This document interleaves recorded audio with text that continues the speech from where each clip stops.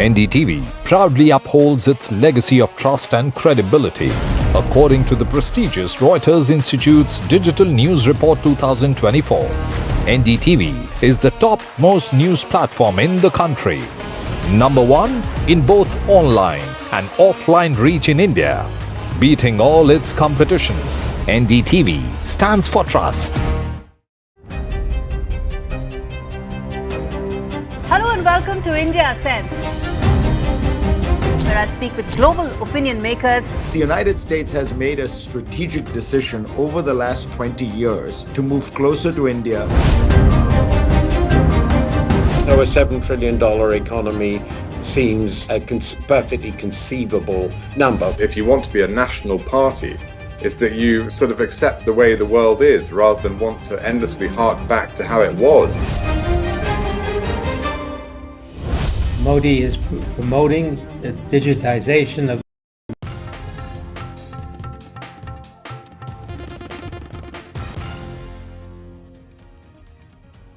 Good morning, all of you. You're watching NDTV. It's an important day today. It's polling day. In fact, elections in two important states, Maharashtra and Jharkhand, are all set to take place. Also, 15 very important assembly constituencies where bypolls will be taking place today. We'll get you all that and more in this bulletin. But first, the headlines. Elections in two states, Maharashtra and Jharkhand. Single-phase elections in battleground state of Maharashtra. Final phase of polling in Jharkhand, bypolls in also 4 key states. Voting begins in Maharashtra. Intense battle between ruling Maha-Yuti and opposition Maha-Vikas Aghadi. Will MVA be able to keep up momentum from Lok Sabha polls? Big question. Bribery charges and controversies hit battleground state of Maharashtra just ahead of elections. Cash for votes, allegations against BJP, Bitcoin scam against the MVA. Both alliances have rubbished allegations. Delhi continues to breathe poison. Air quality remains in severely toxic category above 400 mark.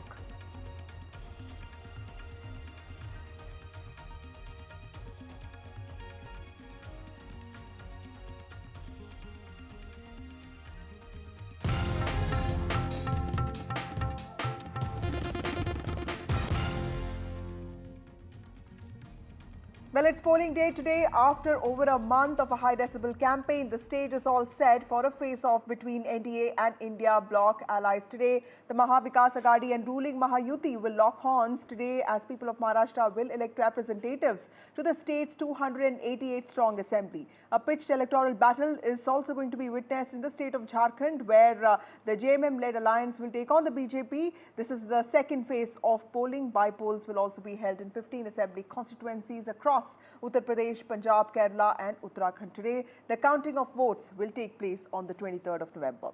Now, the Battle of Maharashtra, where India's financial capital Mumbai is located, is particularly critical for the political future of the state. In the last 5 years, like we know, the state has seen 3 chief ministers, splits in 2 major opposition parties, multiple legal and political wars for symbols, defections and changing political formations. It's a ruling Maha-Yuti comprising Devendra Fadnavis-led BJP, Eknath Shinde-led Shiv Sena and Ajit Pawar-led NCP versus opposition Maha-Vikas Aghadi, Uddhav Thackeray-led Shiv Sena, Congress and Sharad Pawar-led NCP. Now, in the Lok Sabha elections, MVA had emerged ahead of the Maha-Yuti, 36 seats in Mumbai. Really important because this is where the Sena versus Sena battle is going to play out. Let's go to my reporters, Radhika Ramaswamy and Anuj, who are joining us from Maharashtra. To you, Radhika, first. This is a battle that is very important, not just for Maharashtra, but also for India, because the state of Maharashtra has seen a lot of political activity, a lot of, in the sense, a lot of uncertainty the last 5 years. This, we are all hoping this election will show some sense of clarity to both alliances. Tell us, how is Mumbai, how is Maharashtra looking like on the morning of the polls? I'm standing in an important constituency, which is Malabar Hill, part of South Bombay. We don't see much activity here. It's just 7 a.m. We are not seeing any long queues at the moment, but perhaps in a couple of hours, we'll see more voters.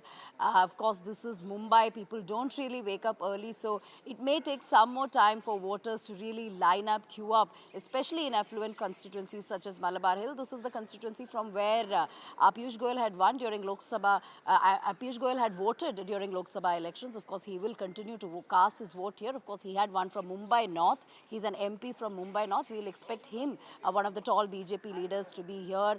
As far as this constituency is concerned, it's going to be Mangal Prabhat Lodha, the BJP leader, versus a UBT Sena candidate. So it's going to be BJP versus UBT Sena as far as this constituency is concerned.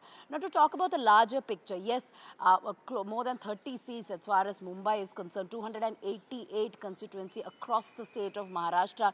High-octane campaigns is what we saw over the last few weeks. Prime Minister Modi, Amit Shah, Rahul Gandhi, Priyanka Gandhi, all in the state of Maharashtra to campaign for both MV as well as Mahayuti. Yes, as you mentioned, there had been a lot of political churning, especially since 2019. We saw its after effect during Lok Sabha elections when BJP lost. In fact, Mahayuti lost during Lok Sabha elections. There is, of course, it is a survival/identity battle as far as the regional parties are concerned, which faced a split, be it the Sena or the NCP. For the national parties, this is a prestige battle, both the Congress as well as the BJP. Now, remains to be seen how things will play out. We saw all kinds of allegations, counter-allegation. Caste took dominance, a development pitch took dominance, and constitution also took dominance, a narrative that really worked well for the MVA during Lok Sabha elections. Not entirely certain how things will play out this time around. We're talking about more than 4,000 candidates in fray across the state of Maharashtra. There are multiple, important seats as far as city of Mumbai itself is concerned. We have Milind Deora, who's contesting from Worli against Aditya Thackeray. That's going to be a high-octane battle. There is Zishan Siddiqui, who switched sides and contesting from NCP Ajit Pawar faction, taking on UBT Sena's Varun Sardesai. And there is Nawab Malik also contesting, who is witnessing a lot of rebellion from within NCP Ajit Pawar party. Devendra Fadnavis is not very happy with his candidature. And of course, there are, as we've been talking about quite a bit, especially during nominations time, a lot of rebel candidates in fray, a lot of independents also in fray this time as a result of the number of parties, in the elections. It's not 4, it's not 2, but 6 parties in fray. And there had been a lot of disputes as far as seat allocation, candidate decisions were also concerned. So as a result of which there could be a lot of confusion and chaos, that we could see in the days to come after the results get announced. But all of that remains to be seen. But at this point, of course, high-octane battle in the state of Maharashtra. 6 big parties in fray, and it is an identity and prestige battle for both regional as well as national parties. Well, Maharashtra, Radhika, like we all know, has been known for its political battles. In fact, it's known for governments that don't really last.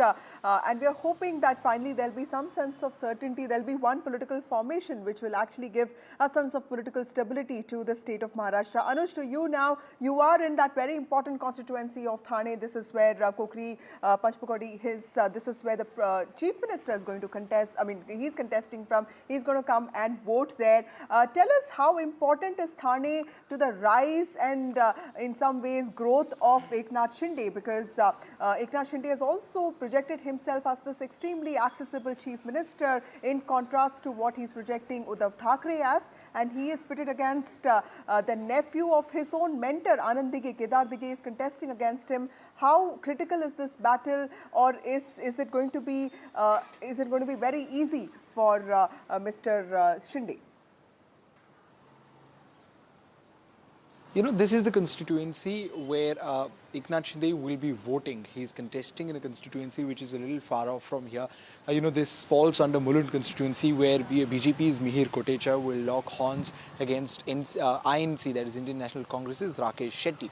Now, talking about Eknath Shinde and his rise in Thane, it has been a meteoric rise for many. When he took over the position of chief ministership, to many people's surprise, it was seen as a move, not just strategic, but also a very well thought move, especially from the centre, considering considering that the 40 MLAs who had come with the Shiv Sena Shinde faction were very crucial for the BJP to form the government. And he's proved the fact that he is indeed a very accessible chief minister, and that is not something which is a result of something which has been said time and again by the Shiv Sena leaders, but has also been confirmed when you go outside the bungalow of the chief minister's residence. At every given point of time, you'd find a lot of people present there. When you talk to people, right, during rallies, during campaigning, during our coverage, when you talk to people about chief ministers, one thing that you always hear about Eknath Shinde is the accessibility. He is considered to be that one leader, who makes sure that he is present for his volunteer, who is present for his worker in the dire state of need.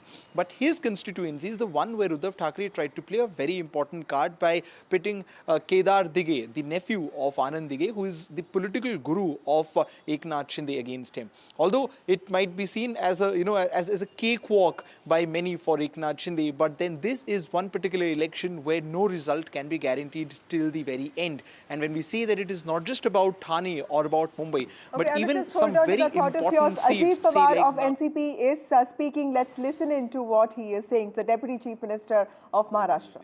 किंवा माझ्या मुलांनी दिलेली bite किंवा इतर माझ्या जीवाभावाच्या कार्यकर्त्यांनी दिलेली bite, महायुतीच्या माझ्या सहकाऱ्यांनी दिलेल्या बाईट, कुठल्याही बाईटमध्ये असं काहीतरी वेगळा एक नवीन इश्यू निर्माण होईल अशा प्रकारची कुठलीही गोष्ट आम्ही होऊन द्यायची नाही असं ठरवलेलं होतं. अजून आता आज संध्याकाळी 6 पर्यंत वोटिंग आहे ती. Okay, going across to my colleague Radhika, who is in conversation with Shaina NC, also a candidate this time from Mumbai. Devi fighting a very challenging battle. A spirited campaign is what she has led. Radhika, to you. That's right. I am with Shaina NC, who is contesting from Mumbai Devi constituency. She's just come here to vote. Ma'am, so you're nice and early here. You're contesting this time. Tell us about the issues that you're voting for, and what do you like to say to the voters of Mumbai, of Malabar Hill? I would only like to say that the fundamental right that you have, which is to vote, you must exercise it, because only if you vote can you criticize, only if you vote can you question. Just to be a silent spectator in the festival of democracy really doesn't make sense. And as they say in the Greek dictionary, the meaning of the word idiot is a man who did not vote.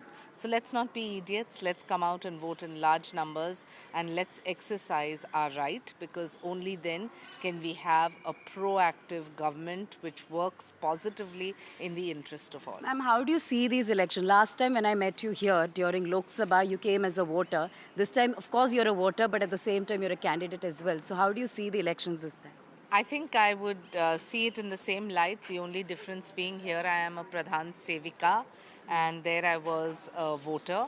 But having said that, I think that the idea is to give back to society by good work and in public service. As they always say, you need to perform or perish. And I hope I am a performer in the days to come. And what are the issues you're voting for this time in the constituency here? This constituency, we've had a fantastic record, and obviously the MLA and the MP have, the MLA particularly has worked tirelessly. So I think that it's a foregone, and in that sense, development one has seen. This is the best constituency in South Mumbai. The kind of services which are provided, as well as the infrastructure. If you look at the coastal road, the metros, even the Atal Setu that connects us to the main city, the sky has been the limit, and really it has been transforming the dynamics of South Mumbai. But having said that, there is a lot of work that needs to happen in adjacent constituencies, and especially the constituency I'm representing. And what are the changes you'd like to bring to the constituencies that you're talking about? I think first cluster redevelopment, because if you don't have homes, people really cannot proceed.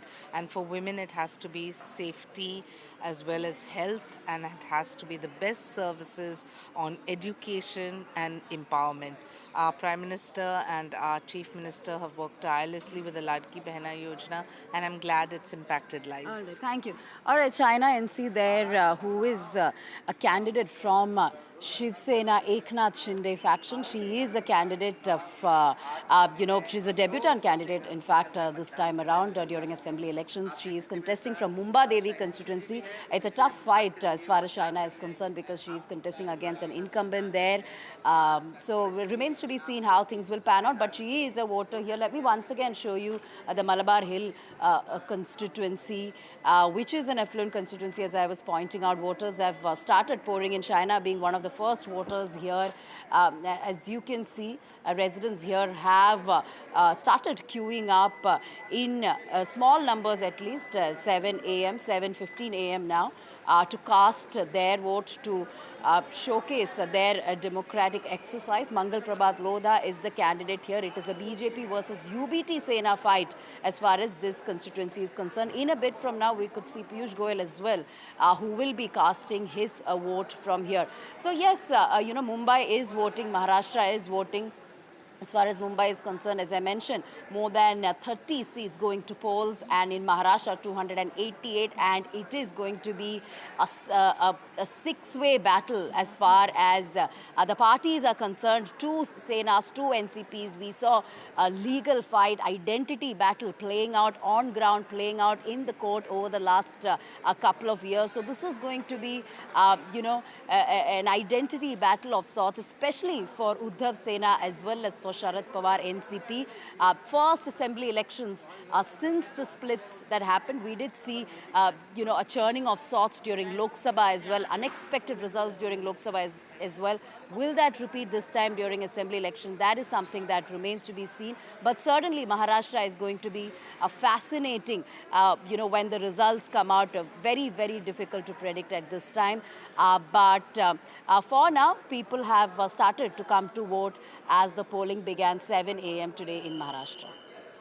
Done in Maharashtra, and there was Radhika Ramaswamy, my colleague, speaking to Shaina NC, the Shiv Sena candidate from Mumbai Devi. She was actually voting in Malabar Hills, a high-profile constituency in Mumbai, which is where Mangal Prabhat Lodha, the Guardian Minister of Mumbai, is contesting from. Extremely high-prestige battle. Piyush Goyal, Senior Minister, is expected to vote soon. Going back to Anuj, also let me remind my viewers that in Nagpur, the RSS Sarsang Chalak, or the chief, Mohan Bhagwat, has also voted. He's perhaps one of the few voters who have come out quite early in the day to cast his vote.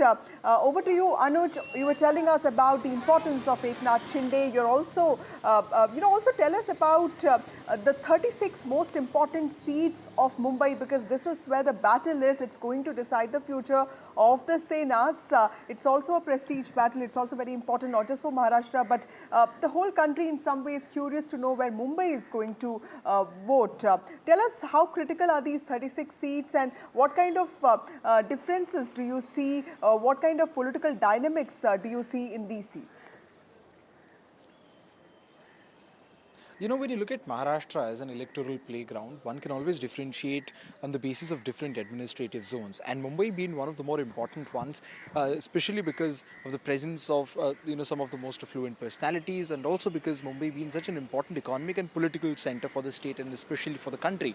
Now, the fact is that there are 36 seats here, and amongst these 36 seats, the history of Mumbai has been very interesting. When you talk about the erstwhile United Shiv Sena, it has single-handedly dominated Mumbai for a very long period of time.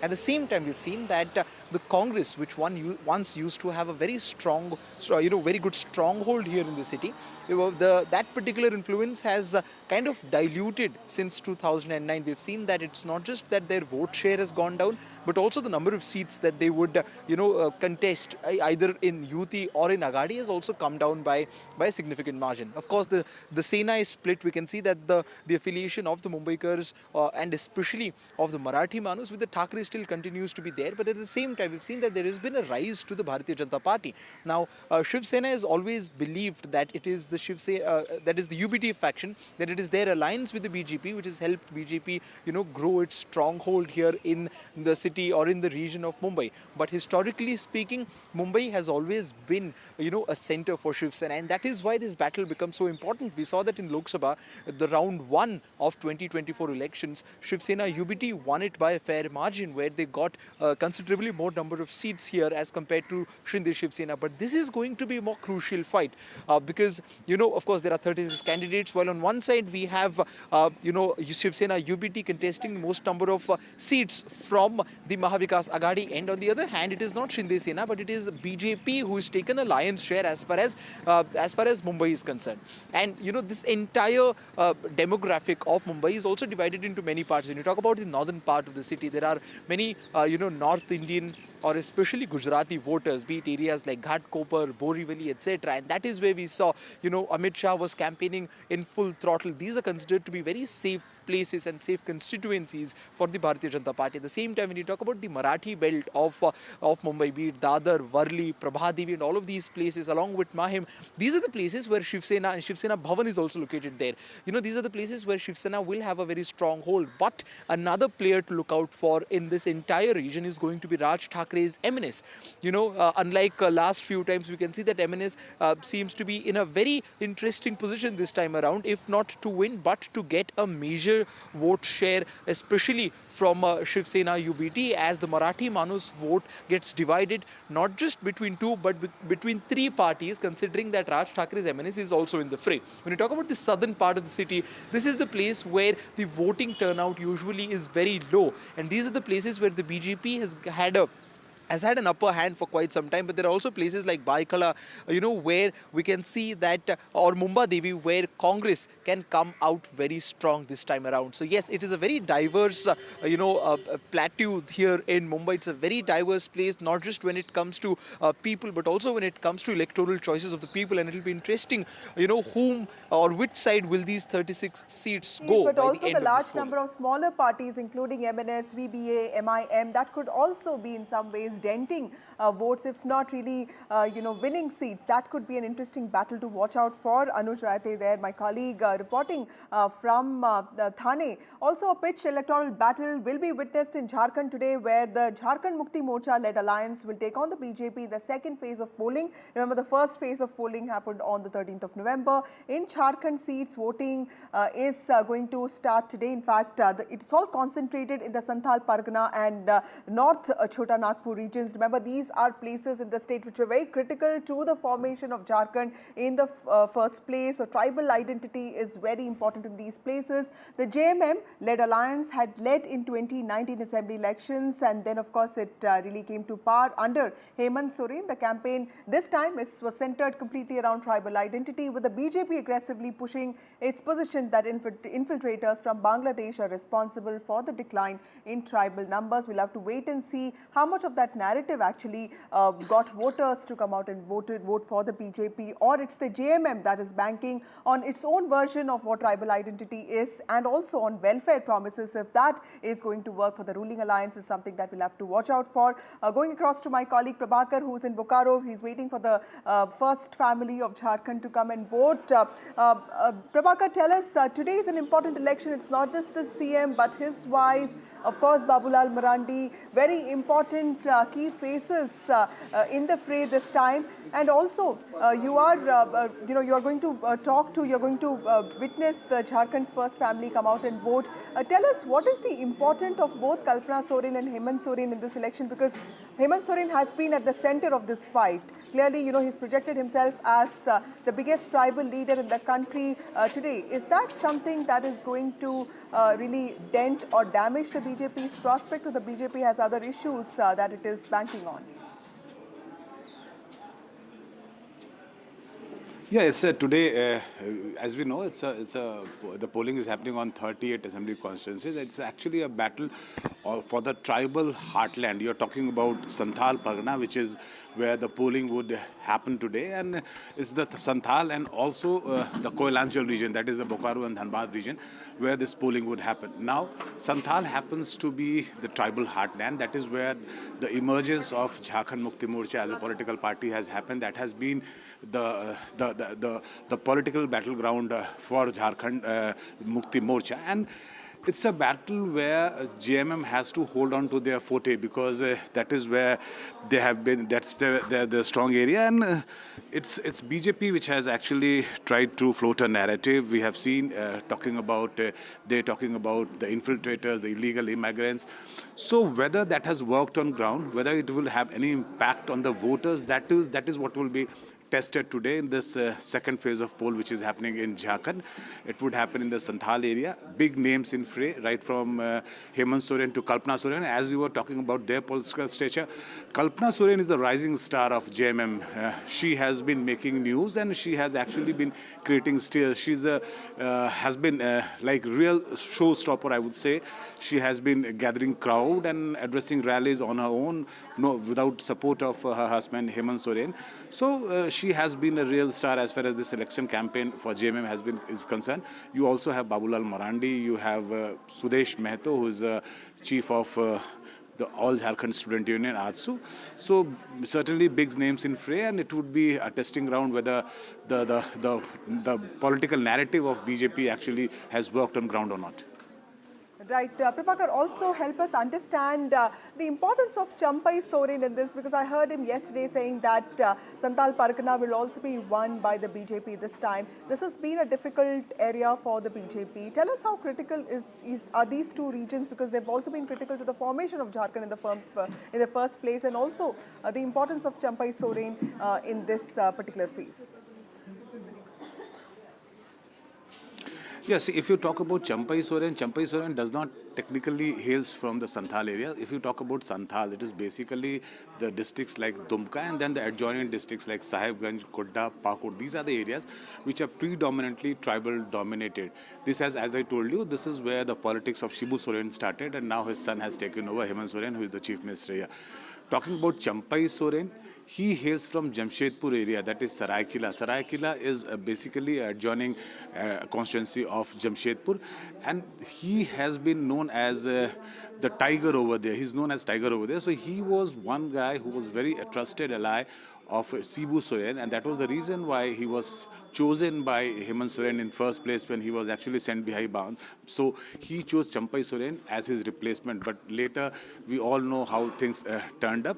So Champai Soren factor would certainly work, but it would have major impact in and around that Jamshedpur area, that is the Kolhan, as they call it, the Kolhan region of Jharkhand, and that's the reason why Champai Soren is also known as Kolhan ka tiger, that is Kolhan's tiger. So it would be interesting to watch what impact Champai would be able to create in that particular region. But talking about today's polling, it is primarily happened in Santhal, which is in and around Dumka, and also the Koilanchal, the industrial belts of Jharkhand, which is the cities like Dhanbad and Bokaro, which has we all know the steel cities, and also the mining area, the mining regions of Jharkhand. Yeah. Right. Thank you, Prabhakar, for joining us with those details. There's a high-pitched electoral battle that is happening in Jharkhand, and it is also, the battle is being witnessed in Santhal Parganas, which is the tribal heartland. It's the Soren family's battle here. Remember, Babulal Marandi, who once defeated Shibu Soren, is also in the fray this time. So is Hemant Soren, the chief minister, his wife Kalpana Soren, and also another member of the Shibu Soren family, Sita Soren, who's also a contestant this time. So critically, you know, a prestige battle for the BJP and the JMM. Moving on to other elections that are taking place. In fact, there are 15 important bypolls that are taking place in the country. The wife of Congress MP Raja Waring, Amrita Waring, makes a political debut today from the high-profile seat of Ghaziabad. And when you talk about UP, there are 9 important bypoll battles in UP. The campaign, of course, saw a direct face-off between UP Chief Minister Yogi Adityanath and Samajwadi Party Chief Akhilesh Yadav.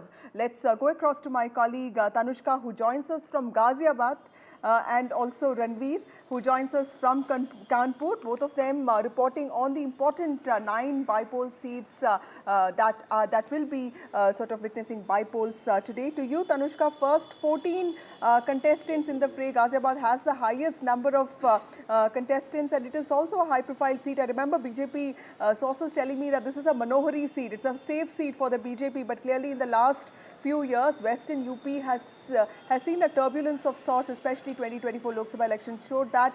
Tell us what is happening in Ghaziabad. We did see Samajwadi Party leader Akhilesh Yadav campaigning there a few days ago. So clearly the opposition is also not really taking it for granted. Precisely, Vasudha. The main battle here in the Ghaziabad constituency is purely between the Bharatiya Janata Party and the Samajwadi Party, wherein the BJP has fielded Sanjeev Sharma. It is, after 17 years, the first Brahmin face that the BJP has bet upon in these assembly elections, and the Samajwadi Party has fielded focusing on the scheduled caste community in this urban NCR area of Ghaziabad, Singraj Jatav. I am currently in a high-rise society in Ghaziabad wherein voting has begun, as you can see around me, and I have with me a voter who voted in first in queue in line in the society in Ghaziabad. Let us get talking to him. Sir, could you please tell us your name? My name is Subrata Mandal. I am staying in this society for last 12 years, since 2022, 12. And sir, what were the main issues with which you came in mind to vote today? What are, some areas in which do you feel that, the government needs to work upon in Ghaziabad? So there are issues like, say, the entire NCR region pollution is a big issue, and then therefore we really need to think that their parties come in should really take care of that. And also there are like various unregulated construction is going on, so those things are very, very important to really regulate, because lives are actually, we are missing lives because of those. And also that is also producing pollutions. Transportation is another issue. Say, for example, in this society, we have a big bottlenecks down there in the Saveri Road. So this is a huge bottleneck. Even if that airport is coming, so we are really not able to go there because there is a huge bottlenecks.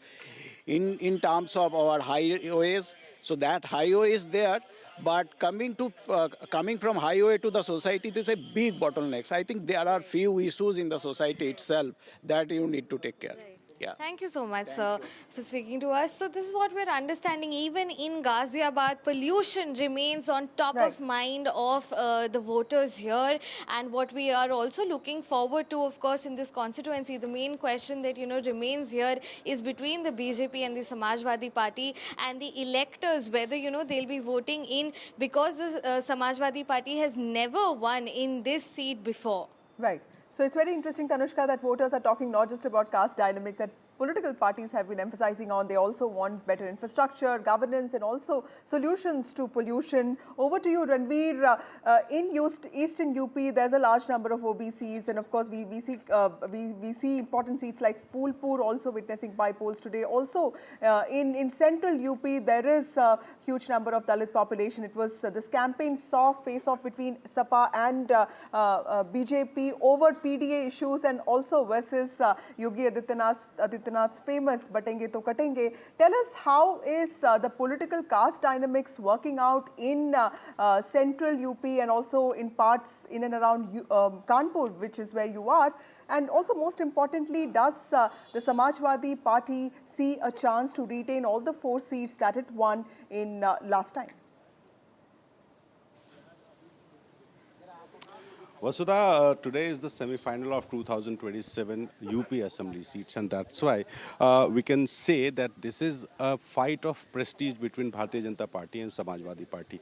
In the Lok Sabha election, Samajwadi Party won 37, but BJP won just 33 seats, and that's why this is a by-election which is not going to impact or harm Yogi Adityanath government, but also Samajwadi Party chief Akhilesh Yadav and Yogi Adityanath are fighting for their prestiges. I'm in Kanpur, and you can see a heavy security deployment, which is a political issue in this by-election. Samajwadi Party claimed that due to this kind of security arrangements and policemen, Bharatiya Janata Party government is trying to influence the voters, while BJP says that they want a fair election, a transparent election, and that's why this heavy security arrangements have been deployed. So each and everything is a political issue in Uttar Pradesh, election, if you're talking about caste politics, obviously, PDA versus batoge to katoge. This is the main Okay, political Ranveer, just hold issue on to that in thought this of yours. Akshay Kumar, celebrity, Bollywood actor, has just cast his vote and he is going to speak. सबसे पहले पहुंचे हैं, आपसे पहले भी लोग पहुंचे थे. अर्ली आकर अपनी जिम्मेदारी निभाना कितना इम्पोर्टेंट है सर आपके लिए? बस बहुत बढ़िया है, बढ़िया. आप भी तो आ गए थे, आप तो मुझसे पहले आ गए थे. अक्षय सर हाथ का गर्दन नहीं मिला. Akshay sir. Okay, that was Akshay Kumar, celebrity and Bollywood actor, casting his vote and speaking to media. We were telling you about the important bypolls that are taking place in the country. There's also the important constituency of Ghaziabad in Punjab, where the wife of Congress MP Raja Waring, Amrita Waring, makes a political debut today. My colleague Gurpreet is covering this particular battle, and Amrita Waring's battle is against former Finance Minister Manpreet Badal. Gurpreet, over to you. Tell us how important is this battle for both sides, because Manpreet Badal has been waiting in the wings for a long time, but this is also a constituency that he has represented in the past. In some ways, it is he is coming back after a break, and of course there is Mr. Waring's wife, and Mr. Waring is an MP from there. Tell us, how critical is this battle for both sides?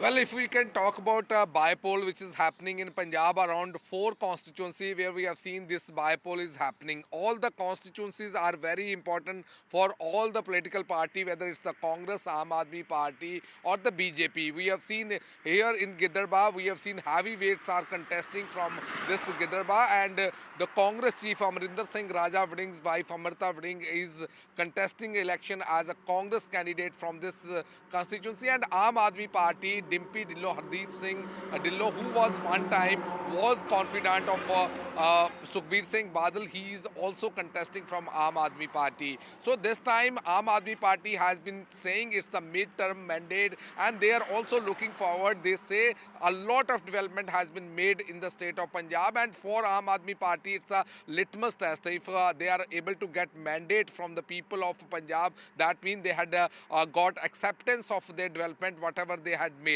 At the same time, if we can talk about the BJP, this was one of the main Badal bastion, and the BJP Manpreet Badal, who has pitched from here this constituency, is also looking forward to get victory from this constituency, because Manpreet Badal had started his career from here, and at one point of time this Ghaziabad was a Badal bastion before Amrinder Singh Raja Waring. So they are trying to retain that vote bank, and fortunately one thing which we have seen, Manpreet Badal has been camping, and he has been brought a lot of center policy to tell the people that how he is going to make development in this Ghaziabad. At the same time, Shromani Akali Dal, that was Sukhbir Singh Badal, he did not even pitch any candidate from here. So that will be the deciding factor if we can talk about the vote bank, and we can see Akali Dal vote where it is going.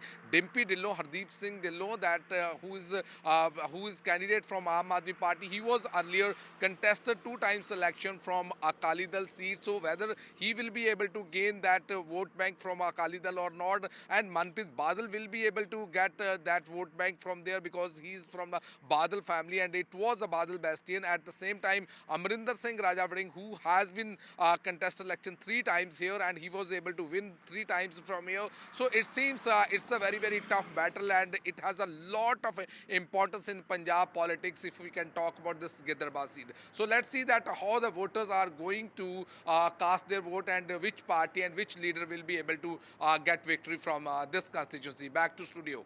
Right. Thank you, Gurpreet. My colleague joining us from Ghaziabad, another prestige seat that will witness a direct face-off between, of course, the Congress party and Manpreet Badal this time. So clearly, and the BJP this time. So clearly, a lot of seats are witnessing high-spirited electoral battle this time, with 38 seats in Jharkhand and 288 seats in Maharashtra, which of course makes it the most critical battle. We are tracking that very closely for you. In fact, we have a team of reporters across the country who will be getting us the fastest and most accurate updates. Stay with us. Time for a short break.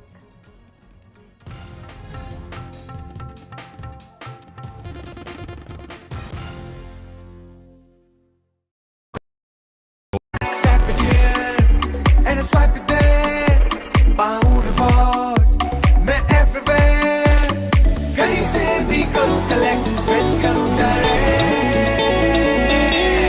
Download any single ID partner app, link your card and earn reward with top brand. Get it free with single ID.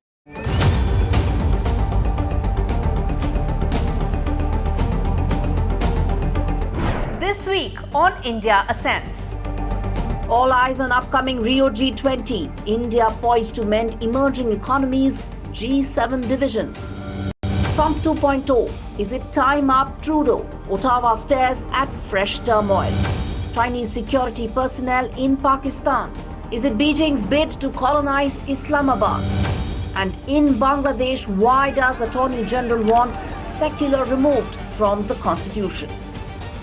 All this and more only on India Ascends with me, Gauri Dwivedi, at these timings on the NDTV network.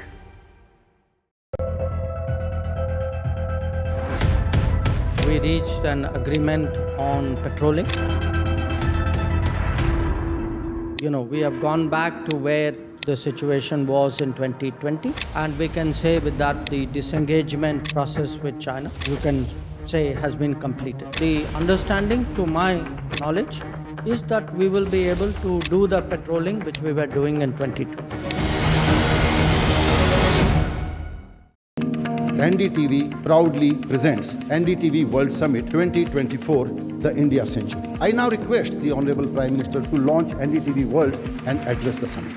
Prime Minister Narendra Modi's inaugural session at the NDTV Summit outlined his vision for the India Century, driven by aspirational India. हमारा प्रयास होगा भारत की century सिर्फ भारत की नहीं बल्कि पूरी मानवता की जीत की सेंचुरी बने. The summit brought together prominent global leaders, highlighting India's pivotal role on the world stage. Not just Indians trusting India's leadership, but the global South especially trusting India's leadership. Permanent seat on the UN Security Council is something that should be India's right. Canada is concerned, I think there are some very specific issues. I think a lot of people know that. AI is going to be one of the most important, drivers. It's a very exciting time for India, Indian cinema as well at a global level. NDTV World Summit was more than just a conversation. It was a confluence of ideas poised to shape our global future.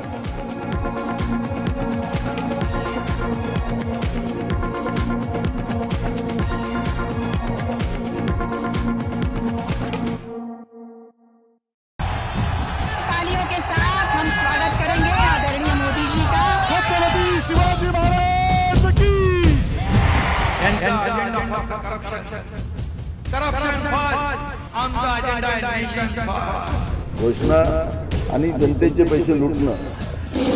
Cut commission आणि करप्शनला आमच्याकडे थारा नाही.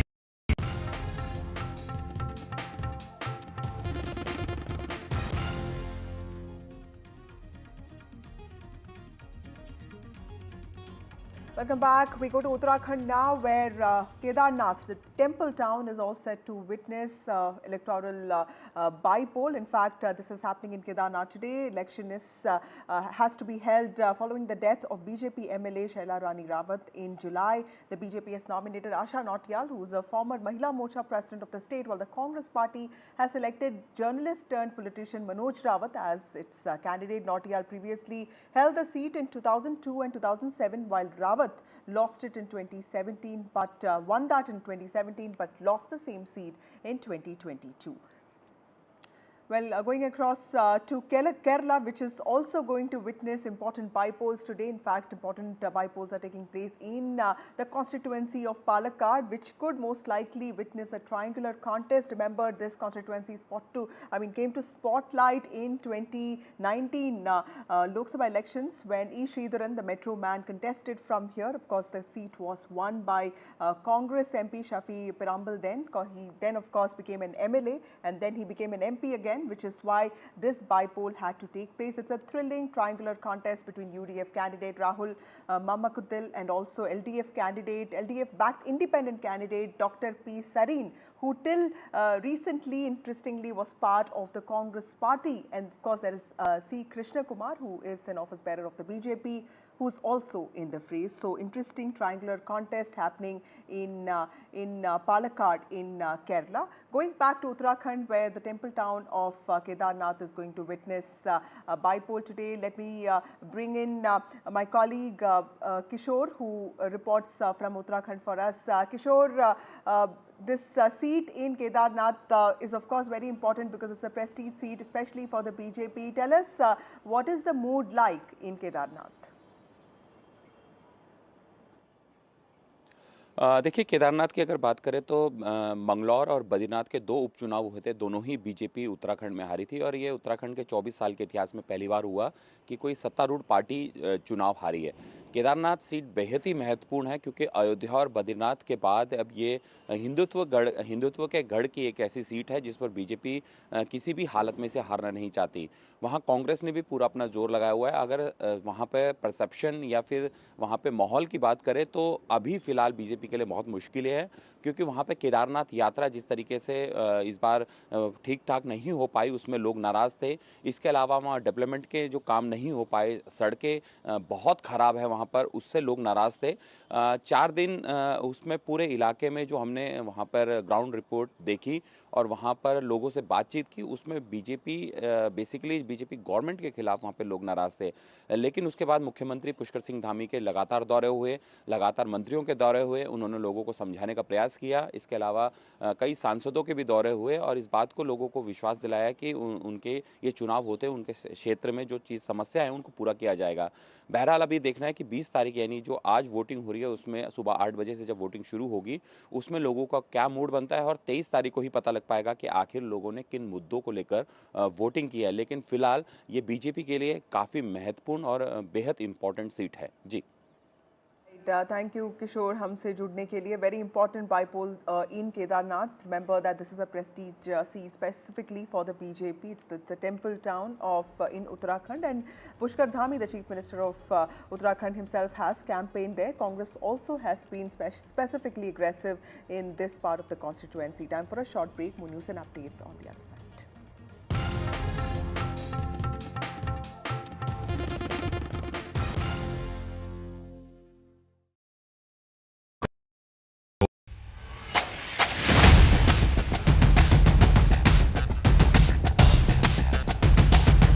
The last elections of 2024, it's the battle for India's economic heart. An election that will decide Maharashtra's future.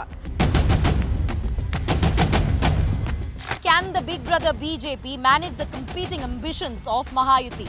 Can the Red Book rally the voters once again for Congress and its allies? So as Maharashtra's future trajectory takes shape, we report from the ground. 2 visions, 2 ideology, 1 verdict. An election where no caste chemistry can yield a perfect formula. It's a state that is splintered with power battles. The big question, will Maharashtra poll outcome unify parties or divide them further? And who will emerge as Maharashtra's undisputed leader?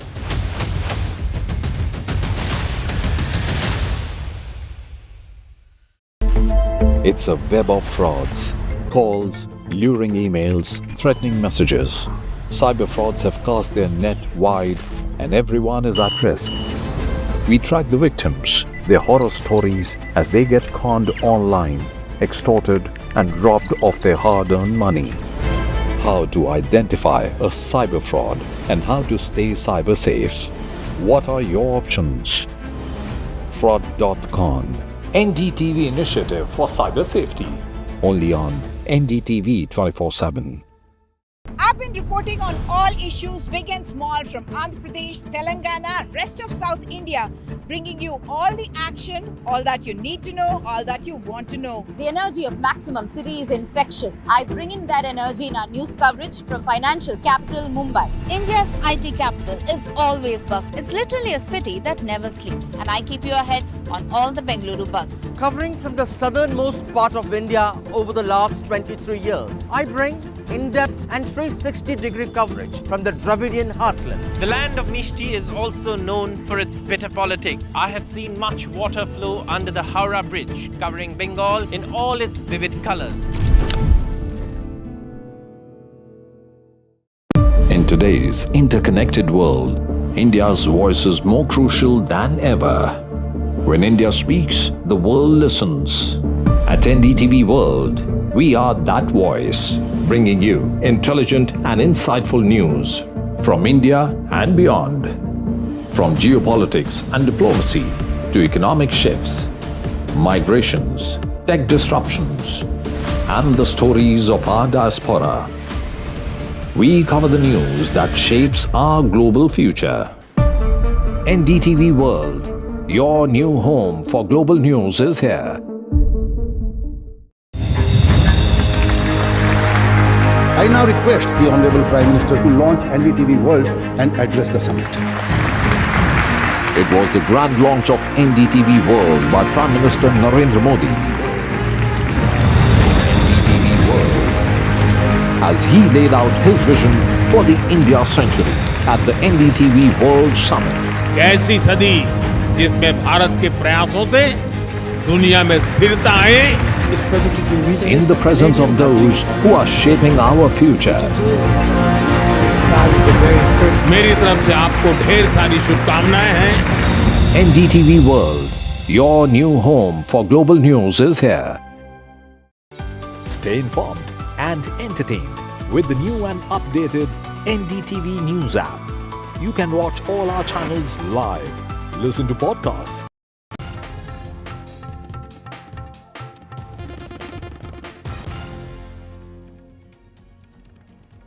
Welcome back. Just hours before Maharashtra election polling began, a controversy broke out between the Mahavikas Aghadi and the Maha-Yuti. In fact, remember that it is Maha-Yuti versus MVA battle today. 288 seats of Maharashtra are going to vote today, and what these parties said are very important. With the BJP alleging that it is the Mahavikas Aghadi's leaders, including Nana Patole and Supriya Sule, who have been alleged in a Bitcoin scam. That's a big allegation that the BJP has levelled against the MVA leaders. In fact, the BJP also brought out certain audio files yesterday. In fact, it leaked some videos and some audio files yesterday in a late night press conference by Sudhanshu Trivedi, who's the national spokesperson of the party. But this all came after an FIR was lodged against BJP leaders, including Vinod Tavde, with the opposition alleging that the BJP was distributing money to voters after the campaign ended. So this is a war, an all-out war between the BJP and the Mahavikas Aghadi allies. Supriya Sule, in fact, spoke to NDTV, and she has slammed BJP, calling the audio clip completely fake. Let's look at some reactions to this story. सबसे पहले वो ये बताएं कि जो इस video clip में और ऑडियो क्लिप में दिखाई पड़ रहा है, क्या कांग्रेस पार्टी अथवा उनके किसी भी नेता जो यहां पर नाना पटोले जी और सुप्रिया सुले जी के बारे में दावा किया गया है, क्या वो बिटकॉइन के किसी भी ट्रांजैक्शन में इन्वॉल्व हैं या नहीं, और यदि हैं तो वो लीगल ट्रांजैक्शन है या वो इलीगल ट्रांजैक्शन में भी इन्वॉल्व है। तो हमारे साफ साफ 5 प्रश्न है उनसे कि नंबर 1, आपका बिटकॉइन ट्रांजैक्शन से कोई इन्वॉल्वमेंट है या नहीं, और है तो वो लीगल है या इलीगल है। नंबर 2, कि आपने किसी प्रकार के इस गौरव मेहता या गुप्ता नाम के व्यक्ति से कोई संबंध संपर्क रहा है या नहीं। तीसरी बात, आपका किसी भी प्रकार इस संवाद में जो चैट है वो आपका है या नहीं। चौथा, ये आवाज आपकी है या नहीं। और 5वां, ये बिग पीपल कौन है। ये 5 उंगलियों वाला पंजा इन 5 सवालों का जवाब नहीं देता है आकर, तो आप ये समझ लीजिए कि ये साफ प्रदेश और देश की जनता ये समझ सकती है कि ये पंजा किसके लिए क्या कार्य कर रहा था। Allegations which have been made by the BJP, how do you react to that? I'm amused, and they are so funny, I can't tell you. I'm amused by the level of, I can't imagine that elections have come down to this level. And Mr. Sudhanshu Trivedi has made 5 allegations. He's asked me 5 questions. I'm amused at his allegations. Obviously, they're all false, and I'm happy to sit with him, debate with him at any public forum, a place of his choice, a time of his choice and a forum of his choice. Because it's all false, and I've already lodged a complaint. I have already spoken to the police commissioner of Pune. I've already lodged a complaint of cyber crime because it's not my voice. I have nothing to do with any transaction of any bitcoins ever in my life. So I'm amused that this is the level that the BJP is going. I mean, it shows their desperation. Okay, ma'am, because these allegations are being made on the eve of elections, Maharashtra goes to polls tomorrow. All 288 seats will be polling tomorrow, ma'am. Given the nature of allegations and the 5 questions that have been asked, what's your response to those 5 questions one by one? All 1 lies, 2 lies, 3 lies, 4 lies, 5 lies. All are fake lies. And I am already lodged a complaint. The police commissioner of Pune I have spoken to. I have lodged a complaint at the cyber crime. You can, if you want, I can send it to your channel. I've already tweeted it. And if anybody else makes an allegation, I will be taking them to court because this is complete lies and false allegations against me. I reiterate. Question number 1, 2, 3, 4, 5. All lies, untrue. My colleague Radhika joins us with more details on this. Radhika, allegations in Maharashtra are flying thick and fast. We saw the cash for votes controversy involving Vinod Tavde play out yesterday, and then at night the BJP called for a last-minute press conference and very aggressively brought out some alleged evidence against MPA leaders. How are political parties looking at this, and is this an issue amongst voters? Well, as far as whether this is an issue among the voters, not entirely certain. Perhaps not, but MVA has completely denied these allegations. Of course, MVA says that this is a way for the BJP, a tactic by the BJP to manipulate votes and voters. But will that really impact elections or impact the, decisions or the choice of the voters? Not really sure.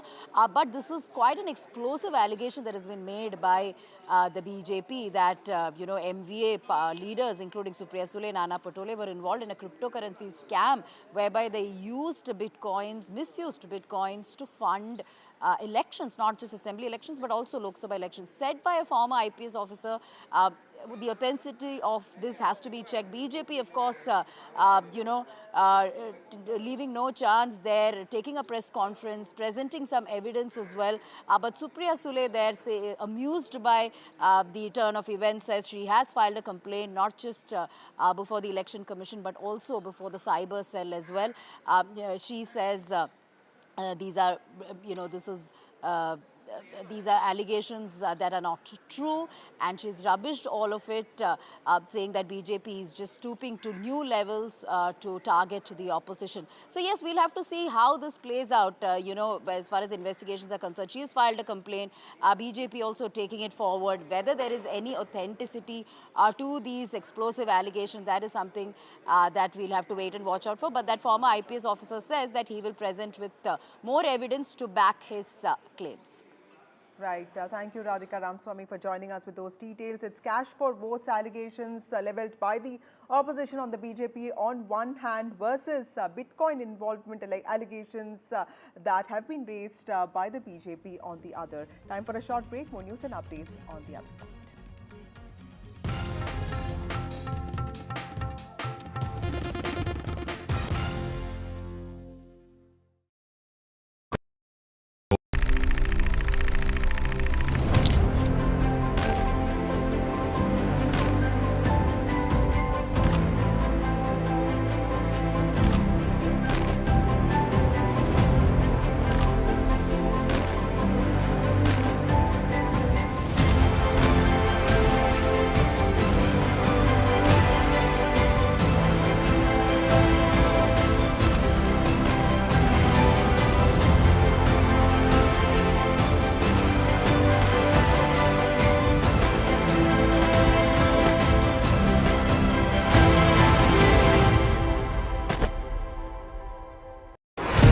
NDTV proudly upholds its legacy of trust and credibility, according to the prestigious Reuters Institute's Digital News Report 2024.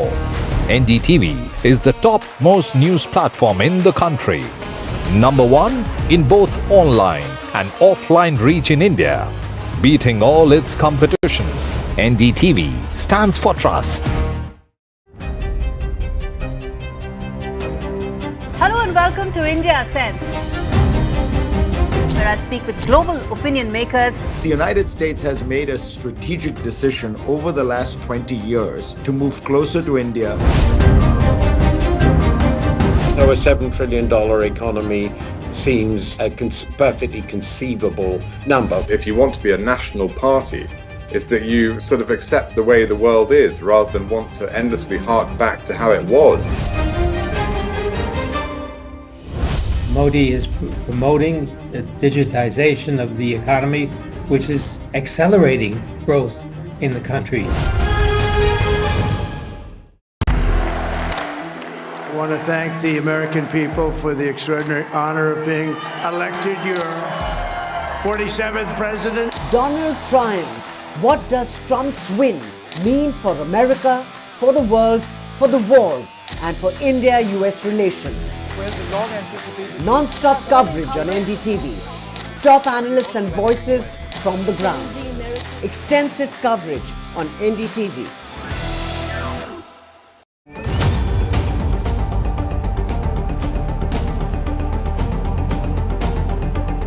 This week on India Ascents. All eyes on upcoming Rio G20. India poised to mend emerging economies, G7 divisions.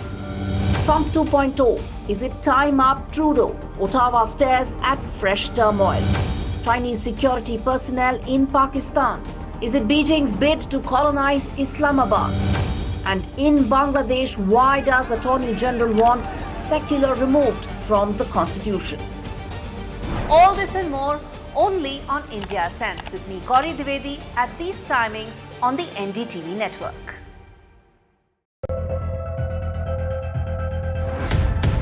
We reached an agreement on patrolling. We have gone back to where the situation was in 2020, and we can say with that the disengagement process with China, you can say, has been completed. The understanding, to my knowledge, is that we will be able to do the patrolling which we were doing in 2020. NDTV proudly presents NDTV World Summit 2024, the India Century. I now request the Honorable Prime Minister to launch NDTV World and address the summit. Prime Minister Narendra Modi's inaugural session at the NDTV Summit outlined his vision for the India Century, driven by aspirational India. हमारा प्रयास होगा भारत की century सिर्फ भारत की नहीं बल्कि पूरी मानवता की जीत की सेंचुरी बने. The summit brought together prominent global leaders, highlighting India's pivotal role on the world stage. Not just Indians trusting India's leadership, but the global South especially trusting India's leadership. Permanent seat on the UN Security Council is something that should be India's right. Canada is concerned, I think there are some very specific issues. I think a lot of people know that. AI is going to be one of the most important, drivers. It's a very exciting time for India, Indian cinema as well at a global level. NDTV.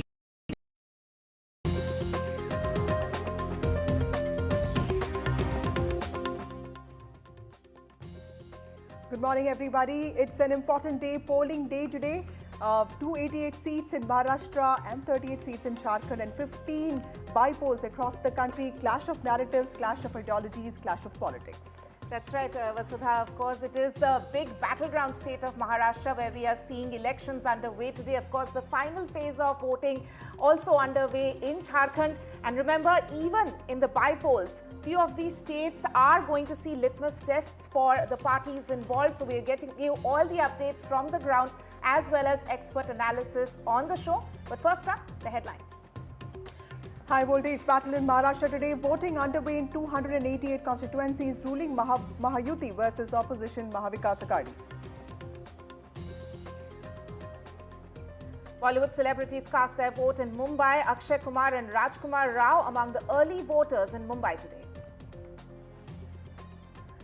Charge of alleged Bitcoin scam stings Maha-Vikas Aghadi ahead of polls. BJP shows audio clips which alleges crypto scam by top MBA leaders, including Supriya Sule. Sule has dismissed the charges. Maharashtra Deputy Chief Minister Ajit Pawar says he can figure out his sister's voice on the clip. Meanwhile, BJP candidate has been booked in alleged cash for vote scam.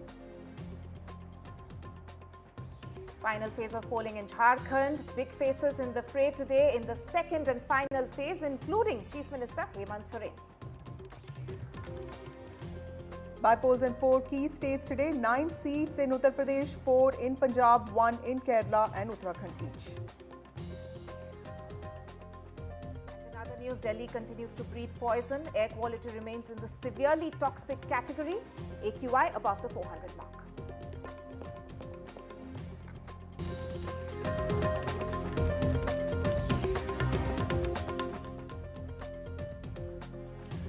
Well, after a month of high decibel campaign, stages all set for a face-off between NDA and India bloc allies today. Maha-Vikas Aghadi and ruling Maha-Yuti locking horns in the state of Maharashtra. Shaktikanta Das, RBI governor, is voting now. Let's listen into what he says. Of India and to the election officials of Mumbai. When it comes to issues, what are Mumbaikas voting for? No, I think I'll thank you. I think that's it. Voter percentage turnout है वो काफी कम है तो आपका No, वही मैंने कहा ना, इस बार मिडिल ऑफ द वीक है तो एक्सपेक्टेशन यही है कि इस बार वोटिंग परसेंटेज ज्यादा होगा. The election is being held today. The polling is in the middle of the week, so expectation is that the percentage should be more, especially in South Mumbai. Thank you. Thank you, sir. Well, we have reporters from across the country joining us. As of now, we have Radhika Ramaswamy, Anuj from Maharashtra and also Anurag joining us from Nagpur. Tanuma, Nagpur was where RSS chief Mohan Bhagwat, the Sarsang Chalak of the mothership of the BJP RSS, voted today. In fact, this is where a pitched electoral battle is happening between the BJP, between the Maha-Vikas Aghadi and the Maha-Yuti. Right. In fact, let's go across to the reporters first there. I can see Radhika and Anuj joining us both from Mumbai and Anurag as well from Nagpur, as Vasudha mentioned. Radhika, coming across to you first. We believe you are standing at a polling booth where Piyush Goyal is expected to cast his vote shortly. Absolutely. I am standing in Malabar Hill constituency where, yes, Piyush Goyal will be coming to cast his vote. In fact, that will happen in just a bit. He is an MP from Mumbai North constituency and this is where he usually votes every term. But at this point, of course, you know, this is a very important constituency as far as Mumbai is concerned, an affluent constituency, a mixed constituency of sorts where Mangal Prabhat Lodha of the BJP will be facing a UBT Sena candidate. Well, I'll just show you the pictures here. Not too many voters. You know, Mumbai is not a city that wakes up early, so you don't see as many voters. No long queues here, unfortunately. We did see a few.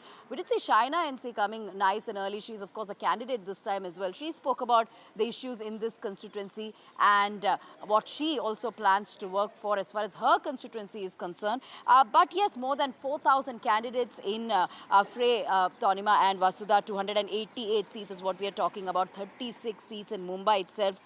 It is Sena versus Sena in close to 50 seats, and in at least about 75 seats it's BJP versus Congress across the state of Maharashtra. So yes, several issues in being spoken about. We know that there have been high-octane campaigns by Prime Minister Modi, Amit Shah, Rahul Gandhi, Priyanka Gandhi. A lot of attacks and counterattacks over issues which spanned not just caste. Caste is an important factor, maybe not in Mumbai, but other parts of Maharashtra. Development is an issue that is being spoken about, but more importantly, promises and guarantees for women in the state of Maharashtra, be it Ladki Behan scheme, Mahalakshmi scheme being, you know, launched by the parties, and also several schemes targeting farmers, youth, senior citizens. So all that being spoken about at length. Will it really find resonance with the voters? That is something we'll see on November 23rd. But at the moment, of course, voting beginning in the state of Maharashtra. In Mumbai, we're not seeing as many voters. No long queues, but let me just go across to one of the voters here. Yes, ma'am.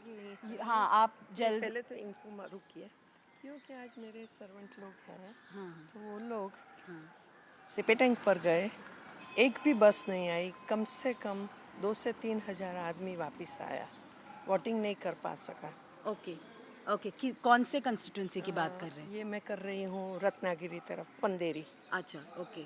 So issues in that constituency. Ma'am, you just voted here, tell us इधर आपके issues क्या है, कौन से issues के लिए, क्या मुद्दे में आपने वोट किया इन मलबार हिल? मैंने मलबार हिल में इसीलिए वोट किया बिकॉज काम करते हैं उसको देना चाहिए। Number 1 coastal road, number 2 Atal Setu, और कोई भी चीज़ का छोटे से छोटे चीज़ का काम हम देख रहे हैं। जैसे मैं बहुत ट्रैवलिंग कर रही हूँ, तो वैसे यूपी में देखो या कहीं भी जगह पे देखो, या तो काशी विश्वनाथ देखिए, जहाँ जहाँ काम का ग्रोथ है तो वो मैं उसको ही वोट देगी। All right, great. So this is something being spoken about by voters at length. Development is a strong argument as far as voters here are concerned. She's talking about Coastal Road, Atal Setu, something that is being spoken about at length by Mahayuti as well. They've been riding high on many of these development projects, which is finding resonance at least with the people of the city of Mumbai. Harika reporting from Malabar Hills, one of those prestige seats, Mangal Prabhat Lodha, the Guardian Minister of Mumbai, is contesting from in one of those unique contests, Tanima, where the BJP is pitted against UBT Sena, which is not really the case in many other constituencies. Let me also go across to Anurag, who joins us from Nagpur. Nagpur is in Vidarbh, and Vidarbh is where maximum seats are BJP versus Congress, and this is also where the Deputy Chief Minister of Maharashtra, Devendra Fadnavis, the Home Minister, is contesting from Nagpur Southwest. He's been a mayor of the city, and he's always spoken in favor of Vidarbh. Tell us, how critical is this battle for Devendra Fadnavis, also for the BJP, which is hoping to make a comeback in Vidarbh? Yes, as you pointed out, we are in Nagpur, the ideological hub of the Rashtriya Swayamsevak Sangh, and central to the Vidarbh region. And my camera person will show you the visuals inside this booth, because just few minutes back, RSS Chief Mohan Bhagwat came here and he voted. And yes, Vidarbha and particularly Nagpur is witnessing intense political activity as Devendra Fadnavis vies for his 4th consecutive term and 6th overall as an MLA. And before delimitation in 2008, Fadnavis represented the Nagpur West seat for 2 terms. And we will also try and talk to a few of the voters who are just coming out from this particular booth. But before that, because we are not allowed to go inside, Nagpur's Vidhan Sabha seat has consistently seen fierce contest between the BJP and the Congress in the last elections. Congress candidate Nana Patole. We are being just joined by a few of the voters who are coming out from this polling booth. Sir, आपने अभी vote नहीं किया? आप अच्छा आ जाए। अच्छा, तो अभी आप वोट नहीं कर पाए? नहीं कर पाए, वहाँ गर्दी है। अच्छा, गर्दी है। नहीं होता ज़्यादा, खड़ा अच्छा नहीं रहना सकते। मैम आइए, अच्छा आ जाइए, इधर आ जाइए, ताकि आप लोगों को परेशानी ना हो। आपका नाम सर? सुभाष तांबेकर। सुभाष तांबेकर जी। मैम आपका नाम? नीलिमा तांबेकर। नीलिमा जी, तो आपने वोट डाल दिया? तो आपने हमारे दर्शकों के लिए आप कम से कम वो दिखा दीजिए, ये नीलिमा जी। और जो लोग अभी तक नागपुर में वोट देने नहीं आए हैं, वो आएँ और अपना मतदान करें। तो आपका मुद्दा क्या होगा इस बार के चुनाव के लिए? मुद्दा तो इस समय एक लाडली की वजह से काफ़ी फर्क पड़ने वाला। लड़की की वजह से काफ़ी फर्क पड़ने वाला है। और अभी ये जो खिचड़ी जो हो गई है, तो उसके कारण काफ़ी फर्क पड़ेगा अभी। इस सब इसलिए हम जो सरकार है उसी को कंटिन्यू करेंगे। अच्छा, तो आपने तो अपना मत साफ कर दिया। आप कुछ कह रहे थे कि मैम को दिक्कत हो रही, कुछ व्हील चेयर वगैरह नहीं है? व्हील चेयर नहीं, वो चल सकती है। उसका मतदान हो गया, लेकिन मेरा मतदान यहाँ पर है। अच्छा, अब यहाँ बहुत बड़ी लाइन है। अच्छा, एक ही जगह दोनों मतदान चाहिए ना। अच्छा, इसका नंबर इधर, मेरा नंबर उधर, इसके कारण परेशानी हो रही है। चलिए, बहुत बहुत शुक्रिया सर। तो you have heard few of the voters and basically unlike what you have seen there in Malabar Hills, and Radhika showed us those visuals, here the voters are coming up in large numbers, and their voting is underway in this particular polling booth. Back to you. Tanima, you could see visuals of Mohan Bhagwat, who came and voted today, Sarsanchalak of the RSS, and you can also see senior leaders of the RSS, including Sunil Ambekar. And Supriya Sule, the MP from Baramati, is also casting her vote, and she could be speaking to the media soon. She is at the center of this controversy involving Bitcoin. Some very serious allegations have been raised by the BJP, but of course, Baramati is witnessing this high-profile contest again between Yogendra Pawar and Ajit Pawar, the Deputy Chief Minister of Maharashtra. That's right. That is one of the key face-offs in Maharashtra today. But also turning to Thane, and Anuj is reporting out of Thane, which is of course a stronghold of Chief Minister Eknath Shinde. So Anuj, like Radhika was showing around in Mumbai, are voters trickling in Thane, or is it is there voting in larger numbers?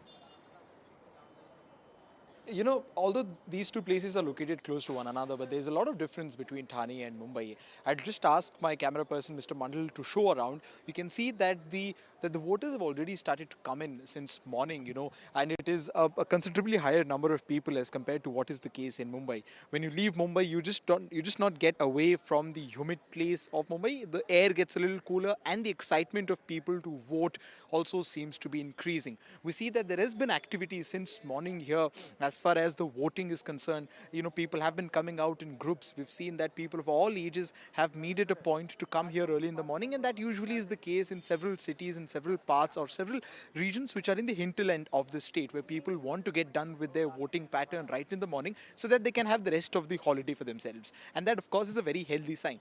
But what we see here is that Eknath Shinde will be present here at this particular polling booth in a short while from now onwards, and he'll be locking horns against Kedar Dige, who is the nephew of his political guru, that is Mr. Dige, late Mr. Anand Dige, and that battle is going to be something. Now there are a few voters present there.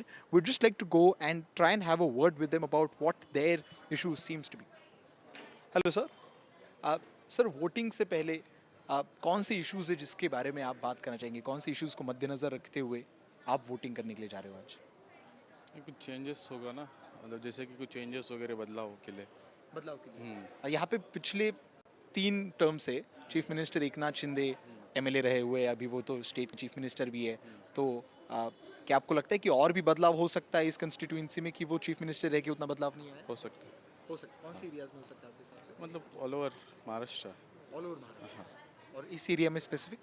इस area में वैसे भी मतलब पहले से मतलब यही के लोकल है, तो फिर यहाँ पे तो है ही। हाँ। अच्छा सर, आपने वोट दे दिया? हाँ, वोट दिया। एक बार दिखा दीजिए उनको सर, वोट दे दिया आपने? So we've seen that, you know, even senior citizens are making a point to come here to vote early. Sir आप बताइए कि कौन से इश्यूज है इस पर्टिकुलर कंस्टिट्यूएंसी में, इस मतदार संघ में, जिसको देख के आपने वोटिंग दिया है? अभी उसका नाम ले सकता है, वोटिंग दिया उसको? नहीं, आप जरूरत नहीं। जरूरत नहीं। अच्छा, जिसको जो हमारे एरिया में कितना साल से वो अच्छी तरह से काम कर रहा है, अच्छी सबकी सेवा भी कर रहे, बहुत अच्छा है आदमी। छोटापन से हम उसको पहचानता है, उसका नाम न रखा, आपने मना किया, इसलिए नाम नहीं ले रहा हूँ, लेकिन बहुत अच्छा आदमी है वो, उसको ही हम वोटिंग किया है। Okay, thank you. We're seeing that, you know, there's a slightly different pattern across the state. You know, while some people would be voting on the issues there, you know, when you come to such high-profile constituencies, individual becomes a little overpowering, you know, over the issues, and that is what can also determine the entire process of the procedure of the election. Well, it's very interesting, Tanima, that most voters are speaking about candidates, which is quite a unique aspect, and that's what this particular voter was also telling Anuj, that, you know, he spoke about a certain candidate, and that's what we heard. Even voters talked to Anurag in Nagpur. So clearly many questions being raised here with respect to Maharashtra. Is it going to be finally a politically stable government in place? What's going to be the future of the Senas? What are the Pawars going to do? And is the BJP going to make a comeback? Is it going to be a revenge for the BJP for what it saw in Lok Sabha elections of 2024? Is it going to be a battle of narratives? Many questions there. Right. In fact, to discuss this further, we are also joined by Neeja Chaudhary and Nikhil Upadhyay, both senior journalists. Of course, the focus is on Maharashtra, but we also have elections in Jharkhand and key bypolls underway as well.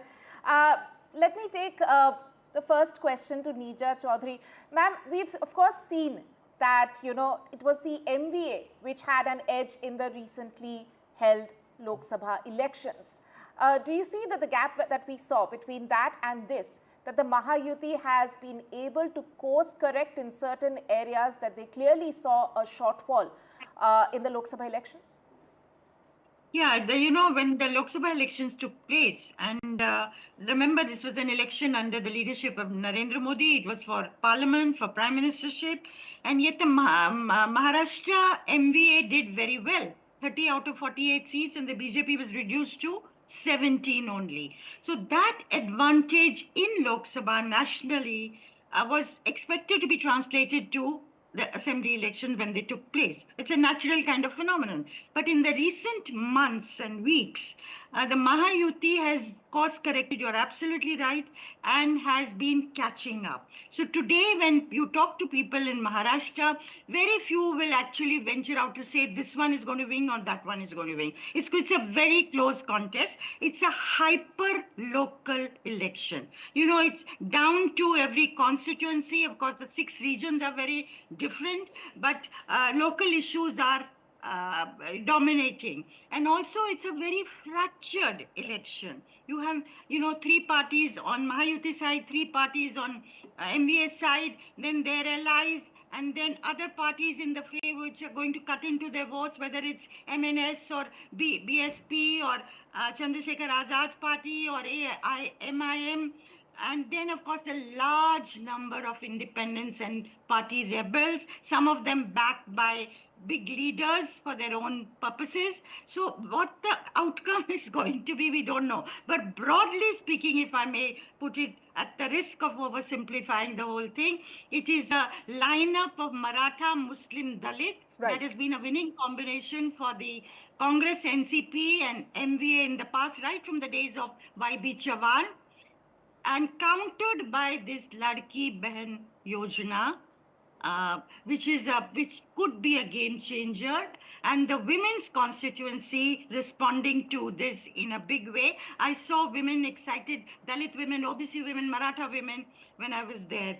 So what the result is going to be, we'll see on the 23rd. Okay, Nikhil Upadhyay, the meta-narratives of Jharkhand, be it welfare, because there was a lot of focus around Maya Vandan Yojana, and also tribal identity, with the JMM saying that it will protect the Sarna code. It was making it clear that tribals are distinct from the Sanatan version of what Hindus are. And of course, the BJP saying that it's the infiltrators from Bangladesh were responsible for the reduction in tribal numbers. Has Jharkhand ever been known to respond to these kind of, political narratives? You see, as far as this Bangladesh issue is concerned, I think this is the first time it has been flagged in such a big way. So it will be difficult to say, there is no precedent to say whether people of Jharkhand are going to respond to this or not. But definitely these issues impact people's psyche. And this has been an issue. This is a reality of Jharkhand. There has been infiltration. But there are bigger issues in Jharkhand. And I think they will decide the outcome of these polls. And these are issues of unemployment, the migration of tribal voters in a very big way. And the ground situation, whatever BJP claims and whatever BJP is doing, but I think it will be very difficult for BJP to make a very big inroad in JMM tribal votes. Last time JMM won out of 26 out of 28 reserve seats. So I think on ground, BJP is trying its best to cut into the tribal votes, but I don't think it is going to make much difference. There are other issues, of course, and they will make difference. I think the NDA is far better prepared than this India bloc. India bloc, Congress, I think, has been a very big letdown, because Congress campaign I don't think it is up to the mark. You have somebody like outsider like Ghulam Muhammad Mir leading he's in charge of the Congress party in the election in Jharkhand, whereas you have people like Shivraj Singh Chauhan and Hemant Biswa Sharma camping there for last 2 months. Rahul Gandhi himself has been largely absent from Jharkhand. He visited for 2-3 days. But otherwise, I think the Congress campaign has been very poor. and Congress is contesting 30 seats. So I think, whether India bloc can retain... So that is being a criticism of the Congress party. Neerja ma'am, would you like to, talk about that? Because there's been a lot of criticism of how the Congress party dealt with the campaign, because there were just about 7 rallies of Rahul Gandhi in Jharkhand, which is a critical state when it comes to the tribal factor. And even in Maharashtra, the party has not really been pushing that much. Of course, there was also a lot of criticism about its attitude when it came to seat sharing. How do you see the Congress party's attitude when it came to keeping the India bloc allies together, specifically in Maharashtra and Jharkhand? Look, in Maharashtra, of course, the Congress has led a very localized campaign in different constituencies where different leaders have been looking after their areas. Now, in Jharkhand, yes, there has been criticism from, as it was just being said, from the JMM, from RJD, from CPIML, which are allies of in the India bloc, that the Congress has not put its best foot forward. Okay, It got a Neerja ma'am, large please hold on to number that of thought of yours. Supriya Sule, the Baramati MP, is speaking right now after casting her vote. Let's listen in to what she's saying.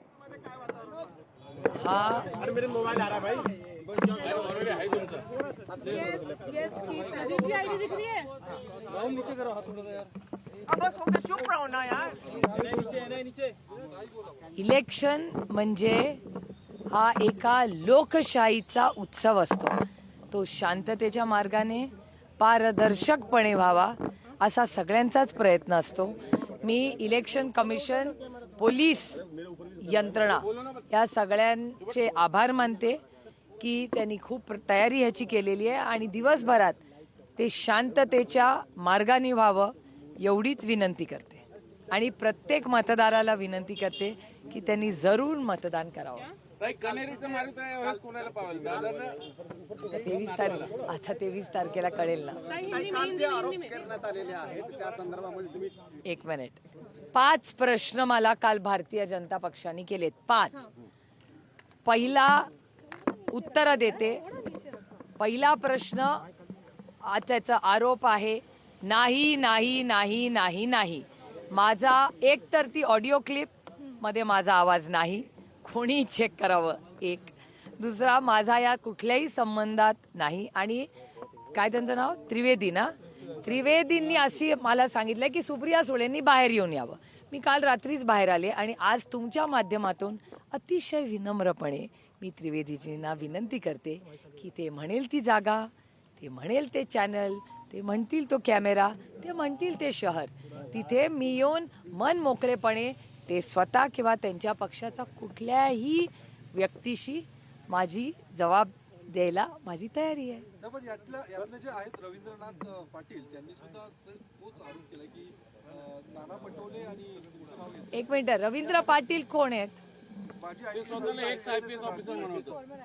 हा, रवींद्र पाटील एक IPS officer आहेत आणि तुमच्याच सगळ्यांच्या चॅनलवर असं सांगण्यात आलं की 2 वर्ष ते जेलमध्ये राहून आले. बरोबर? 2 वर्ष ते गृहस्थ जेलमध्ये राहून आलेले आहेत. त्यांनी काही माझ्यावर आरोप केलेले आहेत. एक खोटी ऑडिओ क्लिप माझ्या आवाजातली त्याच्यात आहे. त्याची मी सायबर क्राईमला कालच कंप्लेंट दिली आहे. तुम्हाला ती कंप्लेंटची कॉपी मिळाली आहे का? हां. तर काल संध्याकाळी माझ्याकडे जेव्हा ती क्लिप मीडियाच्या माध्यमातून आली, मी त्याचं एक कंप्लेंट ही सायबर क्राईमला केलेली आहे. पहिला मुद्दा, त्याची तुम्हाला कोणाला कॉपी हवी असेल तर मी ट्विट केलेली आहे. पहिला मुद्दा. दुसरा मुद्दा की मी ते झाल्याच अमितेश कुमार हे जे पुण्याचे कमिशनर ऑफ पोलीस आहेत त्यांना मी फोन केला, 2 वेळा फोन केला. दोन्ही वेळा आमचं बोलणं झालं. मी त्यांना काय प्रॉब्लेम हे सांगितलेलं आहे. मी त्यांना एवढीच विनंती केली की बाबा माझा आवाज कोणीतरी काढून हे करतंय, मला न्याय मिळावा. त्यामुळे त्यांनी मला शब्द दिलेला आहे की ताई ते सगळं माझ्याकडे पाठवा, मी जरूर त्याच्यातून जे खरं असेल ते बाहेर येईल. हा मुद्दा. एक मिनिट. अर्थातच AI जनरेटर माझा संबंधच नाही आहे काही. आणि तुमच्या माहितीसाठी सांगते, क्रिप्टो आणि बिटकॉइन आणि या सगळ्याच गोष्टींवर पार्लमेंटमध्ये सगळ्यात जास्त विरोधात कोण बोललं असेल तर ते मी बोललेले. हा, आज बरं झालं. तर आता मी पटकन एक क्रोनॉलॉजी घेते म्हणजे तुम्हाला पण कन्फ्युजन नको. एक ती फेक माझ्याबद्दलची फेक बातमी आली. ती बातमी आल्या मी क्रोनॉलॉजी सांगते तुम्हाला. काल संध्याकाळी माझ्याकडे ती फेक बातमी आली. मी फेक बातमी आल्या लगेच मी पोलीस कमिशनरला फोन केला, ऑनलाईन सायबर क्राईमला. NCP Sharad Pawar faction-led MP Supriya Sule rubbishing claims that have been levelled by the BJP. Neerja ma'am, do you think something like this has resonance with voters? BJP claiming that the MBA leaders are involved in Bitcoin scam, and the opposition claiming that it's cash for votes that has been done by the BJP yesterday. Yeah, I know. Well, look, I don't know how much of a impact it's going to have this last minute thing, but I think it does make an impact because the voter is becoming increasingly cynical. You know, there has been so much shifting from one side to another, breakup of parties, and this is the first election that's taking place after the split in parties. So naturally, both are going to hurl charges against each other. And yesterday, what we saw was very worrying. You know, Taude being, was there money on him? What was he about? Of course, there'll be an inquiry, but after the elections are over, will it add up to much? And so on.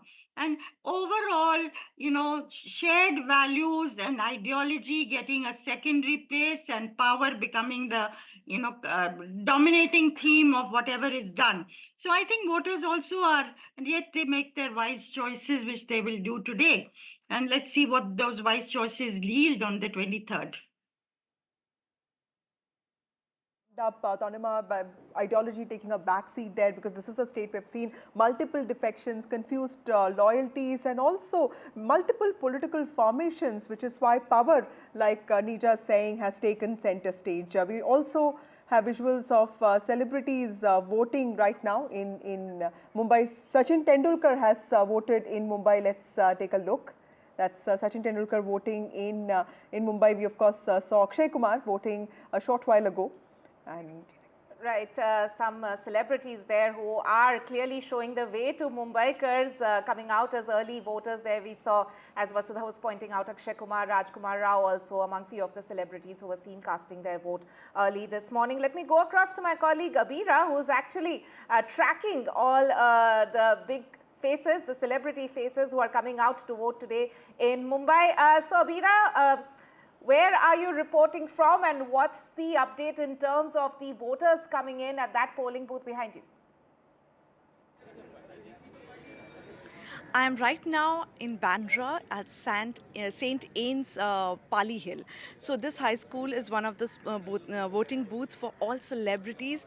The list can go on and on, from Deepika Padukone, Janhvi Kapoor, Khushi Kapoor, Kriti Sanon, Amir Khan's family, Ranbir Kapoor, Sharman Joshi, Prem Chopra, Sanjay Dutt, and the list goes on. We are waiting for the celebrities here. The other, Sachin Tendulkar just voted from St. Joseph, Bandra West.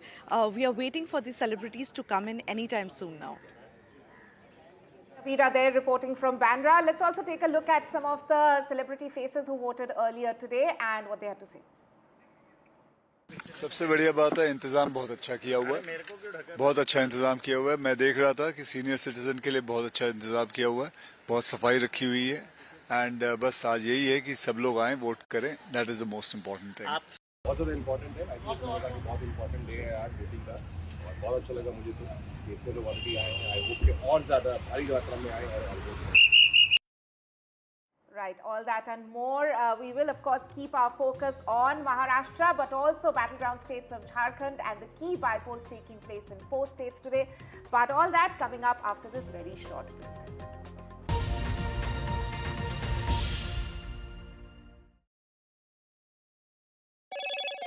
Hello, Moto. Motorola Edge 50 Pro. World's first AI-powered pro-grade camera.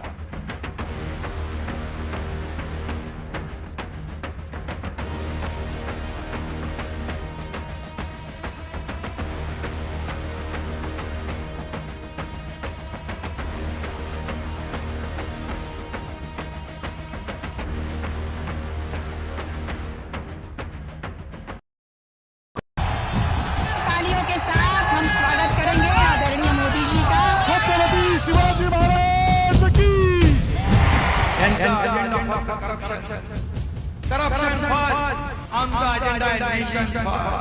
घोषणा आणि जनतेचे पैसे लुटणं. Cut commission आणि करप्शनला आमच्याकडे थारा नाही. त्यांचा परिवारवाद, आमचा महाराष्ट्रवाद. महाराष्ट्रामध्ये 1,75,000 जागा रिक्त आहेत. पण का भरत नाही? राज्याची जनतेच्या घमाच्या पैशाची तिजोरी लुटण्यासाठी हे सरकार आहे. पूर्वीच्या सरकारच्या काळामध्ये निधी देताना त्यांना असं वाटायचं की त्यांच्याच खिशातले पैसे चालले. शेतकऱ्यांना मोफत वीज देण्याचं काम आपल्या सरकारने सुरू केलं.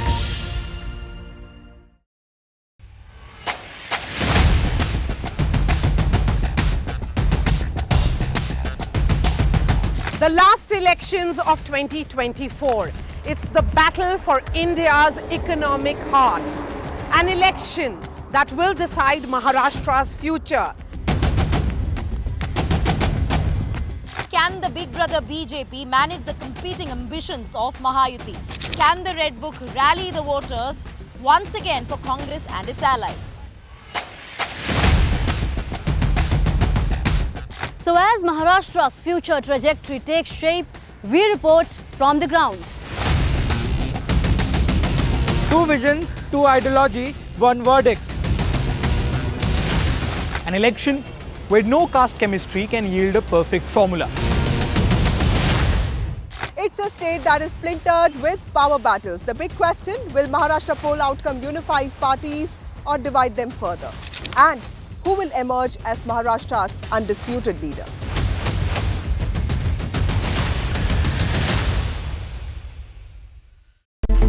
It's a web of frauds, calls, luring emails, threatening messages. Cyber frauds have cast their net wide and everyone is at risk. We track the victims, their horror stories as they get conned online, extorted.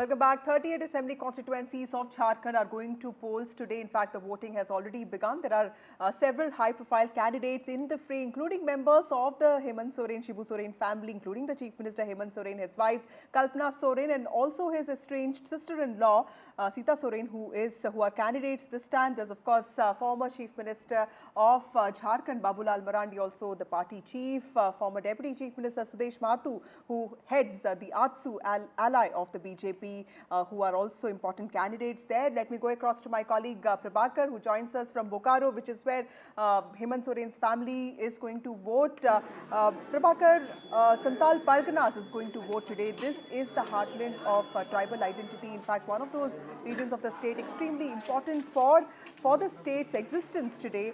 Tell us, how is Santal Parganas expected to vote today? What has been the campaign centered around? Yeah, that would be very interesting to watch actually. Santal Pargana votes today, and that is the tribal heartland of Jharkhand. Jharkhand being a tribal dominated state, Santal Pargana happens to be the tribal heartland. Also, it's a political workplace from where the JMM as a political party has emerged. It was earlier represented by Shibu Soren, and now Hemant Soren represents from that particular area. Barhat is his constituency, so very big names in fray. But what would be interesting to watch today, so whether BJP, through the narrative they have floated about the infiltrators, the illegal immigrants, whether they are able to dent into the tribal vote bank, because that was the idea actually when BJP started this campaign or narrative in Jharkhand around a month back. I'm joined by a few of the voters also who have just cast their vote. She is a first time voter, by the way, so we'll just have a word with them as to, आप ये बताइए कि आप जब vote डालते हैं तो आपका मुद्दा क्या होता है, किस मुद्दे पे आप वोट डालती हैं, कैंडिडेट देख के, पार्टी देख के, कि कटेंगे तो बटेंगे, जो बात है उसके बाद?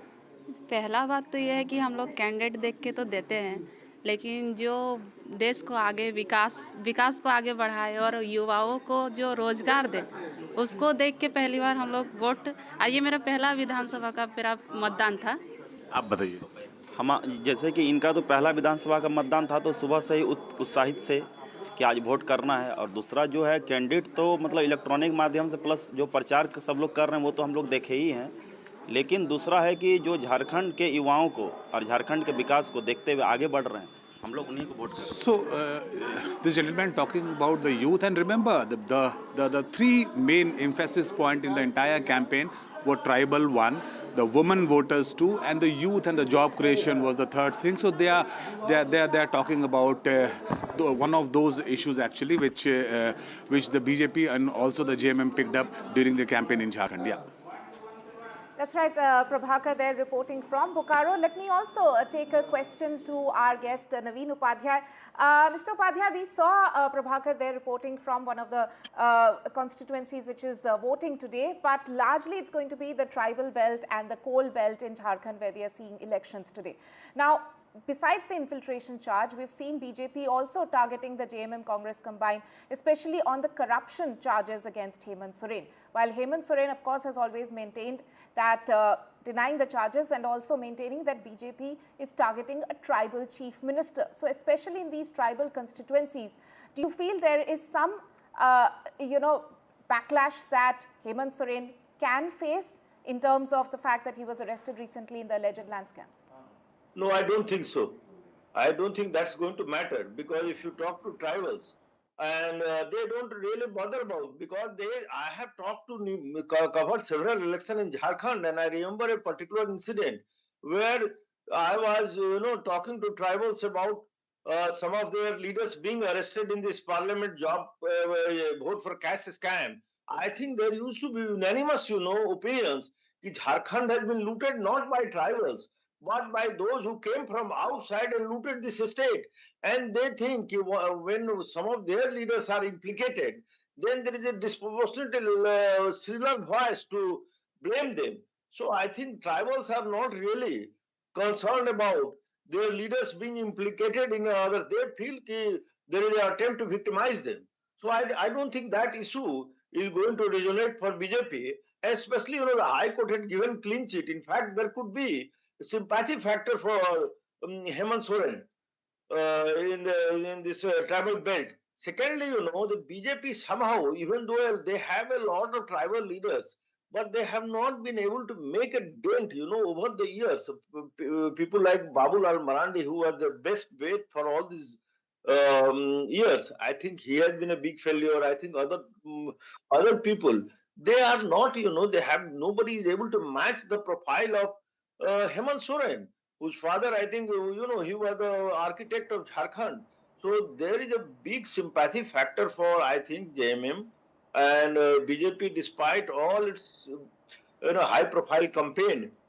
In Santhal, Pargana and tribal-dominated seats, I think... Neerja Chaudhary here. Neerja ma'am, would you agree with what Naveen Upadhyay is saying? Because, BJP also lost all the tribal seats in 2024 Lok Sabha elections in Jharkhand, but it did, reasonably well in 2019 Lok Sabha elections. And, of course, this time it has been aggressively pitching the infiltrator, campaign pitch. How important is Jharkhand for the BJP, considering that it won Chhattisgarh just a year ago very comfortably? Look, for the BJP, every single state is important as far as elections are concerned. Every single municipality is important. Then they put their all in winning that. So Jharkhand is important because, again, as I say, as Maharashtra will set the tenor and tempo for, giving either side a psychological advantage after the setback the BJP had in the Lok Sabha elections, and then it won Haryana. So will Haryana become forgotten if the opposition wins, or with Lok Sabha elections become, an aberration if the BJP wins Haryana and Maharashtra and Jharkhand? Those things do matter apart from, coming to power in the state. But I think Jharkhand is also important because when things started off, the campaign and all, it was from day one seen, as I keep saying, it was seen as a takkar. And Mr. Soren, Hemant Soren, had the sympathy and he had the hold of in the tribal belt. And that was reflected in the Lok Sabha election results. But now the BJP, 5-6 weeks ago, with Hemant Biswa Sarma masterminding the strategy of the party, and of course Shivraj Chauhan also, they decided to raise this issue of the infiltrators from Bangladesh coming into the tribal areas and fueling the fear that it will change the demographic character of these areas, with Santhal, Parganas, Kolhan, all that area. Now, will it work? That is what we are all waiting to see on the 23rd. Does it actually dent the tribal sympathy, tribal allegiance that they've had for Hemant Soren, Shibu Soren before that? Of course, in the non-tribal areas, the BJP does have an edge, you know, and it has been tribal versus non-tribal, but this time they want to make forays into the tribal area and offset the losses that they'd had in the Lok Sabha elections. Right. But will it Nija happen? ma'am, also taking off from what... It is a very close election, this one also, yes. like Also taking off from what Tanima asked you earlier, the corrective measures that BJP has been taking, especially after the setback that it faced in 2024 Lok Sabha elections, this emphasis on welfare, making it the template, something that we saw in Maharashtra and Chhattisgarh also in 2023, that has in some ways become the blueprint for the BJP in all state elections. Do you think something like the Maya Vandan Yojana or the Bahin Yojana, Ladki Bahin Yojana, is something that we're going to see more of in the coming elections if the BJP manages to crack Maharashtra? Are you asking me? Yes, ma'am. Yeah, this is a prescription that the BJP feels is going to work for them. Certainly in Maharashtra, Ladki Bahin Yojana has had resonance on the ground. There's no doubt about that. You can see it. And women across castes have reacted positively. Of course, the MVA has also promised that if they come to power, they'll give 3,000, not just 1,500. Of course, that 1,500 has been raised to 2,100. At least been promised. It will be raised to 2,100 for the women. Here also, Maya Saman Yojana, Gogo, and the BJP, to counter the Maya Saman Yojana, is come up with the Gogo Didi Yojana, where they will give 2,100. And there are also other welfare schemes like, you know, bringing down the price of gas cylinder to 500, giving 2 cylinders free, and so on. So it is social welfare schemes, women being a very important component of those schemes, you know, reaching out to the women's constituency, and of course, coupled with Hindutva, which is a tried and tested plank of the BJP to consolidate the Hindus behind them. So I think that is also getting played out in Jharkhand. That's also getting played out in Maharashtra. Question to Naveen Upadhyay now. Naveen, we have of course seen Hemant Soren leading from the front in order to in a way tide away the anti-incumbency wave, but how much of a reliance is there within the alliance on Congress to do well in these elections in Jharkhand? I'll come to that question. I would like to add one thing, you know, about when you were talking about this welfare scheme. I think there is another type of welfare measures which the parties are taking. And that is, you know, if you look at the figures of cash and alcohol and other things seized during the poll, I think this is staggering. I think the around 800 crore rupees have been seized. And if you generally assume this is 10% of the cash which flows in a state, so I think the total amount will come about 8,000 crore. So if you do a beat calculation, so you'll find that around 20 crore rupees have been pumped on each assembly seats. I think this is a perversion of democracy.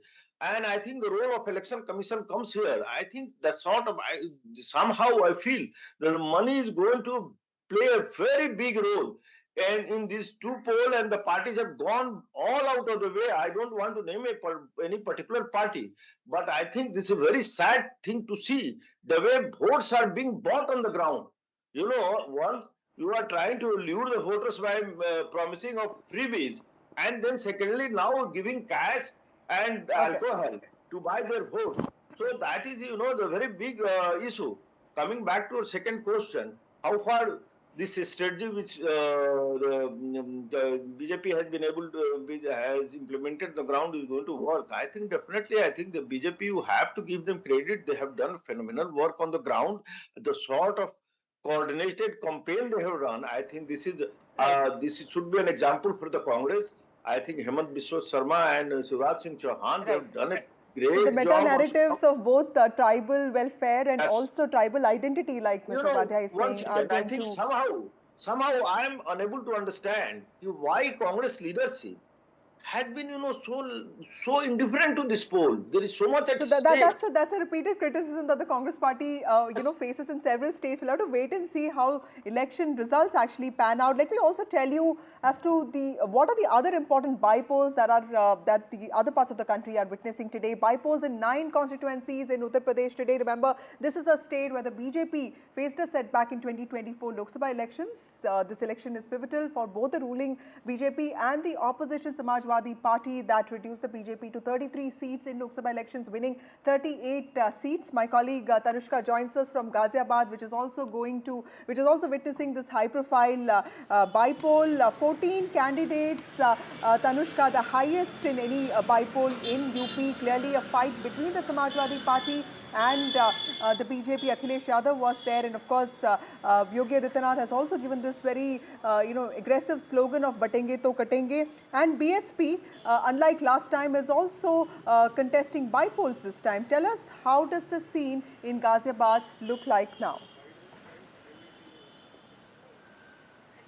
Right, Vasudha, in Ghaziabad, wherein 6 lakh voters are in voting in today, and what we are also learning is that it is a complete electoral battle between the BJP, which is fielded after 17 years. It has put its bet on a Brahmin face in Sanjeev Sharma, while the Samajwadi Party has fielded Singraj Jatav, who is they're focusing on the forces of the scheduled caste community, also of course depending on the caste community census in Ghaziabad as well, looking at the voters there as well. And this is also a constituency wherein this, the divide that is going on at this point. The question really remains at this point that what class of people in this urban NCR area, wherein like any other urban pocket, the issues still remain that of course, pollution, infrastructure, last mile connectivity as well. These are some of the major issues of Ghaziabad voters at this point. And we know that Akhilesh Yadav, Samajwadi Party, as well as UP Chief Minister Yogi Adityanath have held road rallies in Vijayanagar as well. And these have also happened in the last week, which has turned very crucial as these elections in Ghaziabad were also postponed. So, of course, we're looking forward to see this battle between the BJP and the Samajwadi Party. Right, Tanushka there reporting from Ghaziabad. Thank you so much. We'll, of course, keep returning to you for more. But shifting focus now to other important news coming in, and Prime Minister Narendra Modi has landed in Guyana, the energy-rich nation with strong historic and cultural links with India through a large community. Now, the President of Guyana, Dr. Mohammad Irfan Ali, received Prime Minister Modi at the airport. Those are the visuals on your screens there right now. During his visit, Prime Minister Modi will hold a bilateral with President Mohammad Irfan Ali and will also address a special sitting of the Guyana Parliament. We will also join leaders from the Caribbean partner countries for the second India-CARICOM summit. And Prime Minister Modi also said in a statement reviewing the visit that he'll pay his respects to one of the oldest Indian communities who migrated there for more than 185 years ago. To discuss this further, I'm joined by Gerald Bryan, senior reporter of the Guyana Times. Thank you so much, Mr. Bryan, for joining us on the show. This is, of course, the first visit by an Indian Prime Minister in over 50 years. How is Guyana viewing this visit of Prime Minister Modi? Thank you for having me. Guyana is viewing the visit in very favorable light. There is a lot to discuss between Guyana and India. Guyana signed an MOU earlier this year with India. Hello? Right, please continue, Mr. Bryan. Yes. Yeah.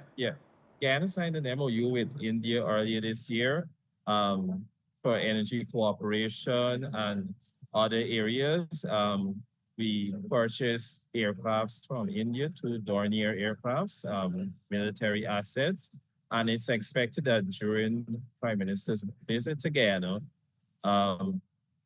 further discussions along these lines will be held in terms of military matters, in terms of economic cooperation and energy cooperation. As you know, India has purchased oil from Guyana previously, and we do have an MOU along those lines to purchase more oil. So it's expected that those discussions will continue. Thank you, Chadil, for joining us. Prime Minister Narendra Modi in Guyana, in fact, the first Prime Minister in 50 years to visit this country, and he's spoken about the historical and cultural links that India shares with Guyana. So clearly an important visit there. Remember that he is on a 5-day visit to several countries, and but while that is happening, there are also crucial elections happening in India. In the state of Maharashtra, 288 assembly seats are witnessing polls, and of course 38 seats in the state of Jharkhand, and of course 15 bypolls across the country.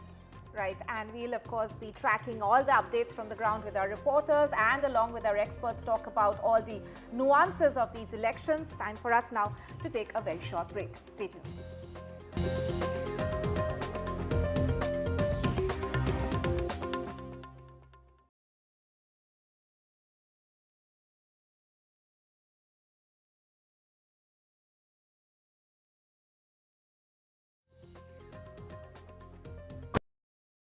I've been reporting on all issues, big and small, from Andhra Pradesh, Telangana, rest of South India, bringing you all the action, all that you need to know, all that you want to know. The energy of maximum city is infectious. I bring in that energy in our news coverage from financial capital Mumbai. India's IT capital is always buzz. It's literally a city that never sleeps. And I keep you ahead on all the Bengaluru buzz. Covering from the southernmost part of India over the last 23 years, I bring in-depth and 360-degree coverage from the Dravidian heartland. The land of Mishti is also known for its bitter politics. I have seen much water flow under the Howrah Bridge, covering Bengal in all its vivid colors. In today's interconnected world, India's voice is more crucial than ever. When India speaks, the world listens. At NDTV World, we are that voice, bringing you intelligent and insightful news from India and beyond. From geopolitics and diplomacy to economic shifts, migrations, tech disruptions, and the stories of our diaspora, we cover the news that shapes our global future. NDTV World, your new home for global news, is here. I now request the Honorable Prime Minister to launch NDTV World and address the summit. It was the grand launch of NDTV World by Prime Minister Narendra Modi. NDTV World, as he laid out his vision for the India century at the NDTV World Summit. कैसी सदी जिसमें भारत के प्रयासों से दुनिया में स्थिरता आए. In the presence of those who are shaping our future. मेरी तरफ से आपको ढेर सारी शुभकामनाएं हैं. NDTV World, your new home for global news, is here. Stay informed and entertained with the new and updated NDTV News app. You can watch all our channels live, listen to podcasts, read breaking and exclusive news from around the world and more. Download the NDTV app today and get access to the best journalism and storytelling on your smartphone or tablet.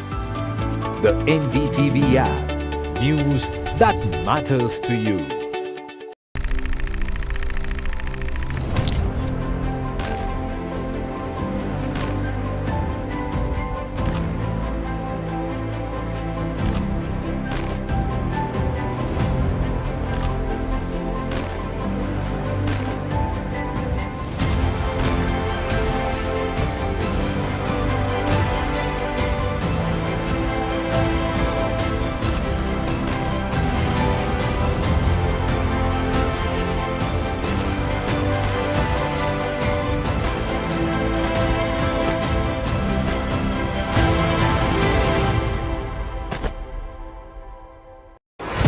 NDTV proudly upholds its legacy of trust and credibility. According to the prestigious Reuters Institute's Digital News Report 2024, NDTV is the top-most news platform in the country. Number 1 in both online and offline reach in India. Beating all its competition, NDTV stands for trust. Hello and welcome to India Sense. where I speak with global opinion makers. The United States has made a strategic decision over the last 20 years to move closer to India. So a $7 trillion economy seems a perfectly conceivable number. If you want to be a national party, it's that you sort of accept the way the world is rather than want to endlessly hark back to how it was. Modi is promoting the digitization of the economy, which is... Hello, Moto. Motorola Edge 50 Pro, world's first AI-powered pro-grade camera.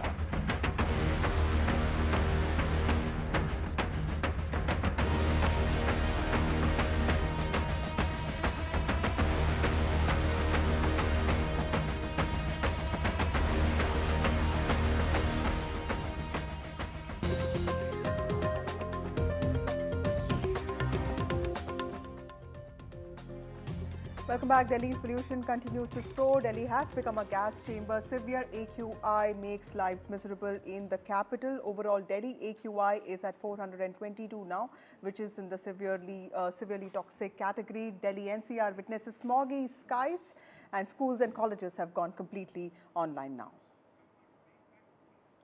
Time for a short break. More news and updates on the other side.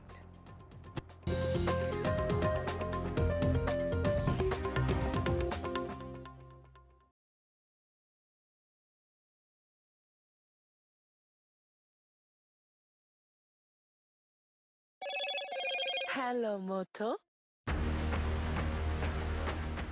Motorola Edge 50 Pro, world's first AI-powered pro-grade camera.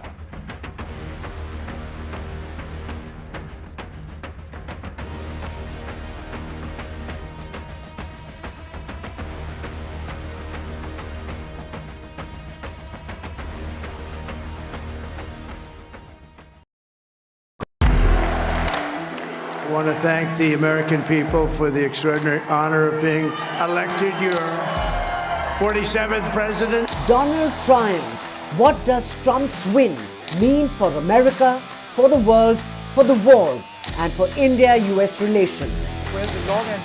Non-stop coverage on NDTV. Top analysts and voices from the ground. Extensive coverage on NDTV.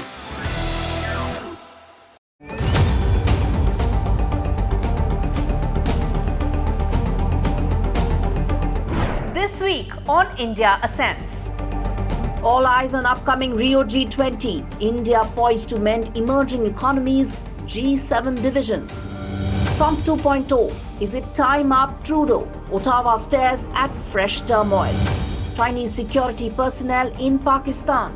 Is it Beijing's bid to colonize Islamabad? And in Bangladesh, why does Attorney General want secular removed from the constitution? All this and more only on India Ascends with me, Gauri Dwivedi, at these timings on the NDTV network.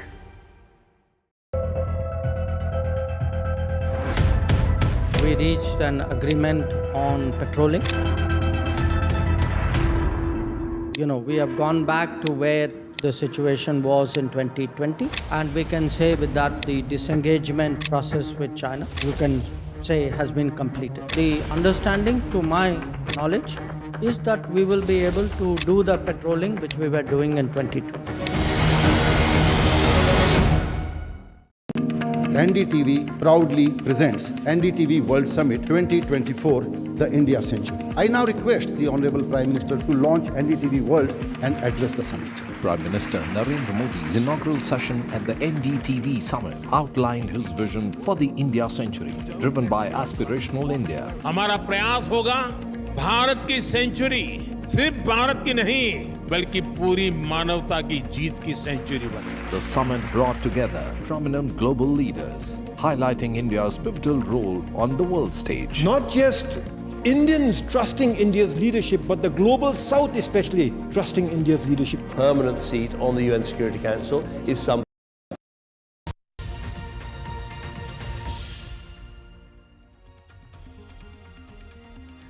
Hello everyone and welcome to the special broadcast. It's the D-Day in Maharashtra, where 288 seats go to polls in one phase. In fact, the polling has already begun. That's right. Maria is joining me on the broadcast. And as we have in fact been reporting the battleground states of Maharashtra, where we are seeing voting taking place in 288 constituencies, but also it's the final phase of elections in Jharkhand and several big faces in the fray, including Chief Minister Hemant Soren, who's contesting from the Barhet seat. We'll also be looking at some of the key bypolls where elections are taking place today. And there are several reporters who will be joining us through the show, as well as experts, Maria. Absolutely. 9 crucial bypolls in the state of Uttar Pradesh, where at stake is the Chief Minister's prestige. So the big headlines this hour at 9 a.m. High voltage battle in Maharashtra today, voting underway in 288 constituencies. It's ruling Mahayuti versus opposition Mahavikas Aghadi. Bollywood celebrities cast their vote in Mumbai. Akshay Kumar, Rajkumar Rao, Sachin Tendulkar among the early voters today.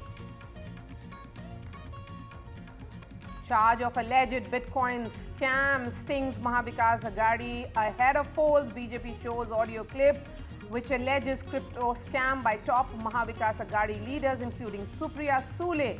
Sule rubbishes the charge. Maharashtra Deputy Chief Minister Ajit Pawar says he can figure out his sister's voice. Final phase of elections in Jharkhand today. Big faces in the fray in the second phase, including Chief Minister Hemant Soren.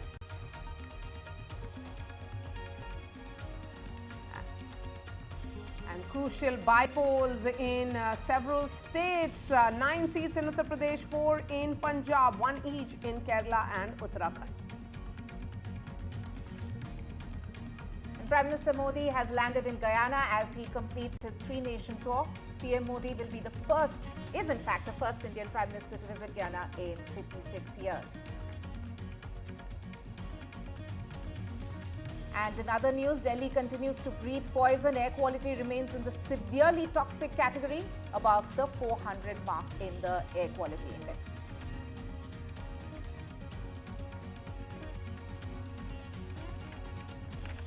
Good morning, viewers. It's the polling day after a month-long, in fact, 1.5-month-long high decibel campaign where gloves were truly off in Maharashtra. Now all eyes will be on what will be the voter turnout. Will Maharashtra and particularly Mumbai set the trend, or will the Mumbaikars be lazy early morning? I can see our reporters up and about early morning, and Radhika is outside Walsingham School in Mumbai. We also have Anuj from Wagle State in Thane. Interesting battle playing out in Thane in particular because it's a Sena bastion. That's where the Asli Sena debate will be settled. So starting with you, Anuj, can you see queues outside? I think you're outside a pink booth, if I'm right. Yes, this is a pink booth, and as we all know that, the number of pink booths are increasing across the country. This is the Kori Pats Pankadi constituency, booth where Chief Minister Eknath Shinde is going to come, in the next few minutes. And you can see that the arrangements have been made. If we get just, we'll go and see what the pink booth looks like from close by. It's been done to promote or to encourage more women voters to make their way here to the polling booths, and we've seen that it's received very good reception right since the morning. You can see that it's entirely, or if not mostly, women staff which is present inside, which gives easy accessibility to women voters here early in the morning. And we've seen that a lot of voters have made their way, and irrespective of what booth they are, they make their way here to the pink booth, considering how colorful and attractive it is. But when you talk about this constituency, when you talk about this polling booth, it's seen some really good amount of people's involvement, as far as voting is concerned. We've seen people of all ages, be it youngsters, be it senior citizens, they've all made a point to come here and vote early in the morning. We've seen that many people have also brought their children along with them, considering that's a school holiday. And in several schools, there's a rule that they should make their parents go and vote, otherwise the holiday would not really be given. So, you see there are different stories playing out here in Thane, and we've got a few voters here. Now let's just try and talk to them about what exactly it is like right after they've voted. Sir, आपने vote कर दिया? आप दिखा दोगे एक बार वहाँ पे? बताइए कि sir, chief minister Eknath Shinde इस कंस्टिट्यूएंसी से आते हैं, तो उस हिसाब से आपको लगता है कि इस कंस्टिट्यूएंसी का फायदा हुआ है? जरूर, बहुत फायदा हुआ है। बहुत अच्छा है, बहुत फायदा हुआ है, लाडली बहन को भी दिया है, बहुत अच्छा किया है। ये जो स्कीम्स वगैरह लाई, अभी आपने लाडली बहन की, लाड़की बहन की बात की, वो लाड़की बहन हो गई या फिर किसानों की हो गई या इलेक्ट्रिसिटी बिल की हो गई, आप जो इस एरिया में रहते हैं, वोट करते हैं, आपको लगता है कि यहाँ पे पूरा मोमेंटम बदलेगा उसकी वजह से? जरूर जरूर जरूर। तो आप ऑप्टिमिस्टिक हैं, पॉजिटिव इसके बारे में? Yeah. Okay. Yeah, these are the voters who are, and not just these, but we've been speaking to a lot of voters here who are very optimistic about, Eknath Shinde repeating his another term as at least the MLA from this particular constituency. It is considered to be a safe bet for him, but it will really be interesting to see what kind of turnout do we see, especially in the MMR region, because if you exclude the exteriors of the Mumbai region, the Mumbai city as such always has a very poor voter turnout. It is considerably low even when compared to places like Vidarbha, places like Marathwada. These are the places which are deprived of water, deprived of proper infrastructure, and many also have security issues as well when you talk about Vidarbha. But even there we see voting turnout is in respectable numbers as opposed to places like Mumbai and close by regions where it has taken a hit. But it will be interesting to see what kind of reaction do people have, because whatever has happened in the last 2 to 3 years, especially since 2022, after the split of two parties, we've seen that the people have shown their growing disinterest in politics, because no matter whom they vote for, they would not know which party that particular individual will be a part of the next morning. So, it will be interesting to see how has that entire dynamics come out to play here on the voting day. Right, voter disenchantment in terms of the splits that we have seen in parties in Maharashtra have been something that we have witnessed in the recent Lok Sabha elections as well. But going over to Radhika now, Radhika, has the number of voters increased at the booth that you are standing at, and also what's the voter sentiment on ground? Not really. The number of voters have not increased, but I'm going to go straight across to a couple, a senior citizen couple who are dressed very interestingly, tricolor on their attire, a tricolor hat.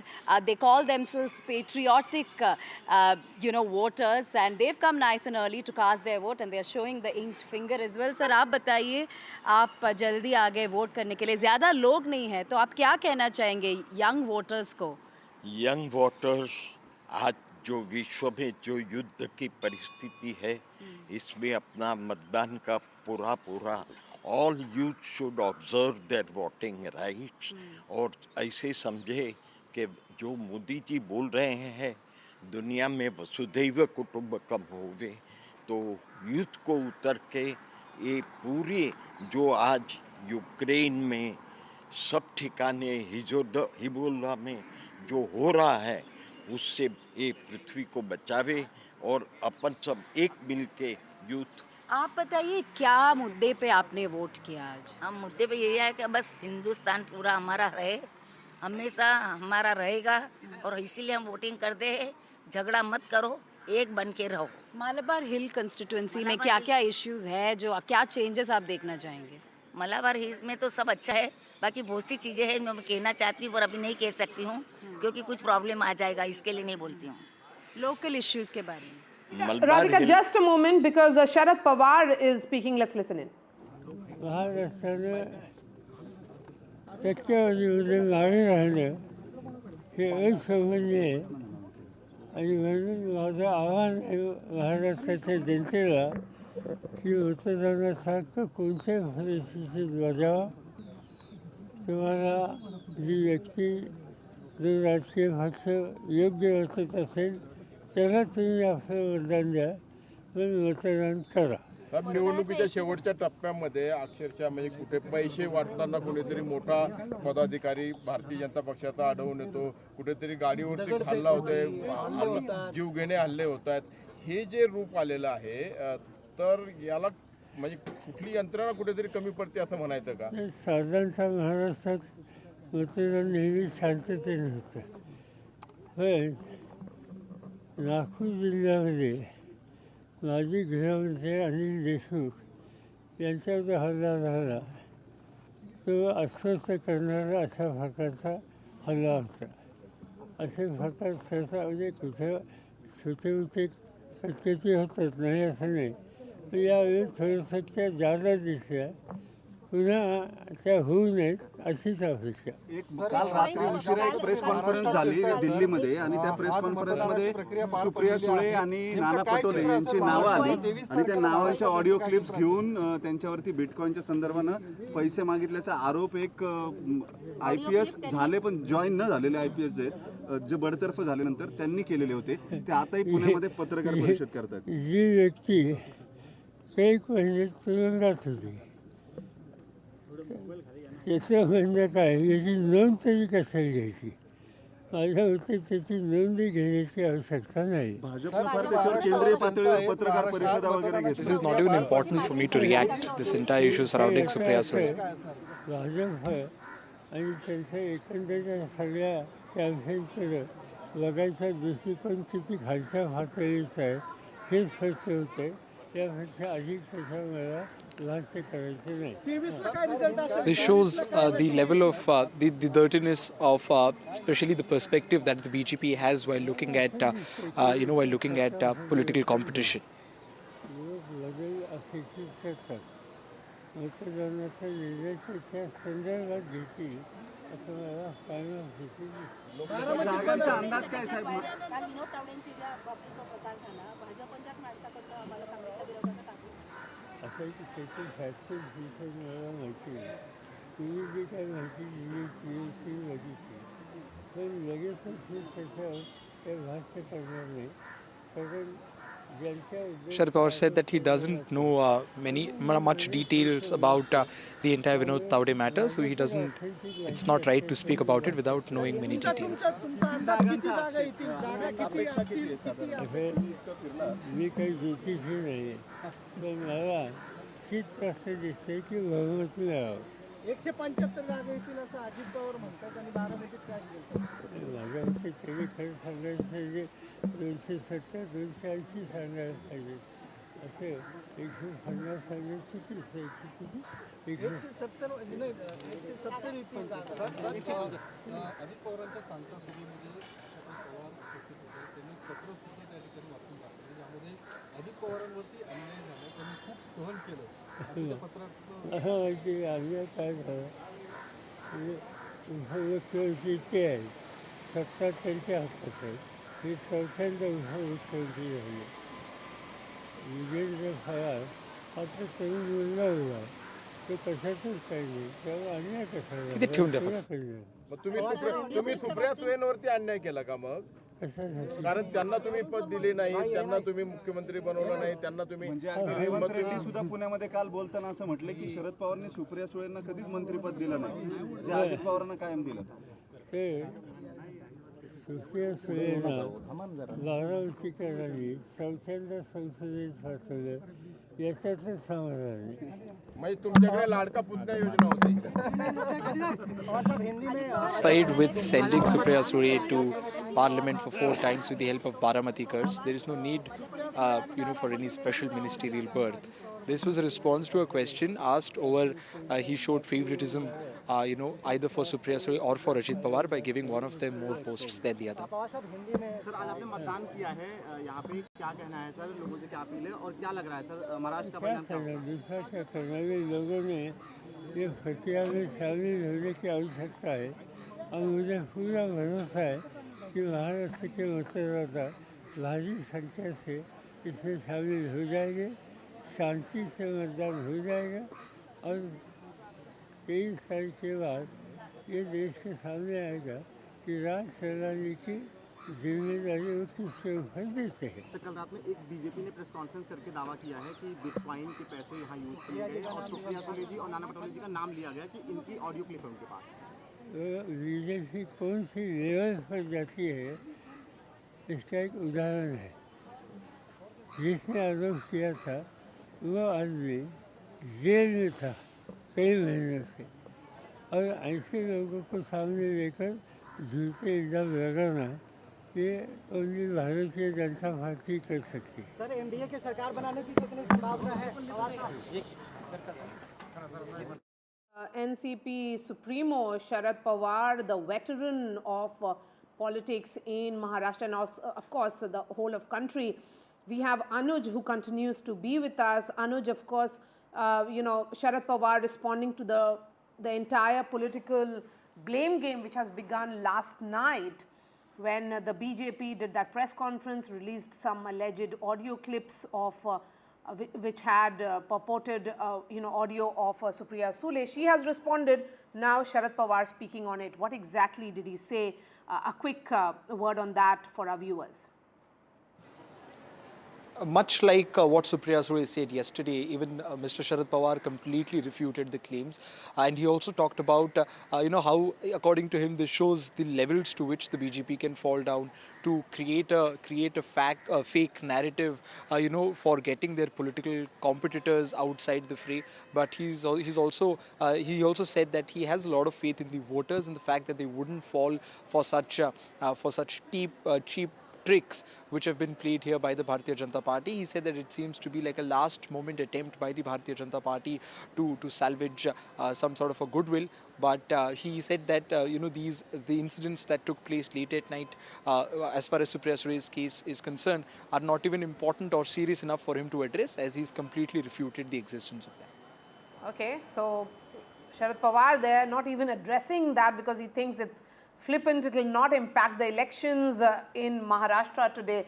But the larger question is, do voters get swayed with these kind of last minute gimmicks that are played by political parties? Let's bring in Dr. Kartikeya Batra, Aditi Fadnis and Sajjan Kumar. Sajjan, as someone who has travelled across Maharashtra, your thoughts on this? Do voters get impacted? Because, one may say that even those who are the fence-sitters, they would have made up their mind by last night. Precisely this election, one substantial change, if you compare to the Lok Sabha election ambience in Maharashtra, is that there is nothing called a binding narrative. This is more like a municipality election. We are calling it assembly election, but if you go, every seat is having its own dynamics. So voters have made up their mind, but the mind is made up their mind on the basis of candidates are taking a front seat, parties are taking back seat, ideology and every sort of thing. There is so much of confusion that everywhere the primacy of the candidate is their only binding factor. And for that, I would be looking out that if there is more women turnout or substantial women turnout, I think that may have a resonance for the incumbent, because across all the regions, 6 regions in Maharashtra, be it Vidarbha, Marathwada, North Maharashtra, Paschim Maharashtra, Konkan, Thane or Mumbai region, one factor that was having some resonance was the impact of the Ladki Bahin Yojana. So that is why people have made up their mind to vote to the best candidate that they perceive. It is transcending the party and ideology consideration. So the ones who are managing it better, ones who have more organizational investment, they are having the edge in that constituency. But one thing that is there among the women constituency, I think they may emerge as the X factor. Will that X factor will be the decisive game changer or not is something to be seen. But I think that people have made up their mind as per the candidates, and women are getting swayed. To what extent, I cannot say, but directionally, yes, they are getting swayed with the Ladki Bahin Yojana. So if more women turnout happens in a good number, I think that would be advantageous to the incumbent. If you see the different regions, we do see that the regions wherein you have more OBCs like Vidarbha, etc., you find that Vidarbha, North Maharashtra, and even the Konkan region, wherein Kunbis outnumber Marathas. No, they call themselves Maratha, but on paper they are Kunbis. So that's the confusion. So there you find that Jarange Patil factor is not working effectively. Only region wherein I found that there is a substantial consolidation for the Mahavikas Aghadi because of the Jarange Patil factor, not the Sharad Pawar factor, was in Marathwada, accounting for just 46 seats. Okay. In rest of the region, I see it seems to be a fair fight or slight is to the Mahayuti. But among the women, I do see that the turnout may indicate that perhaps Ladki Bahan Yojana, the scheme-centric image, is taking roots. Yeah. Right, bringing in Aditi Fadnis now. Aditi, taking off from what Sajjan Kumar there was saying, you know, the Maratha factor, the 30% of 30% vote bank of Marathas in Maharashtra is of course something which is crucial for both the MVA as well as the Mahayuti. Now there's a lot of talk about how BJP has taken certain lessons from their Haryana win. So in terms of working out the caste arithmetic or especially managing the Maratha votes in Maharashtra, what are some of the significant changes you feel that the Mahayuti has been able to bring about in their campaign since their Lok Sabha poll results? Well, I can't say that they have had any very successful or very profound effect on Maratha politics. As you know, the race to include Marathas in the list of reservations has been pretty viral between both alliances. And they introduced a bill in the assembly. That bill was struck down by the court, etc., etc. Meanwhile, Jarangi Patil had started a campaign, but even before that, there was a campaign to reassert Maratha pride after the rape of a Maratha girl allegedly by two Dalit boys. So, that led to a silent Morcha campaign, and all that has coalesced in a sense among Marathas that they are powerful, but they don't have authority. And I think this election, both sides are trying to woo the Maratha vote. Jarangi Patil was going to become an important element, but from what I hear, he decided first that he would not contest the assembly. Then he said he would pit his weight behind the MVA. Then now apparently he's kind of standing silent and making a tactical position in various places. So definitely the Maratha question, if you would like to call it that, has not been settled by this election. Yes, but the interesting point that was made by Sajjan was also the women voter and the entire buzz around Ladki Behan. You know, the question here is that optics-wise, there seems to be that united MVA and a united Mahayuti. Of course, it started on a very different note till the time they sorted out the ticket distribution. But the fact is that it's a hyper-localized election that's happening in Maharashtra, Aditi. Do you think whenever there is a localized election where candidates matter more than the political party, then it's an open election? Absolutely, I totally agree with you. Just about the women voters, it is very interesting that in Jharkhand, as well as in Karnataka, as well as in Maharashtra, as well as in Madhya Pradesh, women are being aggressively wooed, basically with cash, basically with an allowance, to get them to vote for either side. So clearly, both parties, both alliances, both sets of political forces feel that women's votes are a vote that is up for grabs still.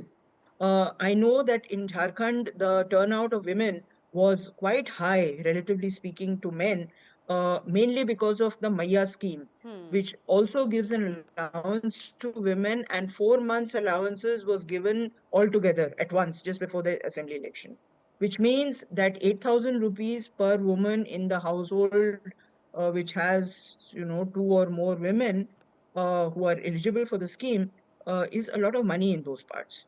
The thinking behind allowances for women is how much more free food, how much more gas, how much more free house, how much can people eat. So best to give it to a woman, make travel free for her. It enables her mobility, it pushes her into the employment stream, and it gives her the freedom to consume.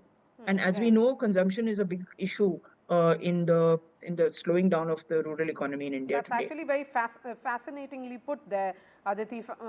And Tanima, women voters, the pink voters are the deciding voter. They very well be termed as the X factor of these elections in both the states. Maiya Samman, and here it is Ladki Behan. The Ladki Behan scheme, exactly. The women voters being aggressively wooed by all the parties and alliances in the fray today. Bringing in Kartikeya Batra also in the conversation. Another aspect which might be, was a bit of a trouble, in fact, for both the alliances in Maharashtra was the rebel factor. There are a number of rebels who are contesting as independent candidates across the state today. Who do you think will be hit most by this? Whether it will be MVA which has to pay a higher cost for this, or the Mahayuti? You're asking me to probably resolve the biggest mystery of this election 2 days before the results are out. That's really unfair. So I think that we are putting up as anybody's guess here. Yeah, because we do not know either. Tanima and I are racking our brains on that. Maria, the thing is that in Haryana, you knew that there was one side which was at the receiving end of this factor. In Maharashtra, both sides are at the receiving end of this factor. Because it's not just that independents are going to dent the MBA, like the BJP said, a very good sort of net around the Congress in Haryana, but here even the Mahayuti is facing internal dissent, and so their own candidates are hurting them. So it remains to be seen what happens. What I can say is, given the resources that the Mahayuti has, and given that the BJP seems to be better at last mile connectivity and management, probably they know their way out better. But at the end of the day, as Sajjan Bhai was saying, that it is a hyper-local election. Yes. And if it's a hyper-local election, it is anybody's guess. And so you're not looking at one large election. You're not even looking at regional elections where 5 different regions are voting on different patterns. You're probably looking at 288 different elections, right? And so the point is that how can you wager a guess based on when you know that it's that granular? Now, I must add that there are some factors that are playing across the state. So, for example, the whole defections, the breakup of the party, this Ladki Bahin Yojana is working across the state. Then there are regional factors. You go to Vidarbha and Marathwada, there is rural distress. You go to North Maharashtra, there is onion prices. In Marathwada, there is also Maratha reservation issues. The Thane Konkan, the UB sort of Shiv Sena's versus Shiv Sena factor. Western Maharashtra, Sharad Pawar versus Ajit Pawar factor. And then superimposed on these statewide and regional issues are your hyper-local issues. So it's a multi-layered sort of competition. So the people you just saw who were voting, they were clear they were voting for the party symbol. But that may not be very obvious to a lot of other people. And I think that's what makes this election very complicated. You made an interesting point, because I was in Nandgaon, which is in rural Nashik, part of that Nashik Western Maharashtra belt. And in that constituency, the battle was between Samir Bhujbal, who is the nephew of Chhagan Bhujbal, and he was seen as essentially a woodcutter because he rebelled and was contesting against a local Shiv Sena candidate who is from the Shinde Sena candidate. So I think that rebels are causing a dent on both the sides. But how much will they dent Mahavikas Aghadi or Mahayuti? That remains to be seen. But let's continue this conversation, and I'm going to bring Aditi again. Aditi, in a way, while we are looking at this very hyper-localized election, there is that sentiment also for Eknath Shinde in Thane belt in particular, where he's seen as a sincere man who has become like a common man chief minister. You know, CM for him, as he said, means common man.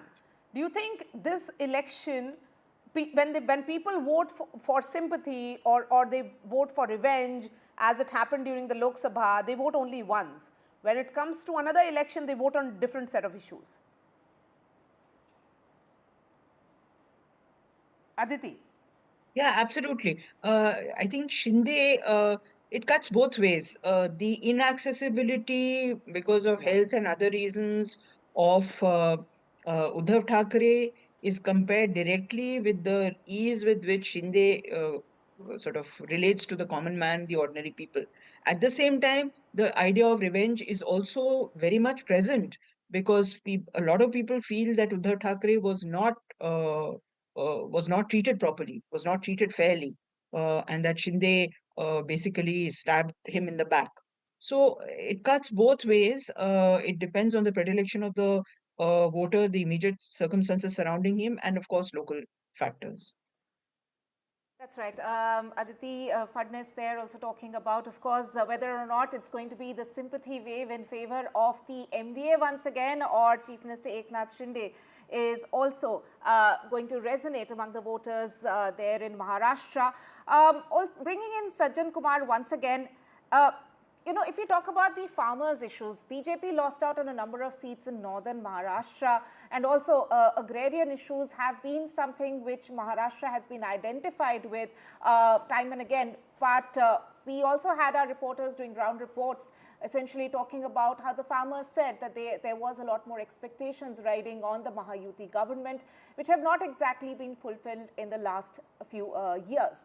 So we've seen the outreach, of course, going out in the manifestos from both the MVA and the Maha-Yuti side. But in terms of the farmers' issues, who do you think has the edge in the battleground state? Let me put it in perspective, because we interacted with a substantial kind of in rural area to the farmers' household. Now, yes, if you have the conversation, in that conversation, the complaints about the low output and the prices being not below the MSP, these factors are there because of the uneven rain. So particularly in Vidarbha and Marathwada region, the cotton and soybean, and if you go to north side for cotton, but for onion this time there is no complaint because the productivity and output is there. But is it translating into something what we call as the rural distress or a farmer's anger, and will it have a election centric implications or not? I think we need to see that farmers do not operate in singularity. They are not just farmers. They consider their unit as the household. So what has happened between two festivals, you know, between Raksha Bandhan and Diwali, the Eknath Shinde government has given on an average, and this is a rough estimate, 20 to 30,000, you know, cash doles to a substantial number of the rural households. So Latki Bahin Yojana, 5 installment in 7.5K. If there are 2 women, 3 women, it multiplies. Then also there have been Kisan Samman Nidhi, which 6,000 from the center and 6,000 added by the state government. Besides that, the insurance, that is Pik Bima, has given some. So in total, you see from April onward, the electricity charges has been waived off. So that way, what has happened that yes, there are complaints, but people are also saying that in their household, some sort of a cash doles is reaching out. So therefore, it has neutralized. Except Marathwada, which has a different Jarange Patil community-centric anger. But in Vidarbha and North region, we did see that the farmers' complaints are there, issues are there, but they are not leading to what you call as the distress or some sort of an anger. Because in 4 months, the Shinde government, and primarily the Shinde government, it's an amazing transformation of his image, who was considered as a traitor, as a person who was dependent upon the BJP. Now he has arrived as a leader. Kam samay mein bahut acha kaam kiya hai isne. He takes quick decision. And he has now identified more with the scheme-centric, you know, image rather than Uddhav versus sort of a sympathy. So for Uddhav, sympathy is there. But then people are also actively considering the schemes that are reaching out there. So my view is that farmers' issues are there in conversation, but it is not leading, you know, to some sort of a occupational identity of the people. They are not voting as farmers because the cash that has reached out to their household has effectively neutralized that depressing scenario. And therefore, I think at the end of the day, it is the candidate factor.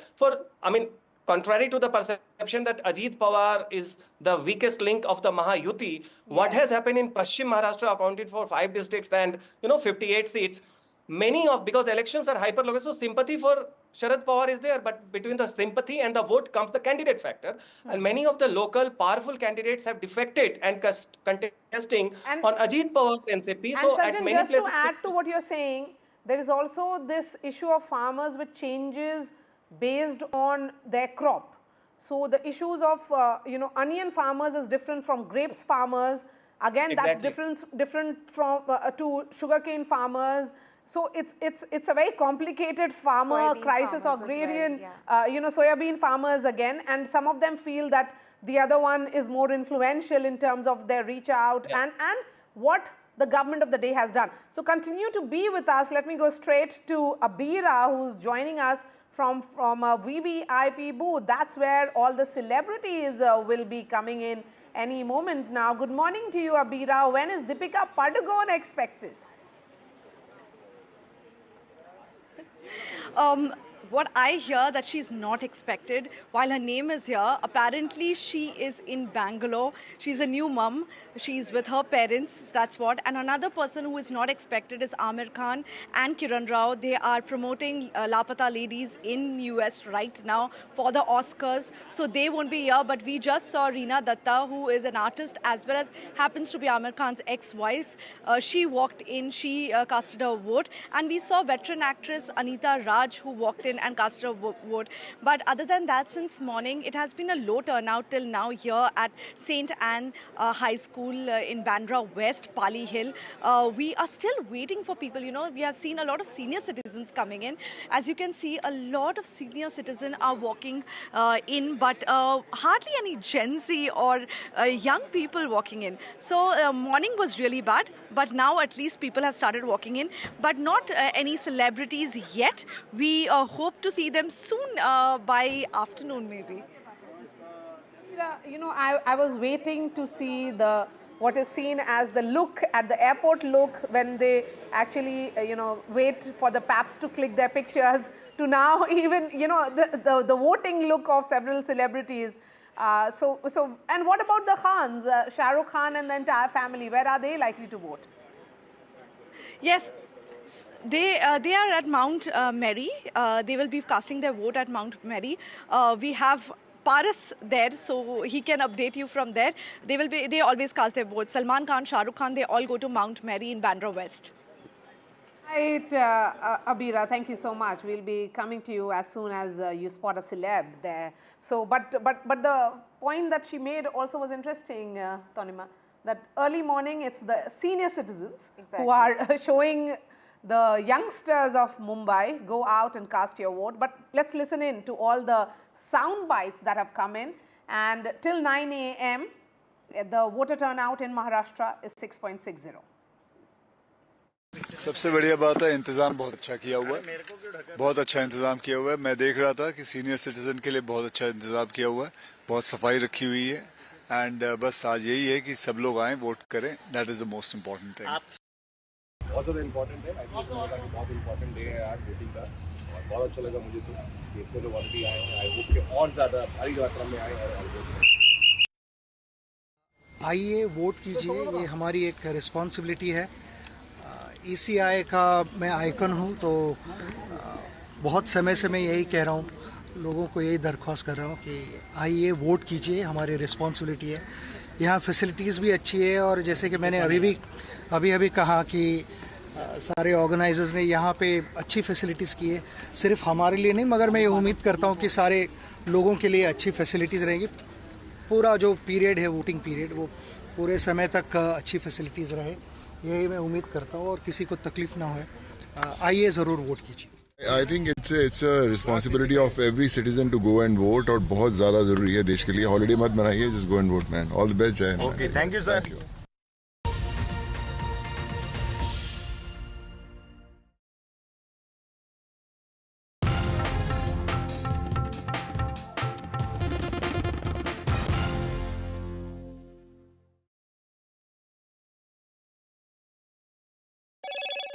Hello, Moto. Motorola Edge 50 Pro, world's first AI-powered pro-grade camera.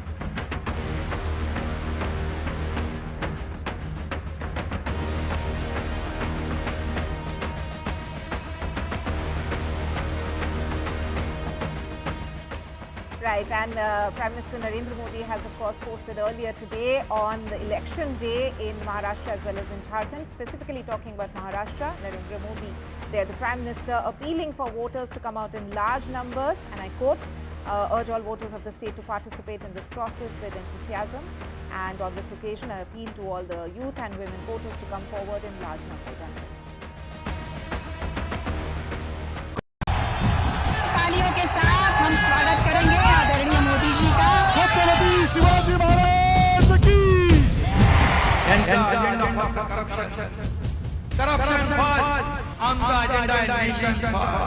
घोषणा आणि जनतेचे पैसे लुटणं. Cut commission आणि करप्शनला आमच्याकडे थारा नाही. त्यांचा परिवारवाद आमचा महाराष्ट्रवाद. महाराष्ट्रामध्ये 1,75,000 जागा रिक्त पण का भरत नाही? राज्याची जनतेच्या घमाच्या पैशाची तिजोरी लुटण्यासाठी हे सरकार आहे. पूर्वीच्या सरकारच्या काळामध्ये निधी देताना त्यांना असं वाटायचं की त्यांच्याच खिशातले पैसे चालले. शेतकऱ्यांना मोफत वीज देण्याचं काम आपल्या सरकारने सुरू केलं.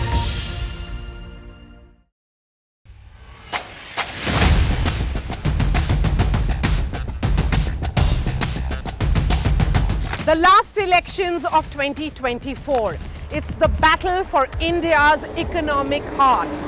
An election that will decide Maharashtra's future.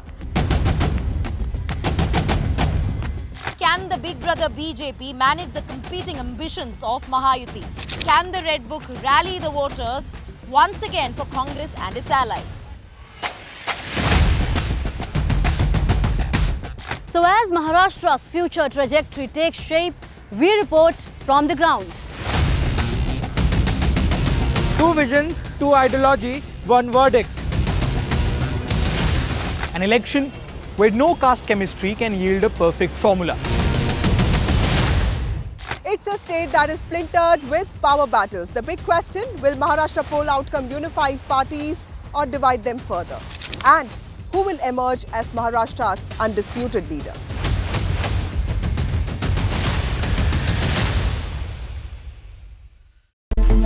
It's a web of frauds, calls, luring emails, threatening messages. Cyber frauds have cast their net wide and everyone is at risk. We track the victims, their horror stories as they get conned online, extorted and robbed of their hard-earned money. How to identify a cyber fraud and how to stay cyber safe. What are your options? Fraud.con, NDTV initiative for cyber safety. Only on NDTV 24/7. I've been reporting on all issues. Hello, Moto. Motorola Edge 50 Pro, world's first AI-powered pro-grade camera.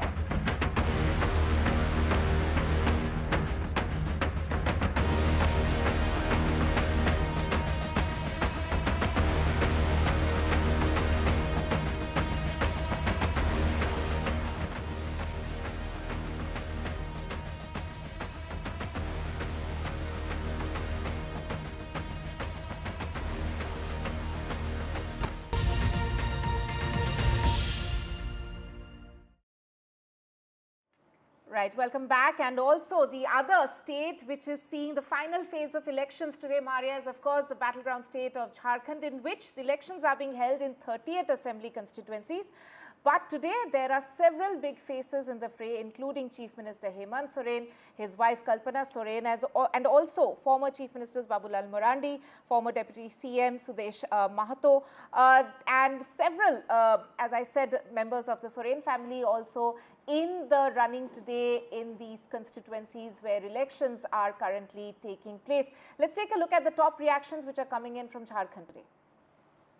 मैं समस्त मतदाताओं से मैं appeal करता हूं कि लोकतंत्र का ये महापर्व है, अपना मताधिकार का प्रयोग करें। हमें 5 वर्षों में एक बार अवसर मिलता है अपने हाथों से अपने प्रदेश को संवारने का, और इसलिए समस्त मतदाता भाई और बहनों से मैं अपील करता हूं, इस अवसर को गंवाना नहीं। प्राप्त संकेत जो मिल रहा है, झारखंड की जनता अब परिवर्तन का मन बना चुकी है। हेमंत सोरेन की सरकार जा रही है और झारखंड में बीजेपी के नेतृत्व में एनडीए की सरकार आ रही है। All right, so you heard from Babulal Marandi making the predictable statements. These are the statements that politicians make ahead of polling. But yes, today is the last and the final phase of polling in Jharkhand. Let's bring in Prabhakar Kumar now, who's joining us. Prabhakar, what's the mood like among the early voters? Are you seeing some enthusiasm? Not really, Maria, because I'm standing at one of the polling stations and it's almost empty. There was a bit of crowd in the morning, early morning, but now people are just trickling in. So we are just hoping that as the day passes, the crowd will swell out here. Now, today's poll happening in Jharkhand, which is the second phase, polling happening in around 38 Vidhan Sabha constituencies, is very important politically because this is actually the tribal bastion which is going to polls today. And we have seen the BJP's narrative of talking about the illegal immigration and infiltration actually in Jharkhand. And through that, they were actually giving out a message to tribals that JMM was trying to help out infiltrators settle down here, which was eating into the resources of tribals. So today it would be tested whether that message has actually trickled down to the tribal voters, because this entire Santhal Pargana, which is going to polls today, is a bastion of JMM, and JMM has emerged as a political party from Santhal only, that is Dumka and adjoining areas, and that is going to polls today. So it would be very interesting to watch actually whether tribals have bought those narratives which BJP actually played on the ground here in Jharkhand. And the last few days have been very, very polarizing in terms of the narrative setting attempt. BJP's official handle put out a very disturbing video which was taken down by the Election Commission. Do these videos actually reach the last man, or does it remain largely in urban pockets? No, in the era of social media, it certainly reaches everywhere. So you can actually never restrict these kind of videos to be confined to urban areas. So I'm sure it reaches everywhere. But as we know, Election Commission was petitioned and Election Commission intervened and they had struck down that video. They asked the social media team of BJP to take that video off, and also the social media platforms where those videos were posted, they were asked to take them off. So that actually played up a few days back.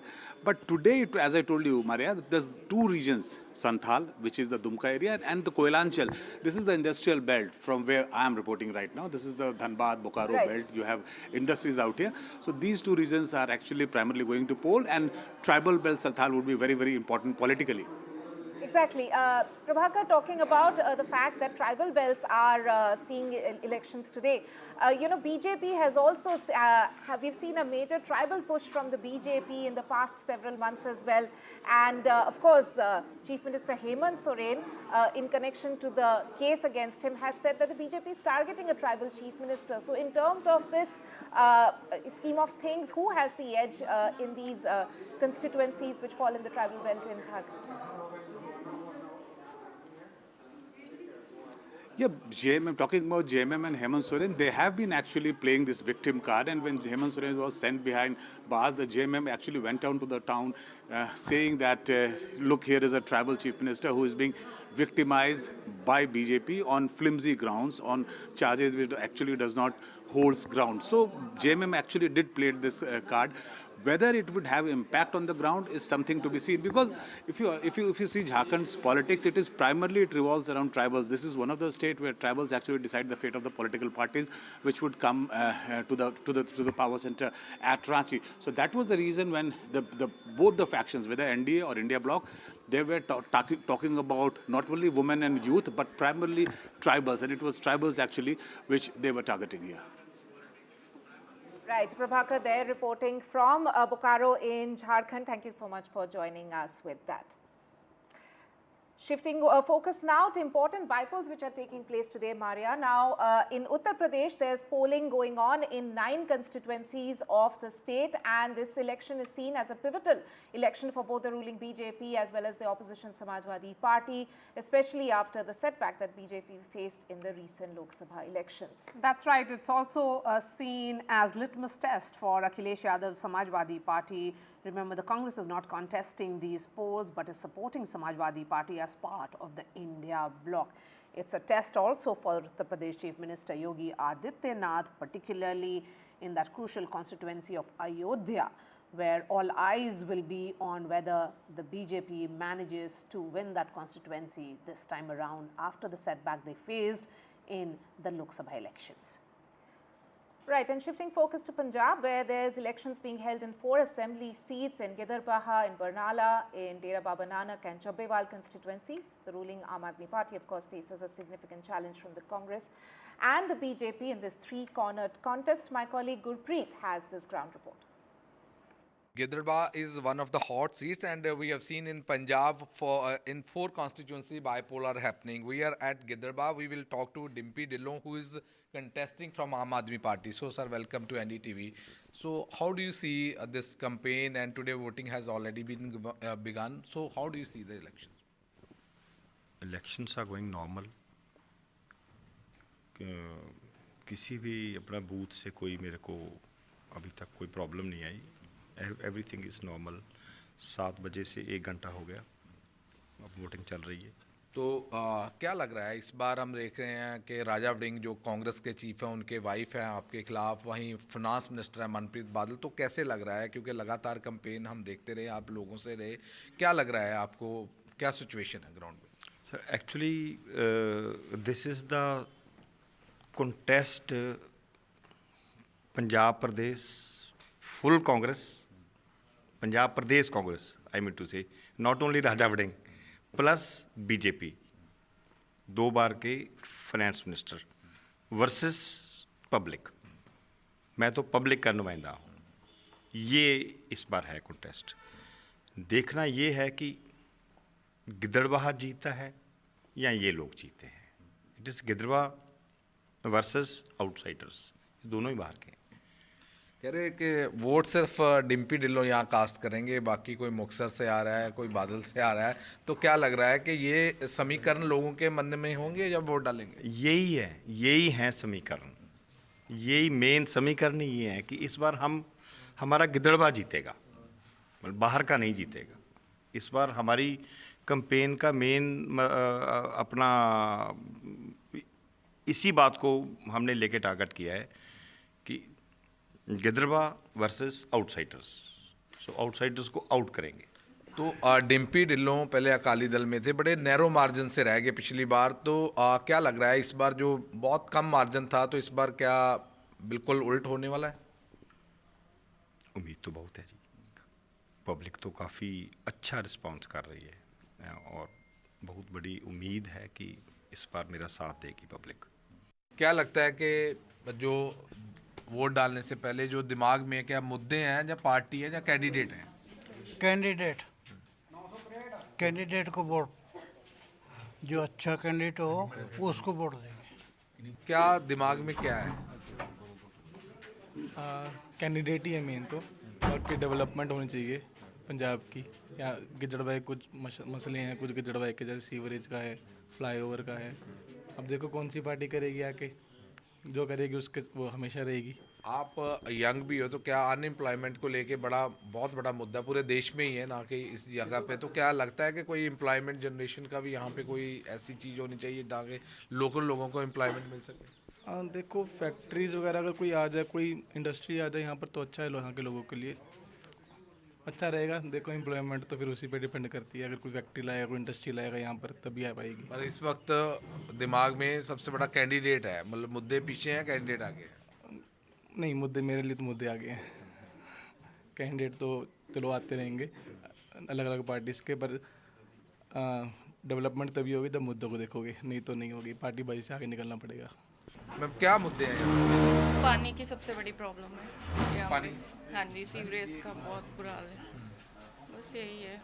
तो बाकी और जो development है, आप development को mind में रखोगे या पार्टी को या कैंडिडेट को? क्योंकि डेवलपमेंट को पहले हमारे अच्छा होना चाहिए सब कुछ. Very clear word from the voters of Giderba. They say, some of the voters, they say they are keeping in mind about the issues of this Gidarbas while casting their vote. Some of the voters, they say they are also picking up the candidate and the party when they are going to cast their vote. So let's see which party and which candidate will be able to win this election from Giderba. But Giderba is a hot seat which has a lot of importance in Punjab politics. With Vijay, Rajesh Kumar, this is Group Singh China for NDTV, Giderba, Punjab.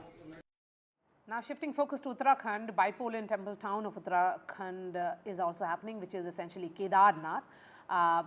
Election being held following the death of BJP MLA Shaila Rani Rawat in July. The BJP has nominated Asha Nautiyal, who is former Mahila Morcha president, while the Congress has selected journalist turned politician Manoj Rawat as its candidate.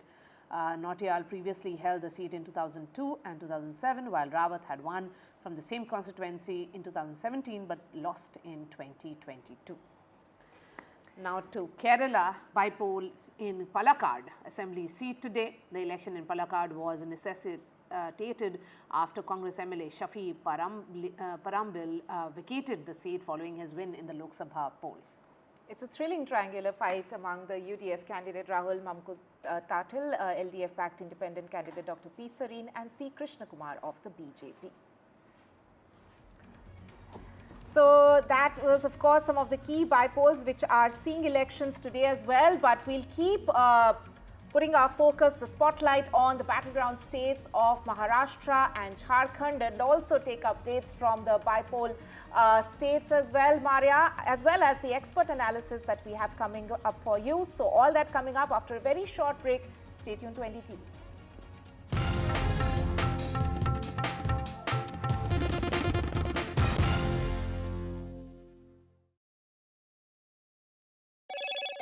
Hello, Moto.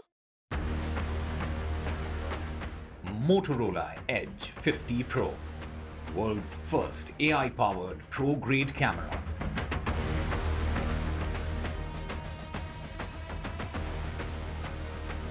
So Prime Minister Modi there in Guyana being received by the President of Guyana. Remember, PM Modi is the first Indian Prime Minister to visit Guyana in 56 years.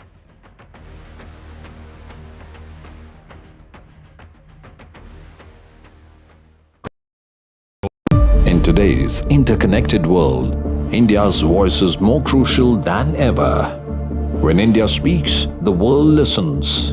At NDTV World, we are that voice, bringing you intelligent and insightful news from India and beyond. From geopolitics and diplomacy to economic shifts, migrations, tech disruptions, and the stories of our diaspora. We cover the news that shapes our global future. NDTV World, your new home for global news, is here.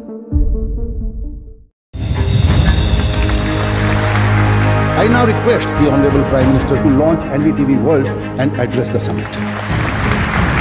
It was the grand launch of NDTV World by Prime Minister Narendra Modi. NDTV World, as he laid out his vision for the India century at the NDTV World Summit.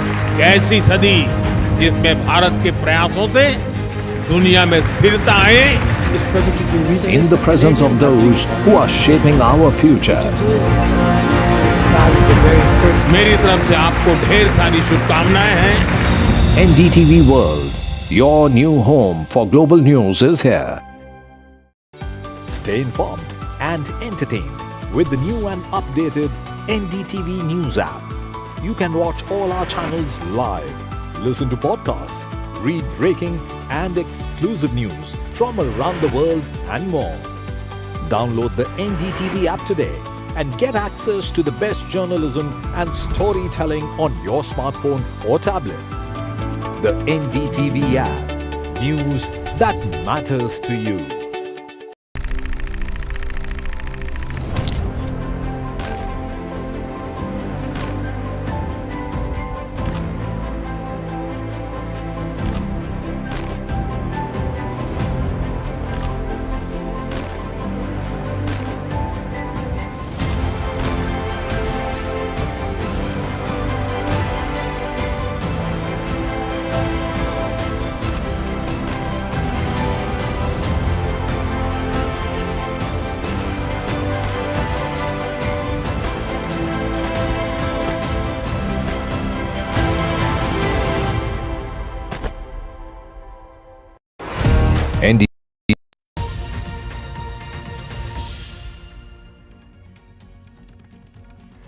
Ladies and gentlemen, it's 10 a.m. So it's been over 2.5 hours since the polling began in 288 constituencies in Maharashtra. It's a decisive election for the state and also for India. Good morning, and Maria and I over the next couple of hours will try and take you to what's happening in Maharashtra, a battle of narratives, betrayal, mergers and then parties breaking and so on and so forth. All that is going to be decided today when the voters vote. Which way, which narrative are the voters convinced with? Before we do that, very quickly, the headlines. High voltage battle in Maharashtra today. Voting underway in 288 constituencies. Ruling Maha-Yuti versus opposition Maha-Vikas Aghadi. Celebs cast their vote in Mumbai. Sachin Tendulkar, Akshay Kumar, Rajkumar Rao among the early voters.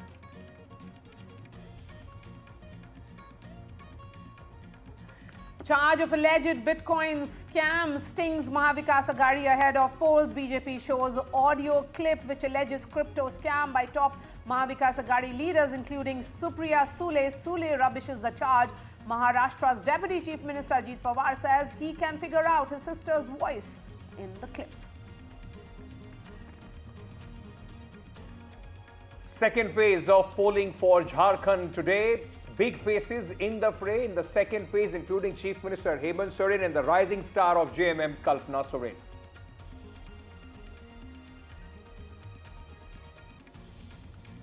Bypolls in 4 key states, 9 seats in Uttar Pradesh, 4 seats in Punjab, 1 in Kerala and Uttarakhand up for grabs.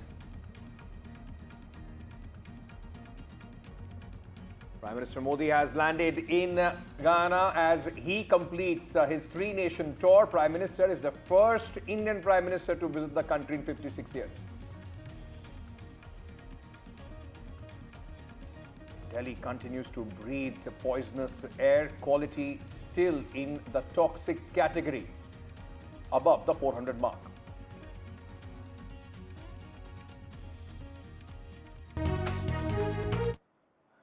Good morning, viewers. It's the polling day in Maharashtra after over a month of high decibel campaign, battle of narratives, battle of alliances. It's the D-Day, which is the day in which the voters are deciding right now, even as we speak.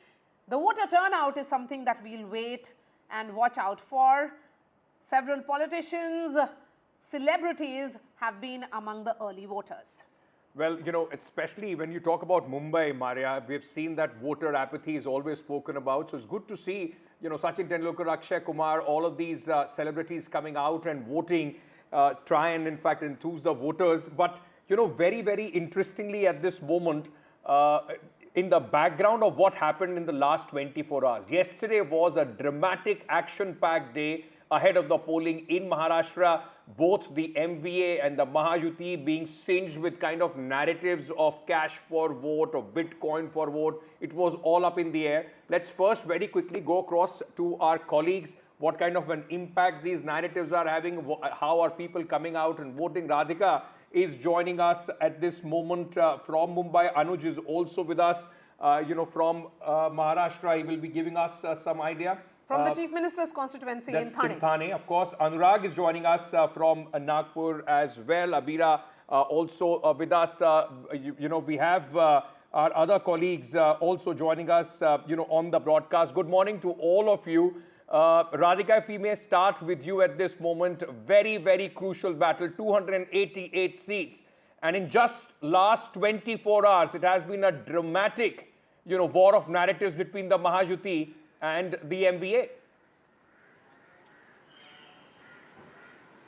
Absolutely. Last 24 hours saw high volatile drama as far as the state of Maharashtra is concerned. We know Tavde being accused of a cash for vote scam, and then of course Supriya Sule, Nana Patole coming under scrutiny as far as cryptocurrency being used for assembly elections are concerned, for funding of assembly elections. Of course, all this being rubbished by, both the respective parties, be it the BJP or be it the MVA for that matter, both the Congress as well as NCP.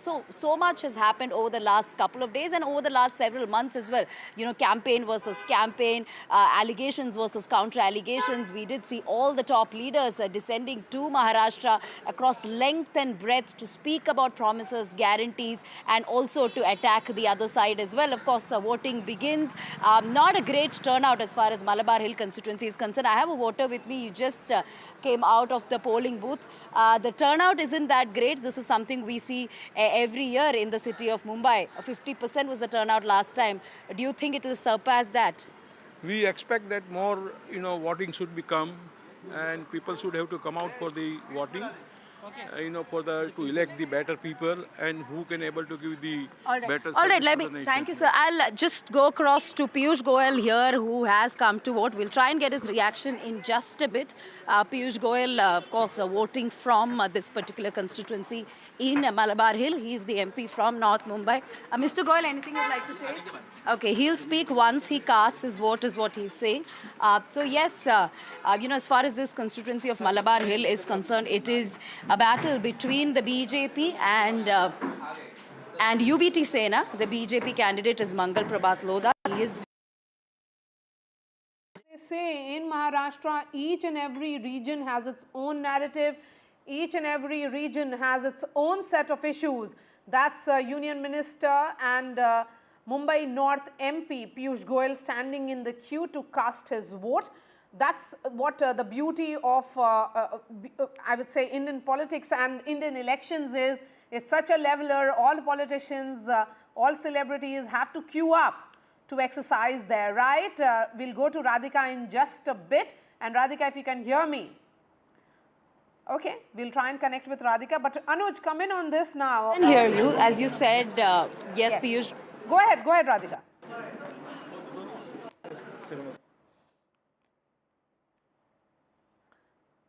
Okay, there seems to be some problem with that line with Radhika. We'll try and connect with her in a bit. But Anuj, come in now. When is the Chief Minister expected to cast his vote in Thane? The Chief Minister was supposed to be here at around 9 or 10, but one can expect a little bit of delay considering that Chief Minister has been up and giving interviews in the last few days, and he's considered to be a person who's very active during night time and he starts his day a little late. So considering all of those things, one can expect Chief Minister to be here at best before 11 o'clock here today morning. But, talking about this entire constituency or the region, Shiv Sena UBT tried to play a very interesting card by betting, by making Kedar Dige, the nephew of Anand Dige, who is considered to be the political guru of Eknath Shinde in this region, against him. And that seems to be the case. When you look at the Lok Sabha elections, the whole point was which of the two Shiv Senas are stronger. While the Shiv Sena UBT faction increased the number of MPs than what they were left with, it was Shinde Sena who had a slightly better voter turnout. At the same time, we also had the likes of, the Bharatiya Janata Party and the Shinde Shiv Sena faction who were of the opinion that it is the Congress vote bank and it is the minority votes that has transferred from the Congress and the NCP to Shiv Sena, and the Marathi Manus vote, in which the Shiv Sena has taken so much of pride in last 40 to 50 years, is actually with Shinde Sena. So while that result was divided as far as seats and vote share is concerned, this result is going to be very crucial. Before that, I would just like to show the visuals here. You can see, we've seen this since morning. The fact that people of all ages, people of different kinds are making sure that they make their way here to the polling booth. And this really is an encouraging sign, as you were talking about the beauty of Indian democracy. This is not the first person who's come here on the wheelchair. We've been here for last 2 to 3 hours, and since then, a lot of people have come here either on wheelchairs or with the support of some other accessory of individual, just to make sure that they vote. In this particular constituency, we are seeing that, voters are in awe of their local MLA, who is also the Chief Minister of the state. But the issues here also are about women's safety, something that has been up the minds of the people for quite some time now, not just in Mumbai or Thane region, but all across the state. And that is going to be a major challenge in front of the voters. But, when you talk about Thane specifically, one promising thing is that you can see that there are a lot of people around me. So it seems that people are, enjoying, or rather are utilizing their off, which happens to be on Wednesday, quite appropriately.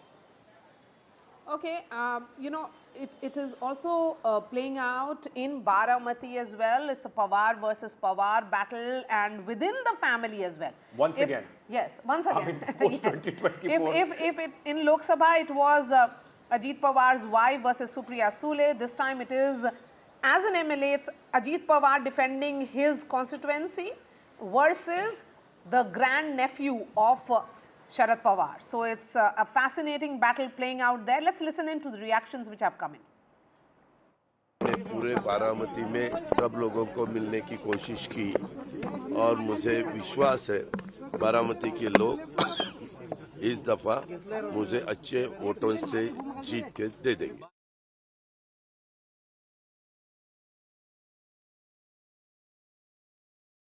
उसके सामने कुल 23 उम्मीदवार हैं इस constituency में, लेकिन सबसे कड़े उम्मीदवार जो है वो हमें लगता है कि अजीत पवार जी, जो कि 7 बार यहाँ से विधायक चुने जा चुके हैं। 1991 से लगातार वो यहाँ के एमएलए रहे हैं। कितना चुनौतीपूर्ण आप इसे मानते हैं?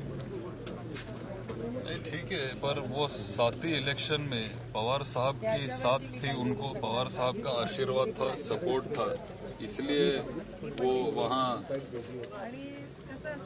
अब तक जीत कर आए। आपका कहना है कि अब तक शरद पवार जी का आशीर्वाद था उनको, इसीलिए अब तक वो जीतते रहे। मतलब इसलिए उनको लोगों का भी आशीर्वाद मिलता था, पर अभी पवार साहब उनके साथ नहीं है, मतलब वही छोड़ के गए। और पवार साहब का आशीर्वाद और हम एक साथ है, पवार साहब भी हमारे साथ है, और जहाँ पवार साहब है वहाँ बारामती की जनता है। The other important face in the scheme of things, and especially for the Congress party, is the man there who is casting his vote at this moment, Nana Patole, the Congress chief of Maharashtra. A lot rides, Maria, on the performance of the Congress party in Maharashtra, because in 2024 Lok Sabha election, the Congress surprised everybody with their performance, and then, you know, at least within the alliance, there were talks that it is on the back of the sympathy for Sharad Pawar, for Uddhav Thackeray, that Congress has been able to perform so well, especially in constituencies where it's a direct head-on fight with the BJP. Yes. Can the Congress repeat what they did in 2024 Lok Sabha election is the big question of this election as well. Yes, and Nana Patole is contesting from Sakoli in Maharashtra Assembly elections, and which is seen as an important battle in Vidarbha. Remember, of the 103 seats that the Congress party is contesting in these elections, 40 is the number that they are contesting in Vidarbha region alone, which means in most of these seats, Ankit, it's a direct face-off between the BJP and the Congress party. So on those seats, it will be interesting to watch out for. Nana Patole, Congress chief from Maharashtra, is contesting from Sakoli constituency in Vidarbha. You can also see Piyush Goyal standing there speaking to some journalists while he will be stepping out of the polling booth and then going and giving sound bites as well. Let's bring in the guests now. Aarti Jairath is joining us. We have Manisha Priyam as well with us. Aarti Jairath, good morning to you, Aarti. We are looking at, you know, all the... Okay, in fact, Nitin Gadkari, Nagpur MP is speaking. Let's listen. Vote किसी भी स्थिति में करना चाहिए, यही मैं जनता से appeal करूंगा, और ज़्यादा से ज़्यादा परसेंटेज में वोटिंग करें और लोकतंत्र को मजबूत करें. By there by Nitin Gadkari, and then you can see Sharad Pawar also casting his vote in Baramati, which is the bastion of Pawars. Well, Sharad Pawar, the old war horse of Maharashtra, in fact, still fighting a fight of his life every time. I mean, we've been saying the same thing, but it always becomes a fight for his life. Sharad Pawar, still active, still, in fact, very much there, ruling the roost in politics of Maharashtra. But let's, okay, I think Mr. Piyush Goyal is about to speak. He has already casted his vote, newly minted for the first time member of parliament 2024. He became the member of parliament for Lok Sabha, and now in fact he's just cast his vote along with his family, and what we'll try and do, we'll see if Mr. Goyal is speaking and get you a reaction. In the meanwhile, you know, we are seeing all across that high profile leaders are coming out and voting there. Aarti Jairath, while we are you know, waiting for Mr. Goyal to speak, what are you looking out for in this election? Too many permutation, combination, 6 parties in the fray. People still confused who is with who. Absolutely. In fact, although it's a little early to talk about voter turnout, yes, but if you compare the voter turnout in Maharashtra so far with the voter turnout in Jharkhand it's double of what it is in Maharashtra. And if you remember the Lok Sabha elections also, Maharashtra recorded very low voter turnouts, you know, as compared to many other states. And I think that's largely because of the confusion in the minds of voters, because of the jor-tor politics that has taken place over the last, in fact, over the last 5 years, I would say, because it started immediately after the assembly poll results in 2019, when, although the mandate seemed to be for the Shiv Sena BJP, but actually the Shiv Sena and NCP and Congress formed the government. Yes. There seems to be some problem with that line of Aditi, but we'll try and connect with her. Yes, Aditi, we will try and fix that line with you. We'll be also joined by Manisha in just a bit. But the larger question is that which way will Maharashtra go? Because it's a very, very fascinating battle playing out across Maharashtra. Multiple issues of farmers, depending on their crops, is different, from the sugarcane farmers to onion farmers to grapes farmers, and everything, all boiling down to this day. Which party reached out to them most, which party, addressed their concerns in their manifestos, all that being put to test. And it's now the Janta which is out there to cast their vote. Voter apathy is something which is of major concerns in all the urban pockets. But yes, Aarti, you were trying to make that point even as we look at voters. Now, it's over to the voters, as they say. Janta Janardan. Janta is mighty. Absolutely. Yes. And let's hope that, this kind of confused politics that we've seen in Maharashtra for the last 5 years, let's hope that this election helps to sort out some of that confusion and we see some clarity. But what I'm really looking for and what is really interesting me is, of course, there are legacy battles for the Aarti, I'm really sorry I'm interrupting you here. Piyush Goyal is speaking to our colleague Radhika. Let's just listen in. Okay, or he's just about to speak to our so we are live on NDTV, and he's just asking us to go 50 meters away, as that's the rule. But we'll try and get him. So, just outside the gate is when he will speak to us, since we're not allowed, he's not allowed to give a media bite here, but we're just following him, and we'll stop wherever he is ready to speak to us. Sir, you've cast your vote. At least show us your inked finger. Okay, so that's Piyush Goyal showing his inked finger. Sir, tell us, how different are these elections this time? How different are these elections from 2019? What's the kind of difference?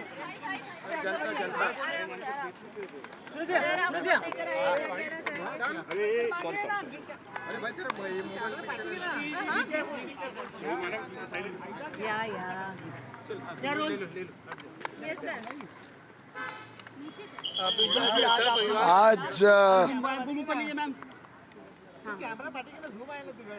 आज ठीक 6 महीने लोकसभा चुनाव के बाद फिर एक बार भारत का, महाराष्ट्र का भाग्य तय करने का दिन आ गया है। आज सुबह से ही मैं उत्तर मुंबई की 6 की 6 सीटों पर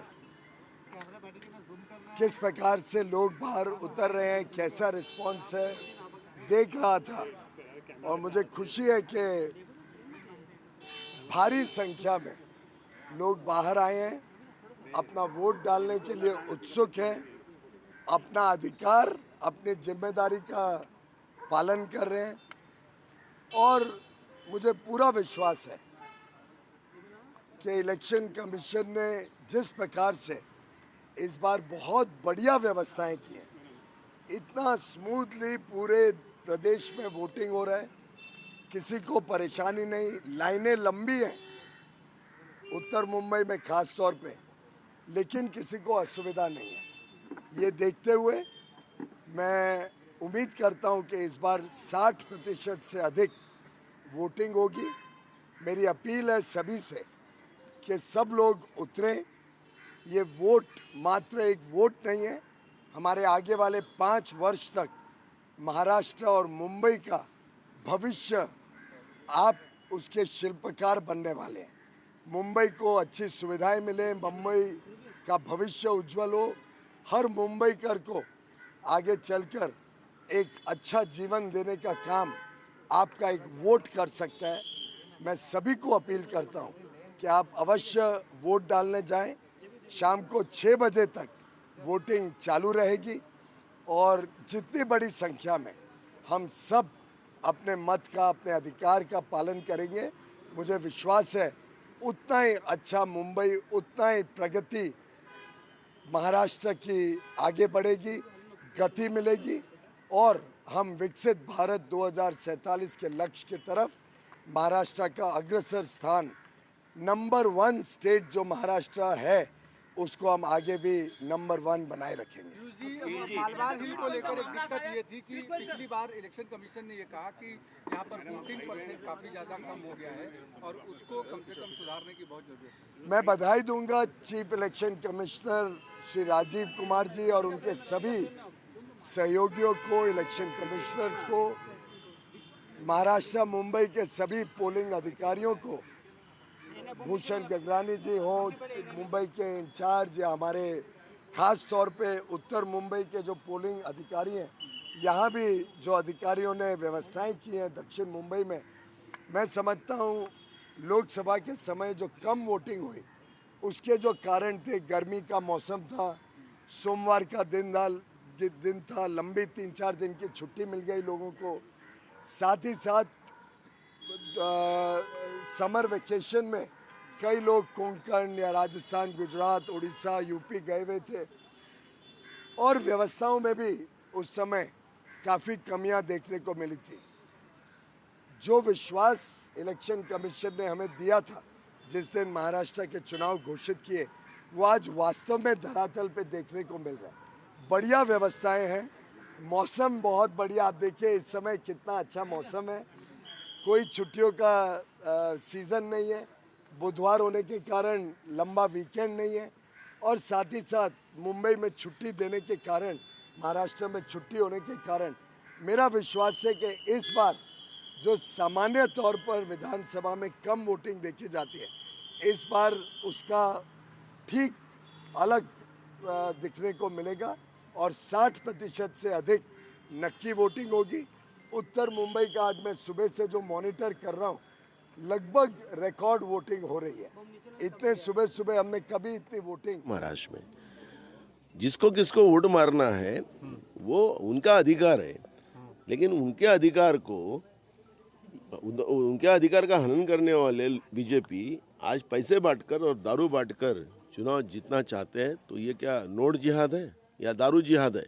आपका मुख्यमंत्री हो रहा है क्या महाराष्ट्र में? बिल्कुल महाविकास आघाड़ी का मुख्यमंत्री होगा और बहुमत में सरकार महाविकास आघाड़ी की महाराष्ट्र में आएगी। आपका नाम फिर से एक बार चर्चे में है, बिटकॉइन स्कैम में आपका नाम लाया जा रहा है। कहा जा रहा है कि गौरव मेहता आप लोगों के संपर्क में था, पैसे आप लोग जो है वो बिटकॉइन के माध्यम से इनकैश कर रहे थे।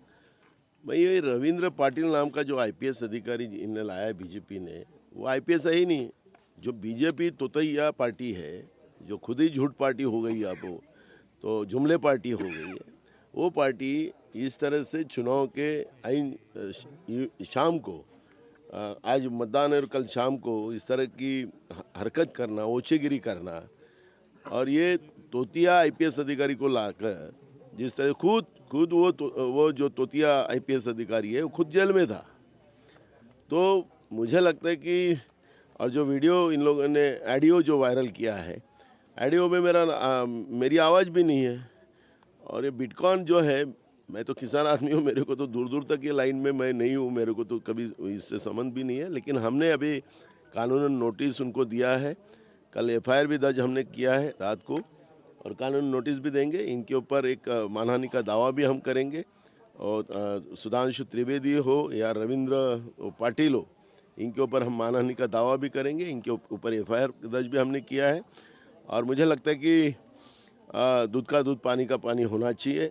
इस तरह से किसी की बदनामी करना, जो बीजेपी की हमेशा खासियत रही है, अब मेरे जैसे किसान के लड़के को अगर ये लोग इस लेवल पे बदनामी करने का जो इन लोगों ने छोड़ा नहीं है, तो ये झूठ बोलने वाली पार्टी, इनसे वही लेवल पे कानूनन हम लोग लड़ाई करेंगे। जिन लोगों का नाम लिया गया है, क्या आप उन लोगों को व्यक्तिगत जीवन में जानते थे? क्या आप कभी उनसे परिचित रहे?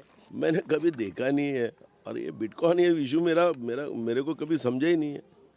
तो मेरे को इसलिए मेरा ये लाइन ही नहीं है मेरा तो, और कौन गौरव है कौन क्या है, मेरा कोई संबंध ही नहीं इन लोगों से। और जो ऑडियो मैंने कल सुना रात को, तो ऑडियो में मेरा आवाज़ भी नहीं है। आवाज़ तो मेरा नरेंद्र मोदी भी पहचानते हैं।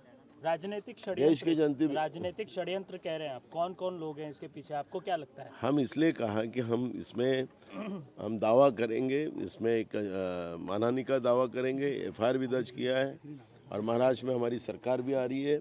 इसकी जांच हम उस लेवल पे करेंगे कि जब दोबारा किसी के बाटे ना जाए, गलत इस तरह की अफवाह उड़ाकर पॉलिटिकल फ़ायदा लेने की कोशिश कोई ना करे, ऐसा इलाज हम लोग करेंगे। एक छोटा सा बाइट सर मैं कर The chief of the Congress party in Maharashtra, in fact, also speaking about the recent controversy that hit the Congress party and the MVA late in the evening yesterday, when the allegations of Bitcoin for vote being used, in fact, was leveled against Supriya Sule and Nana Patole. He's denying those allegations. Let's go across at this moment to our colleague Anurag, who is joining us from Nagpur, the bastion of the RSS, their headquarters there, the ideological fountainhead of the Bharatiya Janata Party. Anurag, prestige battle there as well for both Nitin Gadkari and Devendra Fadnavis. The Congress party, MVA, also trying to make some inroads, particularly in some pockets of Nagpur. How has been the voter turnout? What are people telling you? I can show you those visuals because Nitin Gadkari has just arrived at this booth 221 in Nagpur Central. And yes, as you pointed out, Nagpur is the ideological hub of the RSS and central to the Vidarbha region in Maharashtra, witnessing an intense political battle, for Devendra Fadnavis, who vies for his 4th consecutive term and 6th overall as an MLA. Before delimitation in 2008, Fadnavis represented the Nagpur West seat for 2 terms. I just wanted to show you some exciting visuals also. This young lady with a poster, Maje Pahle Matdan, Sorakshana Sati. Ma'am? Ma'am, तुझा नाम क्या है? मनस्वी आदमने। मनस्वी, क्या मुद्दे हैं आपके लिए, क्या सोच कर? सिक्योरिटी गर्ल्स के लिए सब अभी जो आ रहे हैं नए सिक्योरिटीज आ रहे हैं, हमें होप है कि गडकरी साहब सब सिक्योरिटीज देंगे हमें। अच्छा, आप फर्स्ट टाइम वोटर हैं? आपने वोट डाल दिया? हाँ। तो अपनी उंगली दिखा दीजिए ताकि लोग जो घर से नहीं निकले हैं मनस्वी, तो वो ये भी अपील कर रहे हैं कि आएँ और मतदान करें। तो महिलाओं की सेफ्टी के अलावा और भी कुछ इश्यूज़ हैं, रोज़गार, एम्प्लॉयमेंट? हाँ, एम्प्लॉयमेंट्स वगैरह जो है और जो अभी नागपुर में जो डेवलपमेंट्स भी हो रहे हैं, अच्छा, वो बहुत अच्छे से हो रहे हैं। अच्छे से हो रहे हैं। हम चाहते हैं कि नागपुर में जो भी गडकरी साहब जितने भी एम्प्लॉयमेंट्स, जितनी भी कंपनीज नागपुर में ला रहे हैं उसको जल्दी से जल्दी करिए, और जितने भी नागपुर में रोजगार और एम्प्लॉयमेंट के लिए, अनएम्प्लॉयमेंट के लिए जितने भी इश्यूज हो रहे हैं वो सारे नागपुर में ही होना चाहिए, ऐसे हम चाहते हैं। आपका शुभ नाम? मानसी। मानसी, बहुत बहुत शुक्रिया आप दोनों का। तो you can see those visuals, and Nitin Gadkari is expected anytime soon at this booth 221. On one side of this particular constituency, you have RSS headquarter, and another side, Mominpura, which is dominated by Muslims. And we spoke to a few of the voters. They are asking for better roads, for water supply, because they say the water supply is not proper in this particular area. But everybody right now is waiting for Mr. Nitin Gadkari. My camera person can also show you those visuals, because Gadkari is expected in few minutes at, he will come out and then he will talk to the media. And Vidarbha comprises of 62 assembly seats, which where historically the BJP and the Congress have locked horns. While BJP secured 44 seats in 2014, the number dropped to 29 in 2019. And, a battle between all the senior leaders like Devendra Fadnavis, Chandrasekhar Bawankule, Sudhir Mangantiwar, Nana Patole. So this particular region is very important in Maharashtra politics, and particularly very important for the BJP and the Congress. Yes, and that's right. Yes. Let's bring in Manisha Priyam now and Aarti Jairath again on the broadcast. So thank you for your patience. Manisha, let me begin with you. The Congress is contesting on the least number of seats it has ever done in Maharashtra. It's 103, battles that it's fighting. And of that, 40 seats in Vidarbha alone. And in Vidarbha, we are seeing the BJP make that push as well. The entire focus of the Congress party was also in this region, because it's here that there is a direct face-off between the BJP and the Congress. How do you look at the battle of narratives in Vidarbha? So look at this, that we are talking about a Maharashtra state election, and the first question you ask me is about the battle of narratives in Vidarbha. So the most important thing is that we have to see the numbers as highly localized on both sides, and both sides have a highly localized seat-by-seat strategy in terms of how they are going to go ahead with it. It's not just a battle of what the narratives are. Remember, citizens are somewhat at the margins of this election. I think the most important thing is how parties with smaller yet very strong local influences are going to turn around a highly localized verdict and aggregate it all together to create the state which is in India called the Maha or the big Rashtra. So remember, this is a Maha battle. I don't think it's as much about regional narratives as it is about very strong regional footholds and footprints. Vidarbha, as we've known, has been a very important stronghold of the Congress party, but also increasingly of the BJP. It's a straight off between the two. The headquarters of the RSS located in Nagpur, Nitin Gadkari, an important leader there. Also, Pawan Kule, the head of the BJP political party, comes from that region. So for both political parties, the Congress and the BJP, it's a battle of prestige in Vidarbha. Traditionally, one has seen that in straight battles with the BJP, the Congress has not been able to hold its grounds. Whether Vidarbha bucks that trend or conforms by the trend, that's what is to be seen.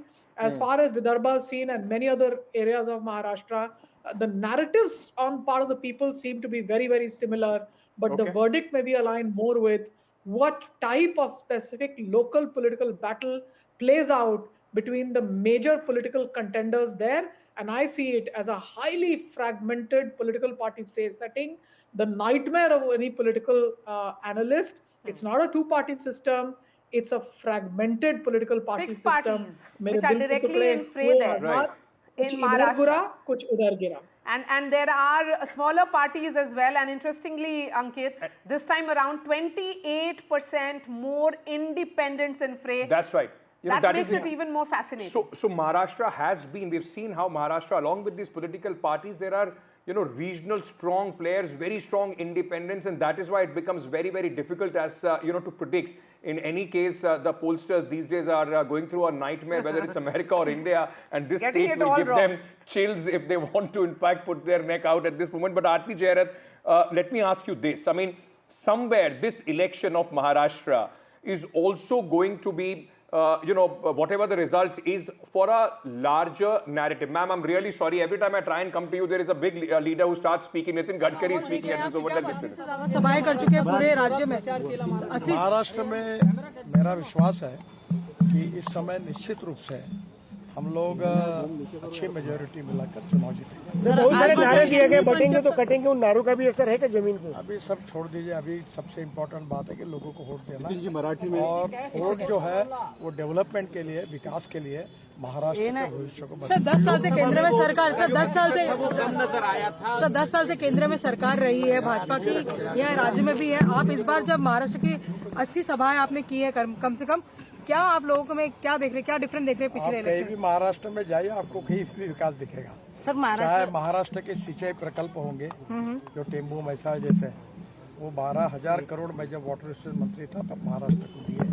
6,000 crore बड़ी राजा योजना में दिए, तो 50% से ज्यादा जिनका काम होकर बंद पड़े थे, और 6,000 करोड़ प्रधानमंत्री सिंचाई योजना में दिए।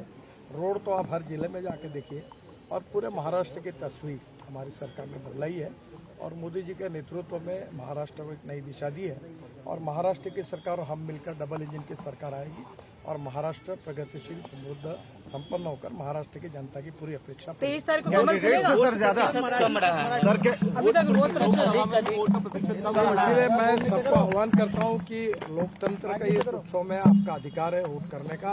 आप बाहर आइए और वोट करिए, ज्यादा से ज्यादा वोटिंग प्रोसेस। आपण खूप मोठ्या प्रमाणात प्रचार केला, 75 पेक्षा जास्त सभा घेतल्या, काय पाहताय महाराष्ट्रात?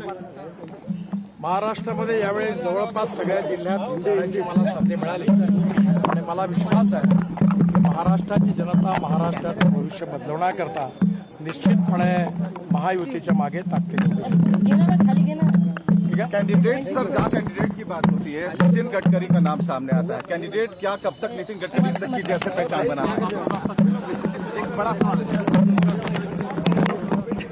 After casting his vote, and on the other side at this moment that you see is the Fadnavis family.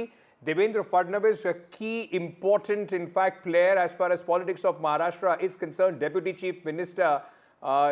coming out and after casting his vote with his mother and his wife at this moment, and Devendra Fadnavis, showing his ink finger. But Aarti, before Mr. Fadnavis starts speaking, very quickly, let me ask you this. For Mr. Devendra Fadnavis also, it's a prestige battle, isn't it? From a man who was the chief minister, demoted to a deputy chief minister, BJP would be hoping that, Devendra Fadnavis especially would be hoping that at least this time he goes back to that promotion of the chief minister if BJP wins big. Well, it's very interesting that the Mahayuti has not, sort of declared a chief ministerial face in this election, although they have a sitting chief minister in Eknath Shinde. So clearly the post is up for grabs afterwards.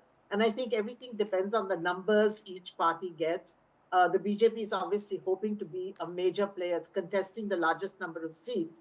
And, with that, they're hoping, I guess, for a very big strike rate, because a lot of this battle in Maharashtra is between the BJP and the Congress.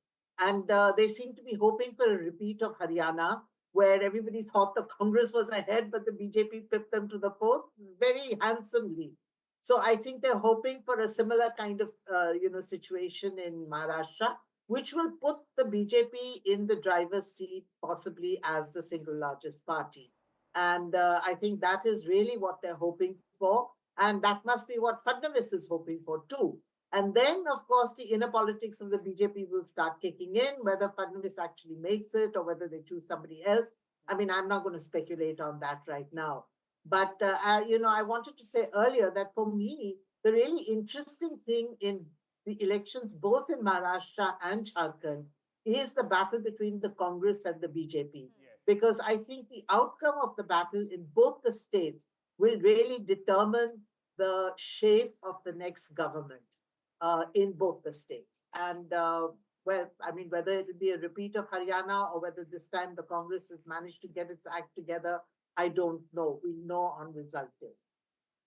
Like you said, BJP, of course, would be hoping for, to become the single largest party, because post-poll scenario on 23rd, when the results start trickling in, that becomes very, very important. One thing that is certain in Maharashtra is that the Congress and the BJP are not coming together. Beyond that, everything is possible in Maharashtra. So the single largest party will have an edge when it comes to the invitation from the governor to form the government. So that will be a very, very important milestone as far as the BJP is concerned. And Maria, before we move on, let me ask you very quickly. You travel extensively throughout Maharashtra. I just want to understand specifically when it comes to Vidarbha and Marathwada region. People were talking a lot about the anger that people had, voters had in 2024 general election against the BJP. Yes. Has that dissipated? Because it's not been a very long time. Has the Ladki Behan Yojana and other schemes, have they helped in dissipating that anger, or is the situation still the same? Yes. So I was traveling this entire Nashik belt and Baramati around the Lok Sabha. And I took the same journey, more or less, perhaps more this time around in the assembly elections. And Ankit, yes, that anger has dissipated. My understanding is that whenever voters cast their vote, when it is about revenge or sympathy, they do it only once. So when it was about sympathy for Uddhav Thackeray, they have already cast their vote during Lok Sabha. This time it's a different set of issues completely. In fact, Devendra Fadnavis is speaking. Let's cut across to it. आपण सरकारकडनं अपेक्षा ठेवतो, त्या अपेक्षा ठेवत असताना जो मतदान करतो त्याला जास्त अपेक्षा ठेवण्याचा अधिकार आहे. त्यामुळे आपल्या सरकारकडनं आपल्या अपेक्षा पूर्ण करण्याकरता सर्वांनी भरभरून मतदान करावं अशी माझी सगळ्यांना विनंती. मतदारांमध्ये एक वेगळा उत्साह पाहायला मिळतो. पुढे जसं बोललं तर टक्का वाढेल, कशा प्रकारे बघता तुम्ही? मला निश्चितपणे वाटतं याचं कारण एकतर लोकसभेमध्ये याद्यांमध्ये मोठ्या प्रमाणात घोळ होता, काही प्रमाणात तो कमी झालेला आहे. दुसरं लोकसभेच्या वेळी वोटिंगची Yes, so Ladki Behan it did find a lot of resonance, Ankit, across Maharashtra, I would say. But the issues of farmers change from one region to another. So the issues of onion farmers is different from issues of sugarcane farmers to grapes farmers to soybean farmers, and all these farmers find different kind of issues. When it comes to voting. So that anger is gone completely, I would say. Is there sympathy for Uddhav Thackeray? maybe in some pockets, not largely in Thane where I was, where it's the actual Sena battle. Yeah. Is there, anger for BJP, particularly to do with the Jod Tod Rajniti that we heard a lot 4 months ago? It's no longer there. So people are not talking about Jod Tod anymore. They have come to terms with the fact that there are 6 political parties in fray directly. Okay. But there is that quest of stability. So I heard a lot of buzz around stable government, one that completes 5 years in office. I think Devendra Fadnavis is now speaking in Hindi. Let's listen. त्यामध्ये अनिल देशमुखांची घटना असेल, इतर भागामध्ये घटना असेल, कशा प्रकारे बघता, काय वाटतं तुम्हाला? बहुत बहुत बधाई भाऊ, ज्या घटना घडल्या त्यावरनं काय अनेक उमेदवारांनी काही प्रयत्न केले. काटोलमध्ये अनिल देशमुखांचं जे प्रकरण आहे, दगडफेक आहे, मी त्याच्यावर कालच बोललेलो आहे आणि ते किती फेक आहे हे काल SP आणि IGंनी जी प्रेस कॉन्फरन्स घेतली आणि पूर्ण घटनाक्रम, त्याचे व्हिज्युअल्स आणि त्याचा एक इम्पॅक्ट ॲनालिसिस हा सगळा सांगितल्यानंतर मी कालच सांगितलं की ही सलीम जावेदची स्टोरी होती.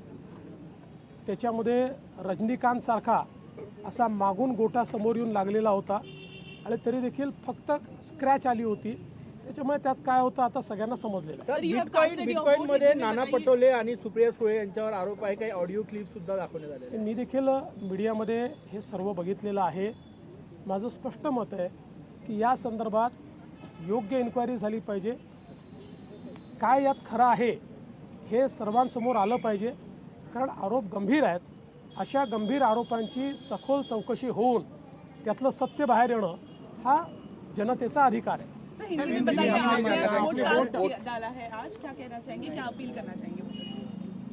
देखिए, लोकतंत्र का सबसे बड़ा उत्सव चल रहा है.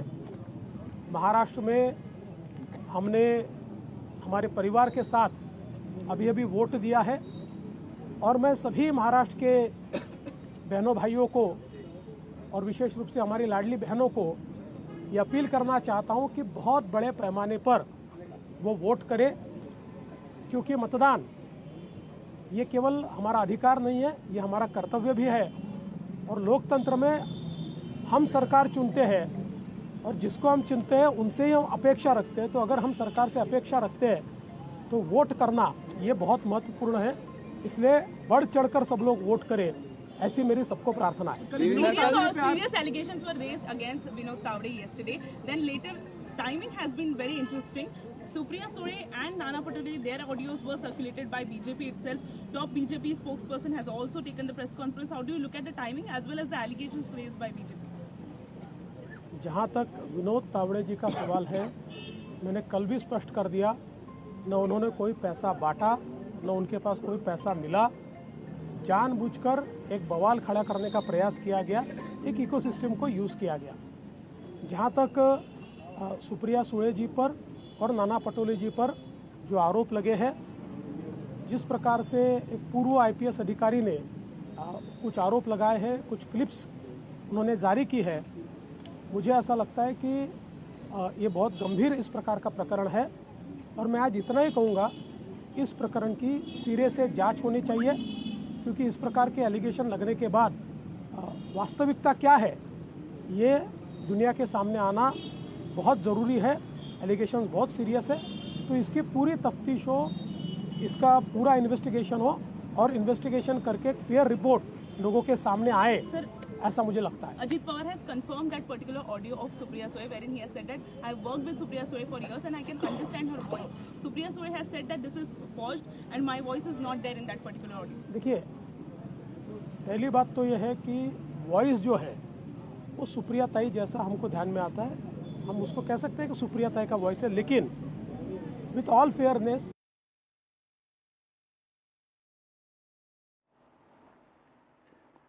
Devendra Fadnavis there speaking on the last evening controversy, which had the BJP do a press conference at 10 p.m. and then Supriya Sule speaking to NDTV and saying that the audio is fake and that she has already registered a complaint with the cyber cell of Maharashtra because this is actually a larger defamation attempt at her character.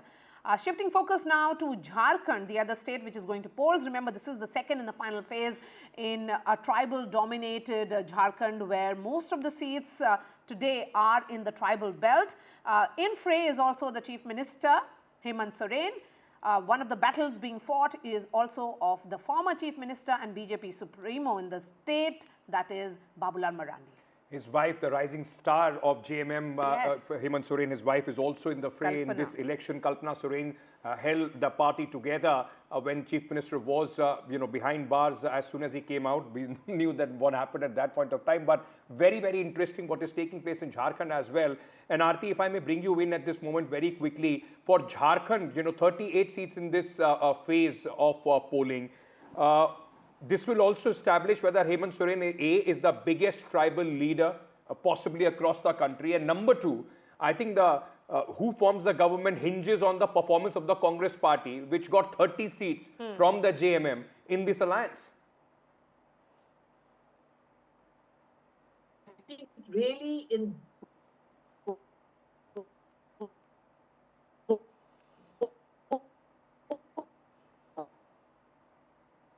Okay, we'll just fix that audio line with Aarti and come back to her. But let's just listen into some reactions of the leaders of Jharkhand, those who voted early this morning. Appeal करता हूं कि लोकतंत्र का ये महापर्व है, अपना मताधिकार का प्रयोग करें। हमें 5 वर्षों में एक बार अवसर मिलता है अपने हाथों से अपने प्रदेश को संवारने का, और इसलिए समस्त मतदाता भाई और बहनों से मैं अपील करता हूं, इस अवसर को गंवाना नहीं। प्राप्त संकेत जो मिल रहा है, झारखंड की जनता अब परिवर्तन का मन बना चुकी है। हेमंत सोरेन की सरकार जा रही है और झारखंड में बीजेपी के नेतृत्व में एनडीए की सरकार आ रही है। Prabhakar Kumar is joining us live from Bokaro, known for being a steel city once upon a time, and among the districts or urban towns or centers of Jharkhand, Bokaro does have better infrastructure.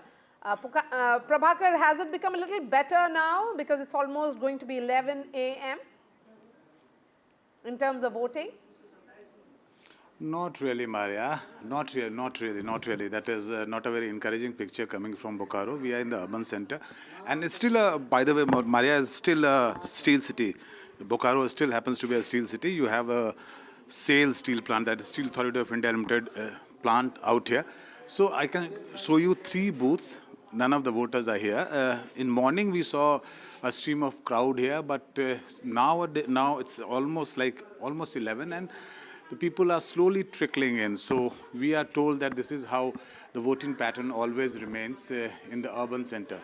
Now talking about this particular phase, 38 assembly constituencies, second phase of polls in Jharkhand, and the 2 regions, the 2 most important regions, that is Santhal Pargana and Koilanchal. Koilanchal happens to be this coal belt of Jharkhand, which comprises Dhanbad and Bokaro, also the industrial towns of Jharkhand. And Santhal, politically most important region, I would say, because that is the tribal heartland of Jharkhand, and that is what both the NDA and India bloc is fighting for. We have seen how BJP was trying to build a narrative around for the tribal votes. They started talking about those infiltrators, illegal immigrants. That was basically to target the tribal votes. So today, it would be tested on the ground whether BJP succeeded in denting into the tribal vote bank. Remember, Jharkhand Mukti Morcha, that is JMM, happens to be the tribal, the support base is tribal. They have emerged from Santhal, that is where Shibu Soren and also Hemant Soren, they started their politics from. So it is a test ground today, actually, a testing battle, I would say, from the Santhal Pargana, where which way the tribals actually are voting. BJP has tried hard actually to dent into the tribal vote bank, and it will be interesting to watch whether they have successfully been able to do it. The Chief Minister, where is Hemant Soren going to cast his vote? Because this is an important battle for him personally as well. At stake is his own party. See, the polling station where I'm standing, the entire Soren family cast their vote here. But Hemant Soren and his wife, they have already cast their vote in the first phase. They are now registered at Ranchi. So we already have aired it for our viewers. They have already cast their vote, but they are contestants also. So they, both Kalpana and Hemant, they are contestants in this second phase, so they would be in their constituencies, but they can't cast their vote because they've already done so in the first phase. They are registered as voters in Ranchi. But the entire Soren family, when Shibu Soren was well, now he is not keeping well, so he would not come. Hemant's brother, Basant Soren, will certainly be here to cast his vote. The entire family is registered here in this polling station where I'm reporting from as voters. So the first family of Jharkhand, I would say, they are all registered voters from this Sanjeev school of Bokaro. Thank you, Prabhakar, for joining us with all those details. Very, very interesting, this battle for Jharkhand. And both these states, make no mistake, ladies and gentlemen, the result of these states will tell you whether 2024 results of Lok Sabha are going to be the norm, or was that an aberration, or Haryana result became an aberration with what is happening in between. So both the opposition and the BJP would be looking at the results of both these elections very, very keenly. We are slipping into a very short break at this moment. Much more on the other side. Stay tuned.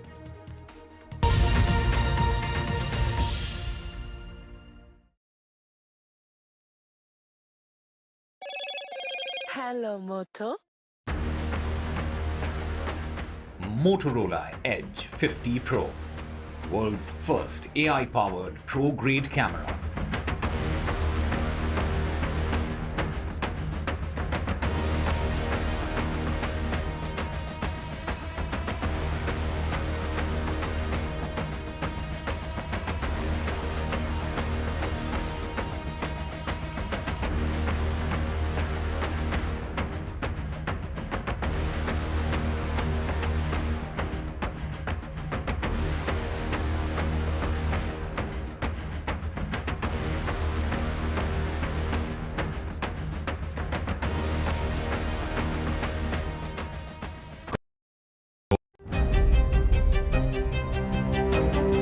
Hello and welcome to India Sense, where I speak with global opinion makers. The United States has made a strategic decision over the last 20 years to move closer to India. So a $7 trillion economy seems a perfectly conceivable number. If you want to be a national party, it's that you sort of accept the way the world is rather than want to endlessly hark back to how it was. Modi is promoting the digitization of the economy, which is accelerating growth in the country. I want to thank the American people for the extraordinary honor of being elected your 47th president. Donald triumphs. What does Trump's win mean for America, for the world, for the wars, and for India-US relations? Non-stop coverage on NDTV. Top analysts and voices from the ground. Extensive coverage on NDTV.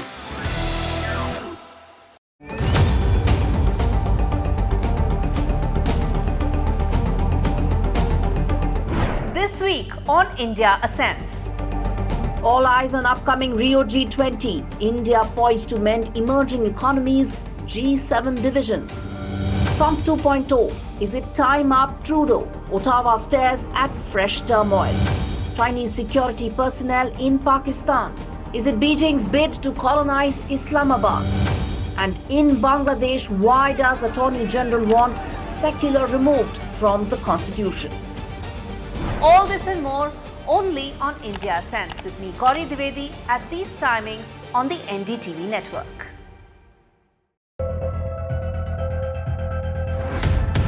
We reached an agreement on patrolling.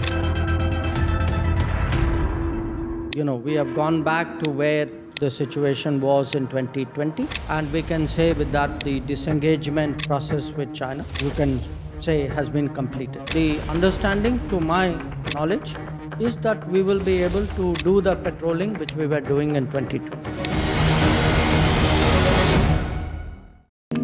NDTV proudly presents NDTV World Summit 2024, the India Century. I now request the Honorable Prime Minister to launch NDTV World and address the summit. Prime Minister Narendra Modi's inaugural session at the NDTV Summit outlined his vision for the India Century, driven by aspirational India. हमारा प्रयास होगा भारत की century सिर्फ भारत की नहीं बल्कि पूरी मानवता की जीत की सेंचुरी बने. The summit brought together prominent global leaders, highlighting India's pivotal role on the world stage. Not just Indians trusting India's leadership, but the global South especially trusting India's leadership. Permanent seat on the UN Security Council is something that should be India's right. Canada is concerned, I think there are some very specific issues. I think a lot of people know that. AI is going to be one of the most important, drivers. It's a very exciting time for India, Indian cinema as well at a global level. NDTV World Summit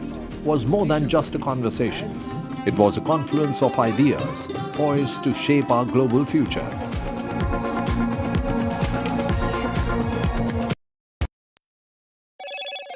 Hello, Moto. Motorola Edge 50 Pro, world's first AI-powered pro-grade camera.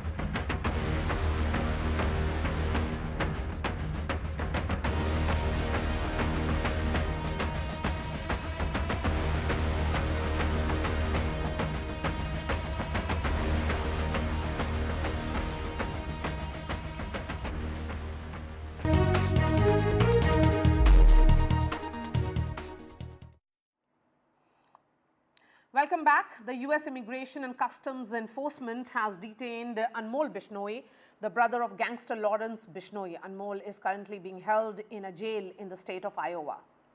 According to reports, Anmol, the detention has prompted Indian law enforcement agencies to engage with their US counterparts in order to help secure his deportation or extradition to face charges in India. Sources, though, have told NDTV that he has been detained because some discrepancies were found in his travel documents. Anmol is wanted for the murder of NCP leader Bapa Siddiqui and firing outside Bollywood superstar Salman Khan.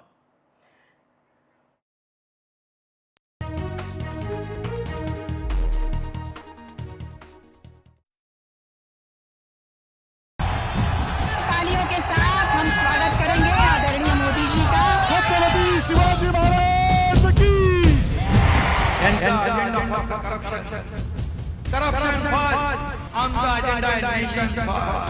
घोषणा आणि जनतेचे पैसे लुटणं. Cut commission आणि करप्शनला आमच्याकडे थारा नाही.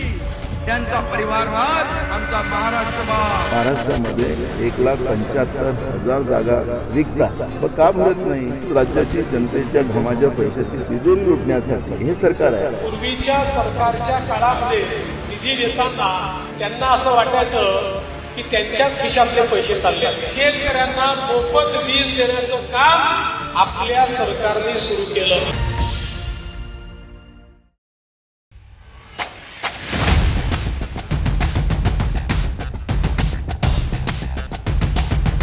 The last elections of 2024. It's the battle for India's economic heart. An election that will decide Maharashtra's future. Can the big brother BJP manage the competing ambitions of Mahayuti? Can the Red Book rally the voters once again for Congress and its allies? So as Maharashtra's future trajectory takes shape, we report from the ground. Two visions, two ideology, one verdict.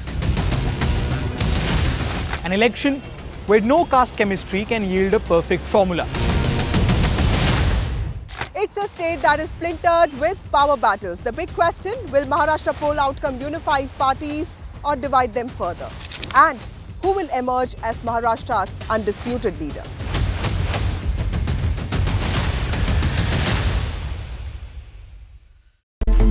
It's a web of frauds, calls, luring emails, threatening messages. Cyber frauds have cast their net wide and everyone is at risk. We track the victims, their horror stories as they get conned online. extorted, and robbed of their hard-earned money. How to identify a cyber fraud and how to stay cyber safe. What are your options? Fraud.con, NDTV initiative for cyber safety. Only on NDTV 24/7. I've been reporting on all issues, big and small, from Andhra Pradesh, Telangana, rest of South India, bringing you all the action, all that you need to know, all that you want to know. The energy of Maximum City is infectious. I bring in that energy in our news coverage from financial capital Mumbai. India's IT capital is always buzz. It's literally a city that never sleeps. And I keep you ahead on all the Bengaluru buzz. Covering from the southernmost part of India over the last 20.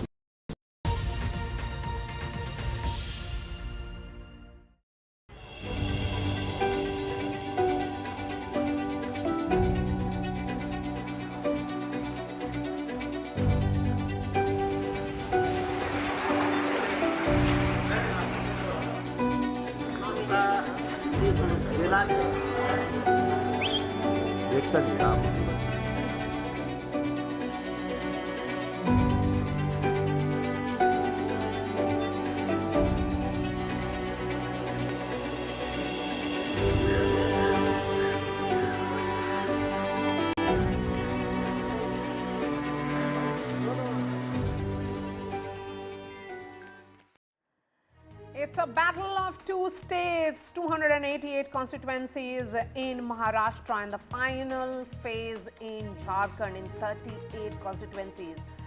You can see those visuals. It's promising early morning. There are long queues being seen. But the larger question is, will Mumbai, which is infamously known for its voter apathy, actually beat that trend? Or will Mumbaikars say thumbs up to going out and casting their votes? Very good morning from Maria and I, and at this moment, ladies and gentlemen, these two states are voting, and for the larger electoral narrative in the country, a lot of eyes, lot at stake, both in Maharashtra and Jharkhand. We'll get you all the details. Let's start with the headlines. Mumbai votes in a trickle, less than 7% voting in India's financial capital till 9 a.m.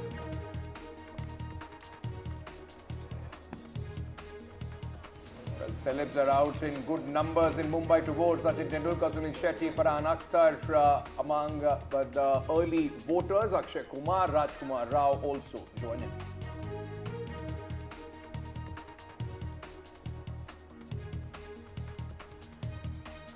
Mahajuti versus Mahavikas Aghadi, the battle in Maharashtra. So far, 6.6% overall turnout in Maharashtra till 9 a.m.